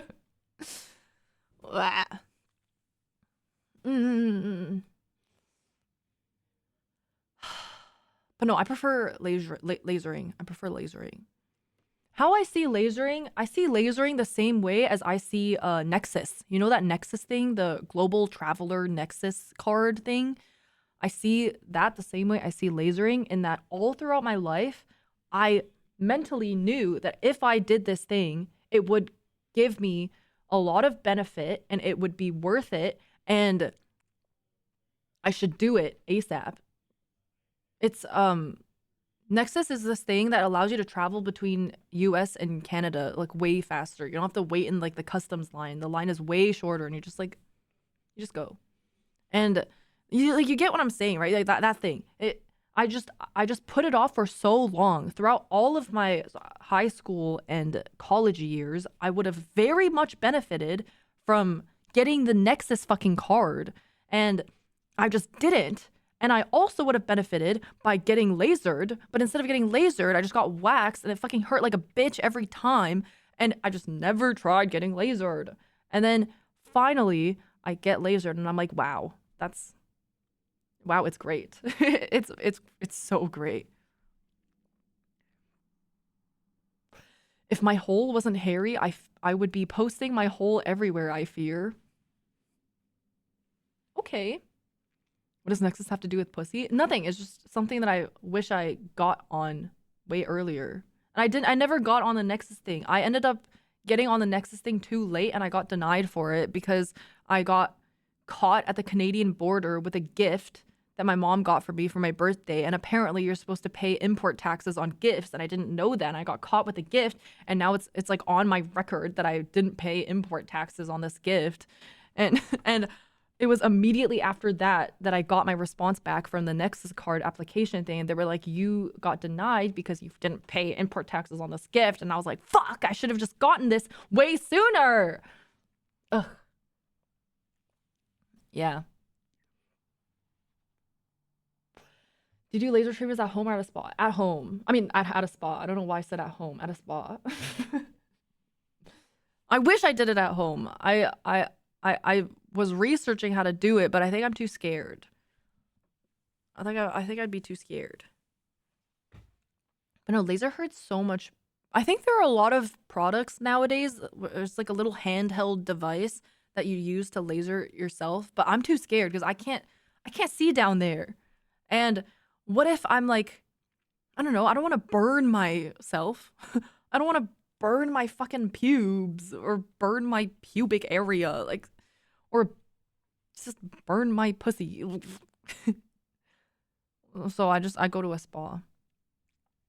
It is more expensive than waxing, but I have to do it way less often. So I think the price evens out. Yeah. Do you know the heat thing against mosquito bites? I've never heard of it. Oh yeah, much less painful. Much less painful. It still hurts a little bit. It feels like lasering feels like you're getting a rubber band flicked onto your skin. Like it just feels like you're getting rubber banded over and over again. Just like a little sting. And I mean, every time you do it, if it hurts too much, you just tell the nurse and you're like, it hurts too much. And then she like lowers the strength of it. It is a lot of rubber banding, but you know what hurts more than rubber banding? Fucking waxing. No, waxing is not over way faster. Not for me, at least. I used to get sugaring done. Sugar wax. They take like a ball of wax with like sugar in it. I don't exactly know what it is, but they basically, like, if this is the hair, they go like this. They like wipe it on. They wipe it on, and then they just rip. And then they wipe it on with their hand, and then they rip. And then they just wipe it on, and then they rip. And it, oh my God, waxing hurts so fucking much. It hurts so fucking much. At least for me, it hurts so fucking much. Oh my God, it's brutal. Yeah, the pain lingers. They go like, they rip it off, and then usually like they press on the skin to like sort of help with the pain. But it doesn't fucking help. Nothing helps. I always wanted to like kick them. Every time. I'm like, fuck you. I get so fucking angry at the nurse that, or at the esthetician that I'm literally paying to do this to me, and I'm just like, fuck you, you're such a fucking bitch. You're such a bitch. But yeah, it's bad. I have tattoos, actually. I got 2 tattoos when I was 16, but never again. But yeah, I like lasering because lasering actually does make your hair grow less. Like my legs, I got my legs lasered, and this is actually really interesting. So I haven't gotten my legs lasered in I think like 5 months. I don't know if you can see this, but I have one hair right here. Do you see that? Do you see how it's hard for you to see, but I have one hair. Do you see that? Kind of? You see that? You see that hair? You see it here? You see it? You see how long it is? It's actually really long, but the rest of my, like, I just have a few individual long hairs because I haven't shaved or done anything to my legs in 5 months. And the rest of my legs is just completely smooth. So next time I go in to get my legs lasered, all I have to do is I just leave the hair on here, and I get something called a spot treatment, where they take a look at where the hair is still growing back, and they shave it for you, and then they just laser that specific spot. And then it's just, and that's it. I just haven't gone back yet. It's pretty cool. Yeah. And also my armpits, no hair at all. Just no hair. And I don't shave anymore. Or just pluck it. Yeah, I guess you could do that, but I don't know. At least you don't have to be hard to shave your legs. True. You do not have to be hard to shave your legs, but if you were to be hard and shave your legs, that would be okay also. When is the last time you went to the armpits? Like, armpits? Also 5 months ago. Like, I think 5 is a stretch. Maybe like 4. It is different though for me, like as an Asian female, my hair already isn't that thick, so it's easy for like lasering works really well on Asian female hair because it's already naturally really thin. So like a few treatments of laser and it's just like gone. But for my pussy hair, it well, I don't want to go into too much detail, but it is growing back less. But I still have to continuously go in. I still have to continuously go into appointments to get it like redone and stuff. I just don't want to be too graphic here. Oh, that's the line. I don't know. It was like pussy hair. It's pussy hair. I don't know. That does feel like the line. I feel like that's too much. Cause like that's, I feel like talking about discharge, all girls have discharge, but then pussy hair, I don't want to tell you guys about my specific pussy hair like layout.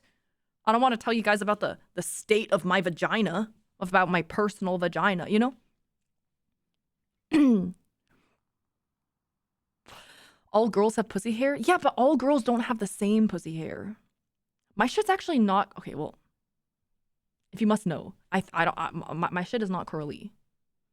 But it gets really thick in the, like the closer it is to the point, this part where my eye is, like if this is the triangle, the closer it gets to this point, the thicker the hair is, like the more hair there is. So I feel like you just have to get more sessions done because the hair, your pubes you have way more hair than other parts of your body, for my body at least. You know what I mean? Yeah. The eye of the storm. You have an eye down there? Cool. But you just said, I know I just said, but like I guess you're right. Everybody has pubes. It is normal. The eye of Agamotto. I've got the eye of Agamotto in my pussy hair. No, personally, I mean, it's just personal preference. I hate having pubes. I hate it because I like the type of underwear that I like wearing is like relatively thin, and I always wear what's it called? Non like unlined like sheer like like what's the word for like unlined, like not unlined, but there's no seamless. I wear seamless like thin underwear, and when I have pubes, my pubes, they poke through the underwear, and it's like the most uncomfortable thing. Like like if you were to graze the front of my underwear when I have pubes, you can see the hair poking out, and I'm like get the fuck out of here. And it's really annoying. Wife had the same issue. Yeah, it's like the most annoying shit. Nothing. The state of my pubes are the state that I want my pubes to be in has nothing to do with appearance or like my sexual partners or anything. It's literally just annoying for me to feel it there. So I always like it gone. That's why I like it gone. It's just personal preference. Taking off underwear like a pair of strap-on Skechers. Yeah, it literally feels like Velcro sometimes. It literally looks like Velcro. Poking through my fucking underwear. It's annoying. But no, I do like lasering a lot more. I hated the pain. You know what's actually more painful than waxing though? Fucking skincare treatments. I get like facials, but just normal facials that aren't that painful. But there's this other thing that I tried called Potenza, and that shit was so painful. It's microneedling with RF waves. So it's basically microneedling and lasering combined into one for skincare. And that was the worst pain I think I had ever experienced. I didn't expect it to be that bad. They numb your face too. They put on this like numbing cream all over your face, and you wait a while to let the numbing set in, and they do it and it fucking hurts. And the only thing that actually helped with the pain, which the place I go, the spa I go to, they like discovered this like trick. They give you a vibrator, like a real sex toy vibrator with like saran wrap on it for cleanliness to hold onto your face while they do it. And it actually helps. Because I think the theory is like, if you're feeling something on one part of your body, you feel other things less or something. So like the vibration, you mentally or your body focuses on the vibration, that it focuses on the pain from the microneedling way less. It's pretty interesting. Yeah, you can't feel like two feelings at once. It was just really smart. Really smart. That's what they do when people get Botox. They give you a vibrator to distract the pain. Oh, wait. You know what I realized in the past few years? Botox is way more common than I used to think it was. I used to think of Botox as like, oh my God, like plastic surgery. Like that's how I used to think about it. Like surgery. It's like a big surgery. It's like a surgery. Like you're getting a needle in your face. It's a surgery. And then I realized in the past few years, people just be getting Botox. people just be Botoxing. Botox makes you look older though. The thing is, yeah, like at a certain point it does. Like where you look at someone who has obviously their face doesn't even move. But I have talked to so many people who get Botox and it doesn't look like they get Botox. I'm like, whoa. Oh, you can't even tell. It's just, and I'm like, wow. Do they need it? I don't know. If it makes them happy, I guess. I think I only judge people who get Botox or like any form of cosmetic thing done if it's like too much. I think that's when I judge it. I don't judge it if it's like, yeah, I get Botox once a year or something. Like I don't judge that. Do what you want. I'm not gonna say you need it. I don't think anyone needs it, but I'm also not gonna be like, you shouldn't be doing that. I Botox my ass every 6 months. What does Botox like do? Judge them if they lie about it? Oh yeah, I don't like that either. But I think most people that I have, well, I guess I wouldn't know if they lie about it. But most people, there was this one instance in college where a girl went to Korea and got a nose job, and then she came back Poggers, dude. with like a brand new nose. And I looked at her and I was like, did you get your lashes done or something? Like, you look different in a good way. And she was like, no. And I was like, what did you do to your face? Like, something looks different, but you look good. And she was like, I don't know. I didn't do anything. And I was like, oh, what the fuck? And then I found out she got a nose, like a full-on nose job. And I'm like, why hide it? It looks good. Fuck off. What the fuck? There's no reason to lie. No, I didn't do anything. And she was like annoyed about it too, even though I was complimenting her. And I was like, whatever. I think I really respect people who are open about it. It makes the skin tighter. It freezes the muscles. It makes the muscles not work. Oh. If I got my nose done, you would not get me to shut up about it, TBH. Yeah. Yeah. She just woke up like that. Why is it called a nose job? I don't know, but sometimes I forget what conversation this was, but we were talking about I think this might have been when I was talking to Jody and them, and we were talking about like sexual things, and we were talking about a boob job, like a boob job in the sense of like a blow job, but a boob job. And I think it was like John or someone who was like, oh, this whole time I thought you were talking about like getting like breast enhancement surgery. And I was like, oh yeah, that's what a boob job is. Yeah, apparently there's a boob job is the cosmetic version, and then titty fuck or tit fuck is the sexual boob job.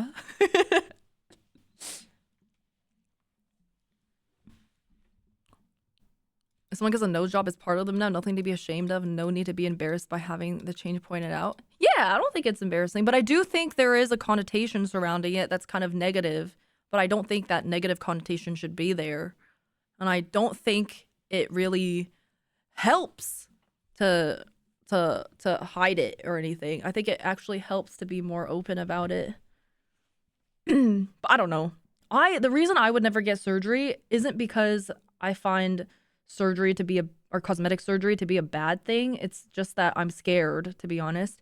I've seen people get surgery and have to get like either the surgery is bad and they just have to keep going in for more sessions to fix what the bad surgery caused, or I've seen just like the healing time afterwards. Like I'm too scared of being ouchy. Yeah, botched surgeries are so scary to me. Even something as small as lip fillers, I've heard of just people getting fucked up lip fillers where the filler ends up moving and then like the left side of their lip is like fucking swollen and they have to go back and try to fix it, and then it ends up being super bruised, and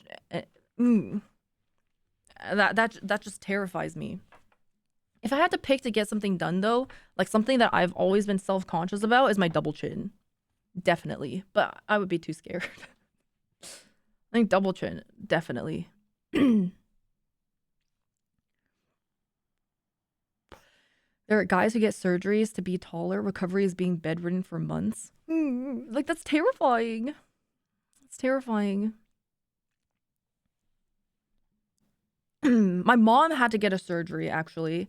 Well, my mom had a deviated septum and she had to get like a nose job for her deviated septum. And then she also had to get well, not had to, but she has it's kind of happening. It's going to happen to me when I'm older too cuz genetics. But like, do you see how this like upper fold of my eyelid, like I have like the double eyelid crease thing, but the part above my eyelid is kind of like pokes out a bit, kind of. It's kind of different to, it's kind of hard to see because I'm, you know, still 25. But for my mom, the top ended up being super droopy and it was like really, really hardcore like drooping. So she got surgery to fix that and it ended up getting like bad. Like she hated it. She fucking hated it. Cause yeah, like very puffy, very, very puffy. And I think it was she went in for like three separate times. It was supposed to just be like a one and done thing, and then it got fucked, and they had to just do like extra surgery on her like 2 more times after that, and she was just like hating it because you have to heal from it too. And I don't think no, she was not happy with the result at the end of it. Brian, thank you for the 3 months. Thank you. Wait, I saw a guy on Insta of a guy getting surgery to be taller and he was like 186 centimeter or something. All the comments were like, get therapy. That's not even short.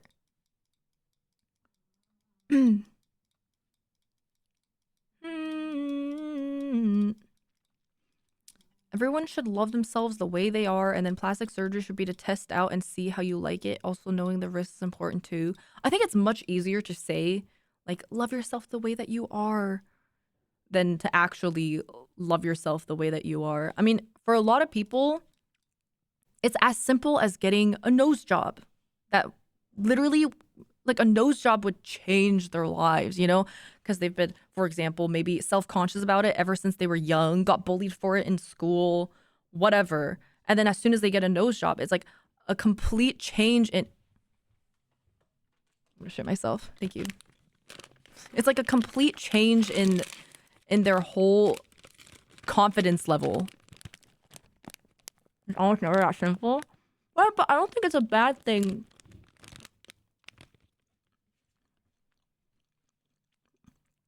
You're right that it's almost never that simple, and there's like more deep down reasonings for why someone is not confident or why they don't love the way that they look.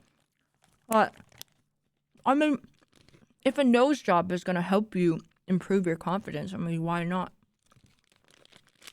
At least I see it as like, I wouldn't judge you for it, even though I think your nose is perfectly fine and you're pretty just the way you are, you know?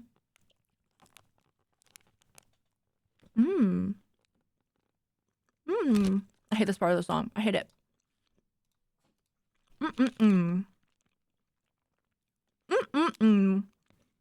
This is a normal sized Oreo. It's not an Oreo ice cream sandwich. It's just one Oreo cookie. I'm just so small and cute. It just takes me multiple bites to finish this one normal sized Oreo cookie. I'm so tiny. I'm just small. I can fit into a bottle cap. This is me holding a normal Oreo. Oh, I'm so embarrassed. I have to hold it using 2 hands. Otherwise, it'll just crush me. No.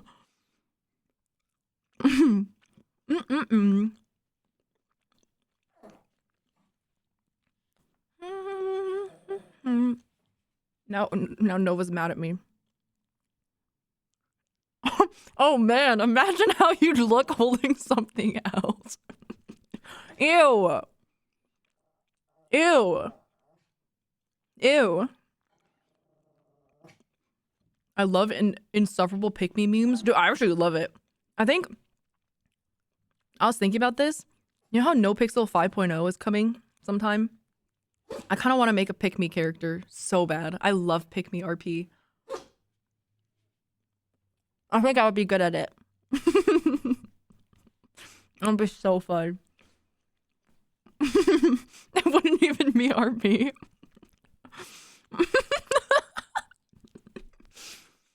I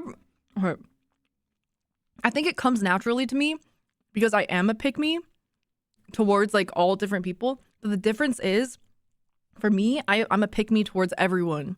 But the character I would play would only be like the stereotypical pick-me, you know?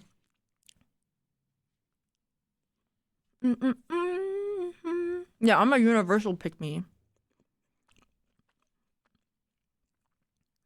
That phone is so big.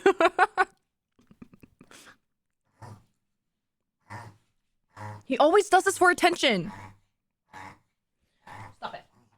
Baby. Stop it.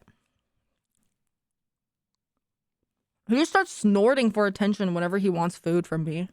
It's Nova. Frog. And Nova makes frog noises, and then Fudge makes fucking duck noises.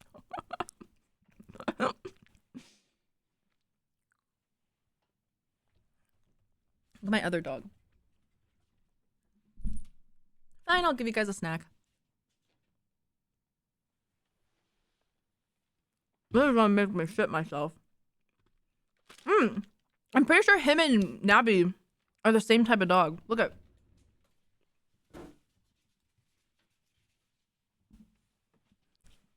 Look at this rat. This is the frog one. Maybe all Pomeranians just make that noise. I don't know if Nabby is a Pomeranian or not. Dude, Nabby is actually so fucking cute. Nabby always has angry eyes. It's adorable. He always looks like he's just so cute. Hi, baby. How old are they? Fudge back there is 10. And Nova is... How old are you? 7? 6 or 7? You're a little pirate boy. You can't eat Oreo. You can't eat chocolate. Can't. Oh, I'm gonna shit myself so bad.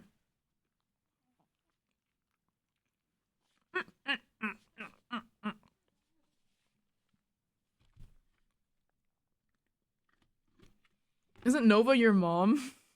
No, my mom, her Twitch name is like my dog's names. My mom's Twitch name is Nova Nini. Nova, of course. The Nova part is named after this guy. And then the Nini part is her nickname for my other dog called Brownie. She calls him Nini. And she also calls Fudge Fafa. And then she calls Nova No No. And then she calls Polly Paw Paw, which is like, it is a Chinese word. Hi, baby. Here.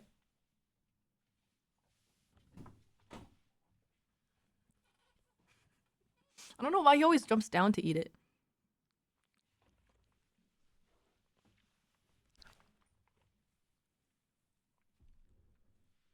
Yeah, Fudge is patient. Fudge never like makes noises at me for food. But Nova does. I think I have to pee. I think I have to pee. Oh my god, I haven't played The Sims yet. I think I have to pee. And then after I pee, I will... After I pee, I will... Yes. Yeah. I'm gonna pee. I'm kind of nervous that my pee is gonna turn into a poop just in case. So maybe I can put a video on for you guys. Well, now I can't go because I just got raided. Now I can't go. Now I just have to hold it. John, thank you for the raid. Thank you very much for the raid. Hi, guys. I have to pee really bad. And I also just ate an ice cream sandwich. So I may have to poop. But the poop isn't going to form. I feel like every time I eat ice cream or something lactose, I want to time it so that I go to the bathroom when I need to shit. So I don't have to go to the bathroom twice, because that's like 2 trips to the bathroom. 2 back and forth trips to the bathroom. So yeah, like min-maxing shitting. But like, I don't think my lactose shit has formed yet. I think it'll take like 15, 20 more minutes. Adam, shut up! Shut up! How do you know I did that? Shut up! Shut up!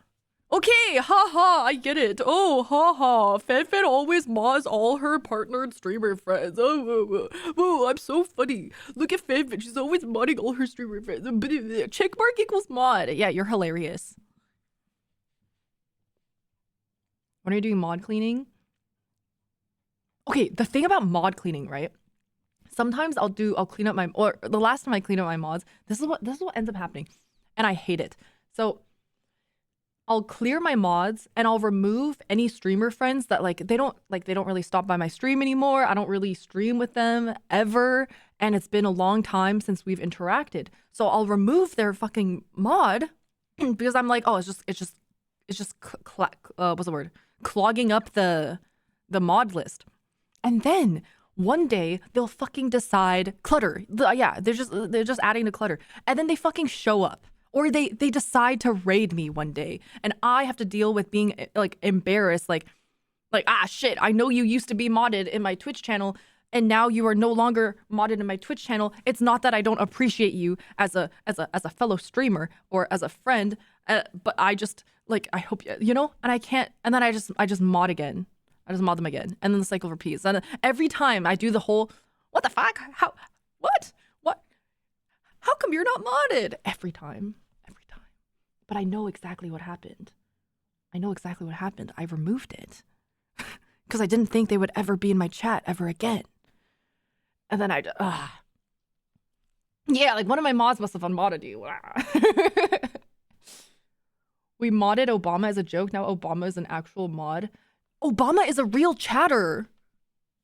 Obama exists as a current active chatter. I'm pretty sure Obama is a Squeaks viewer. Yeah, he's a John mod. Oh, he actually? Actually? Oh, thanks, Obama. Thank you. Hold on. Wait.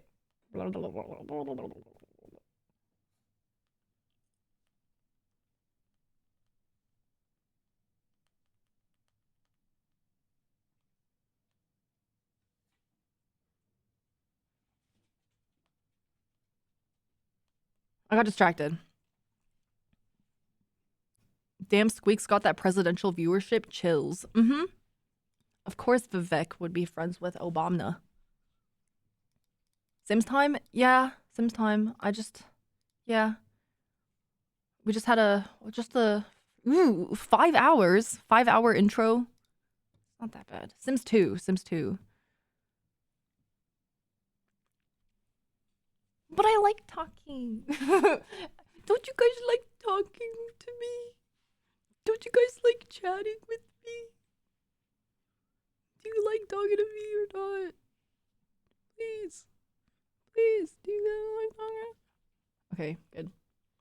A band review? Oh, I was just talking about that in the beginning of my stream today. I haven't done unban requests in a long time. And I have to. Soon. Maybe next week. Maybe. We'll see. Soon basically means in a month or two. Until I eventually forget, and then I'll say soon.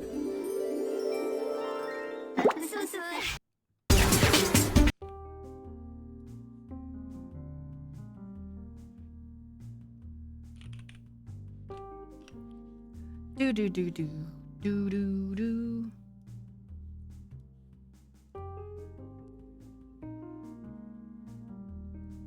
I need to turn off my music. I have to pee. I have to pee so bad.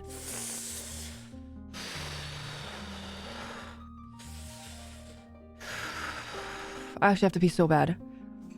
Oh my god. My Kegels... I'm doing Kegels overtime right now. My urethra is so tight. Ugh. Okay. I'll be right back. I think I might poop. No. I need... fuck. Do you guys want a video? Or do you guys... what do you want to... Do you... Oh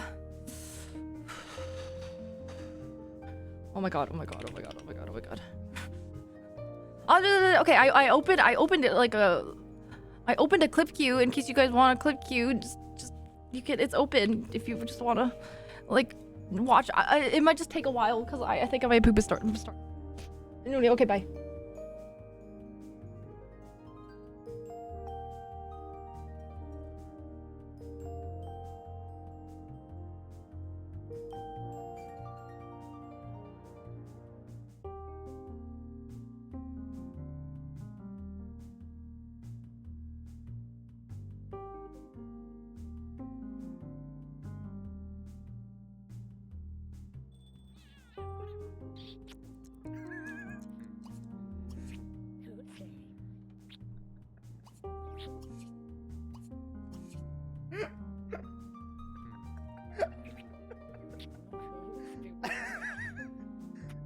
Oh, Vanessa. My lips are feeling soggy. Oh, my lord.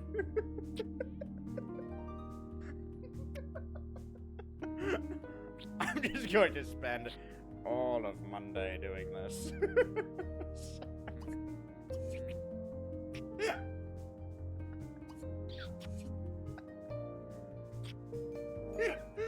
Why doesn't she ever want to leave?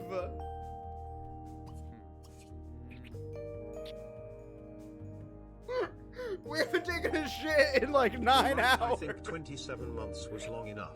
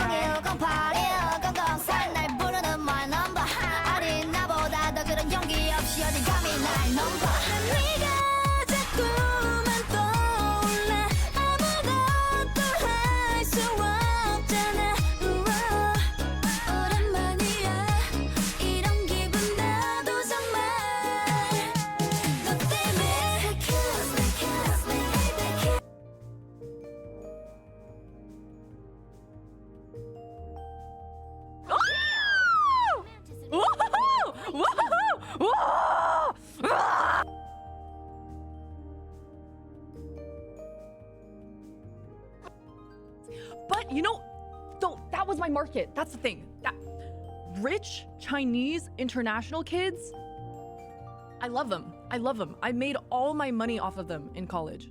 In college, in high school, that was my market. That was literally my market. They're just super rich. They have no desire to actually learn. They just want to go to college in America and like party it up while not failing out of school. And me, I was there. I was there. I was there to help them not.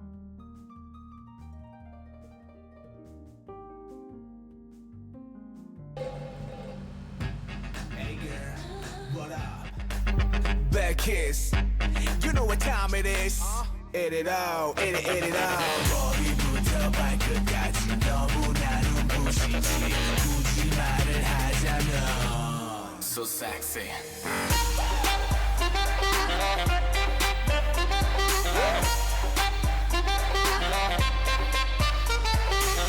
오늘 밤에 혼자서 뭐 해요? 시계 멈췄다 보니 오늘 밤엔 그냥 나랑 놀래요. 시간 좀 맞는 미 너를 그리 더 놀래요. 이런 여자 처음이에요. 자신 있으면 이리 와요. Hey, come on.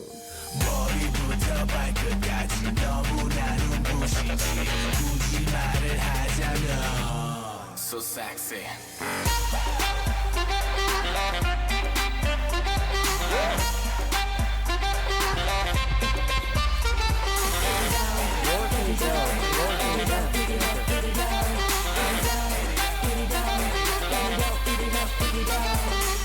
고물거릴 시간 없죠. 아무 말도 필요 없죠. 이리 와서 그냥 자신 있게 내게 다가오면 안 돼요. 나를 바라보는 시선을 이미 알고 있어요. 자신 있으면 이리 와요. Hey, come on. 아침에 들 때까지 너와 있고 싶은데 굳이 말을 하자면 So sexy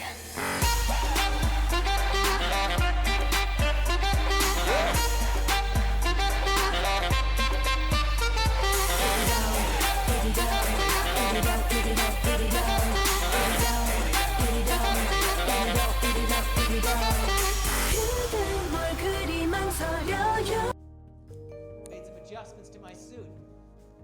Feel like it's a little more appropriate. Let's go.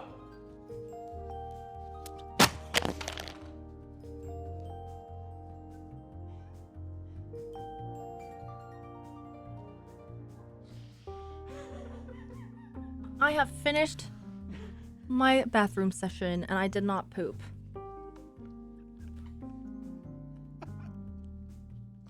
I hope this is okay.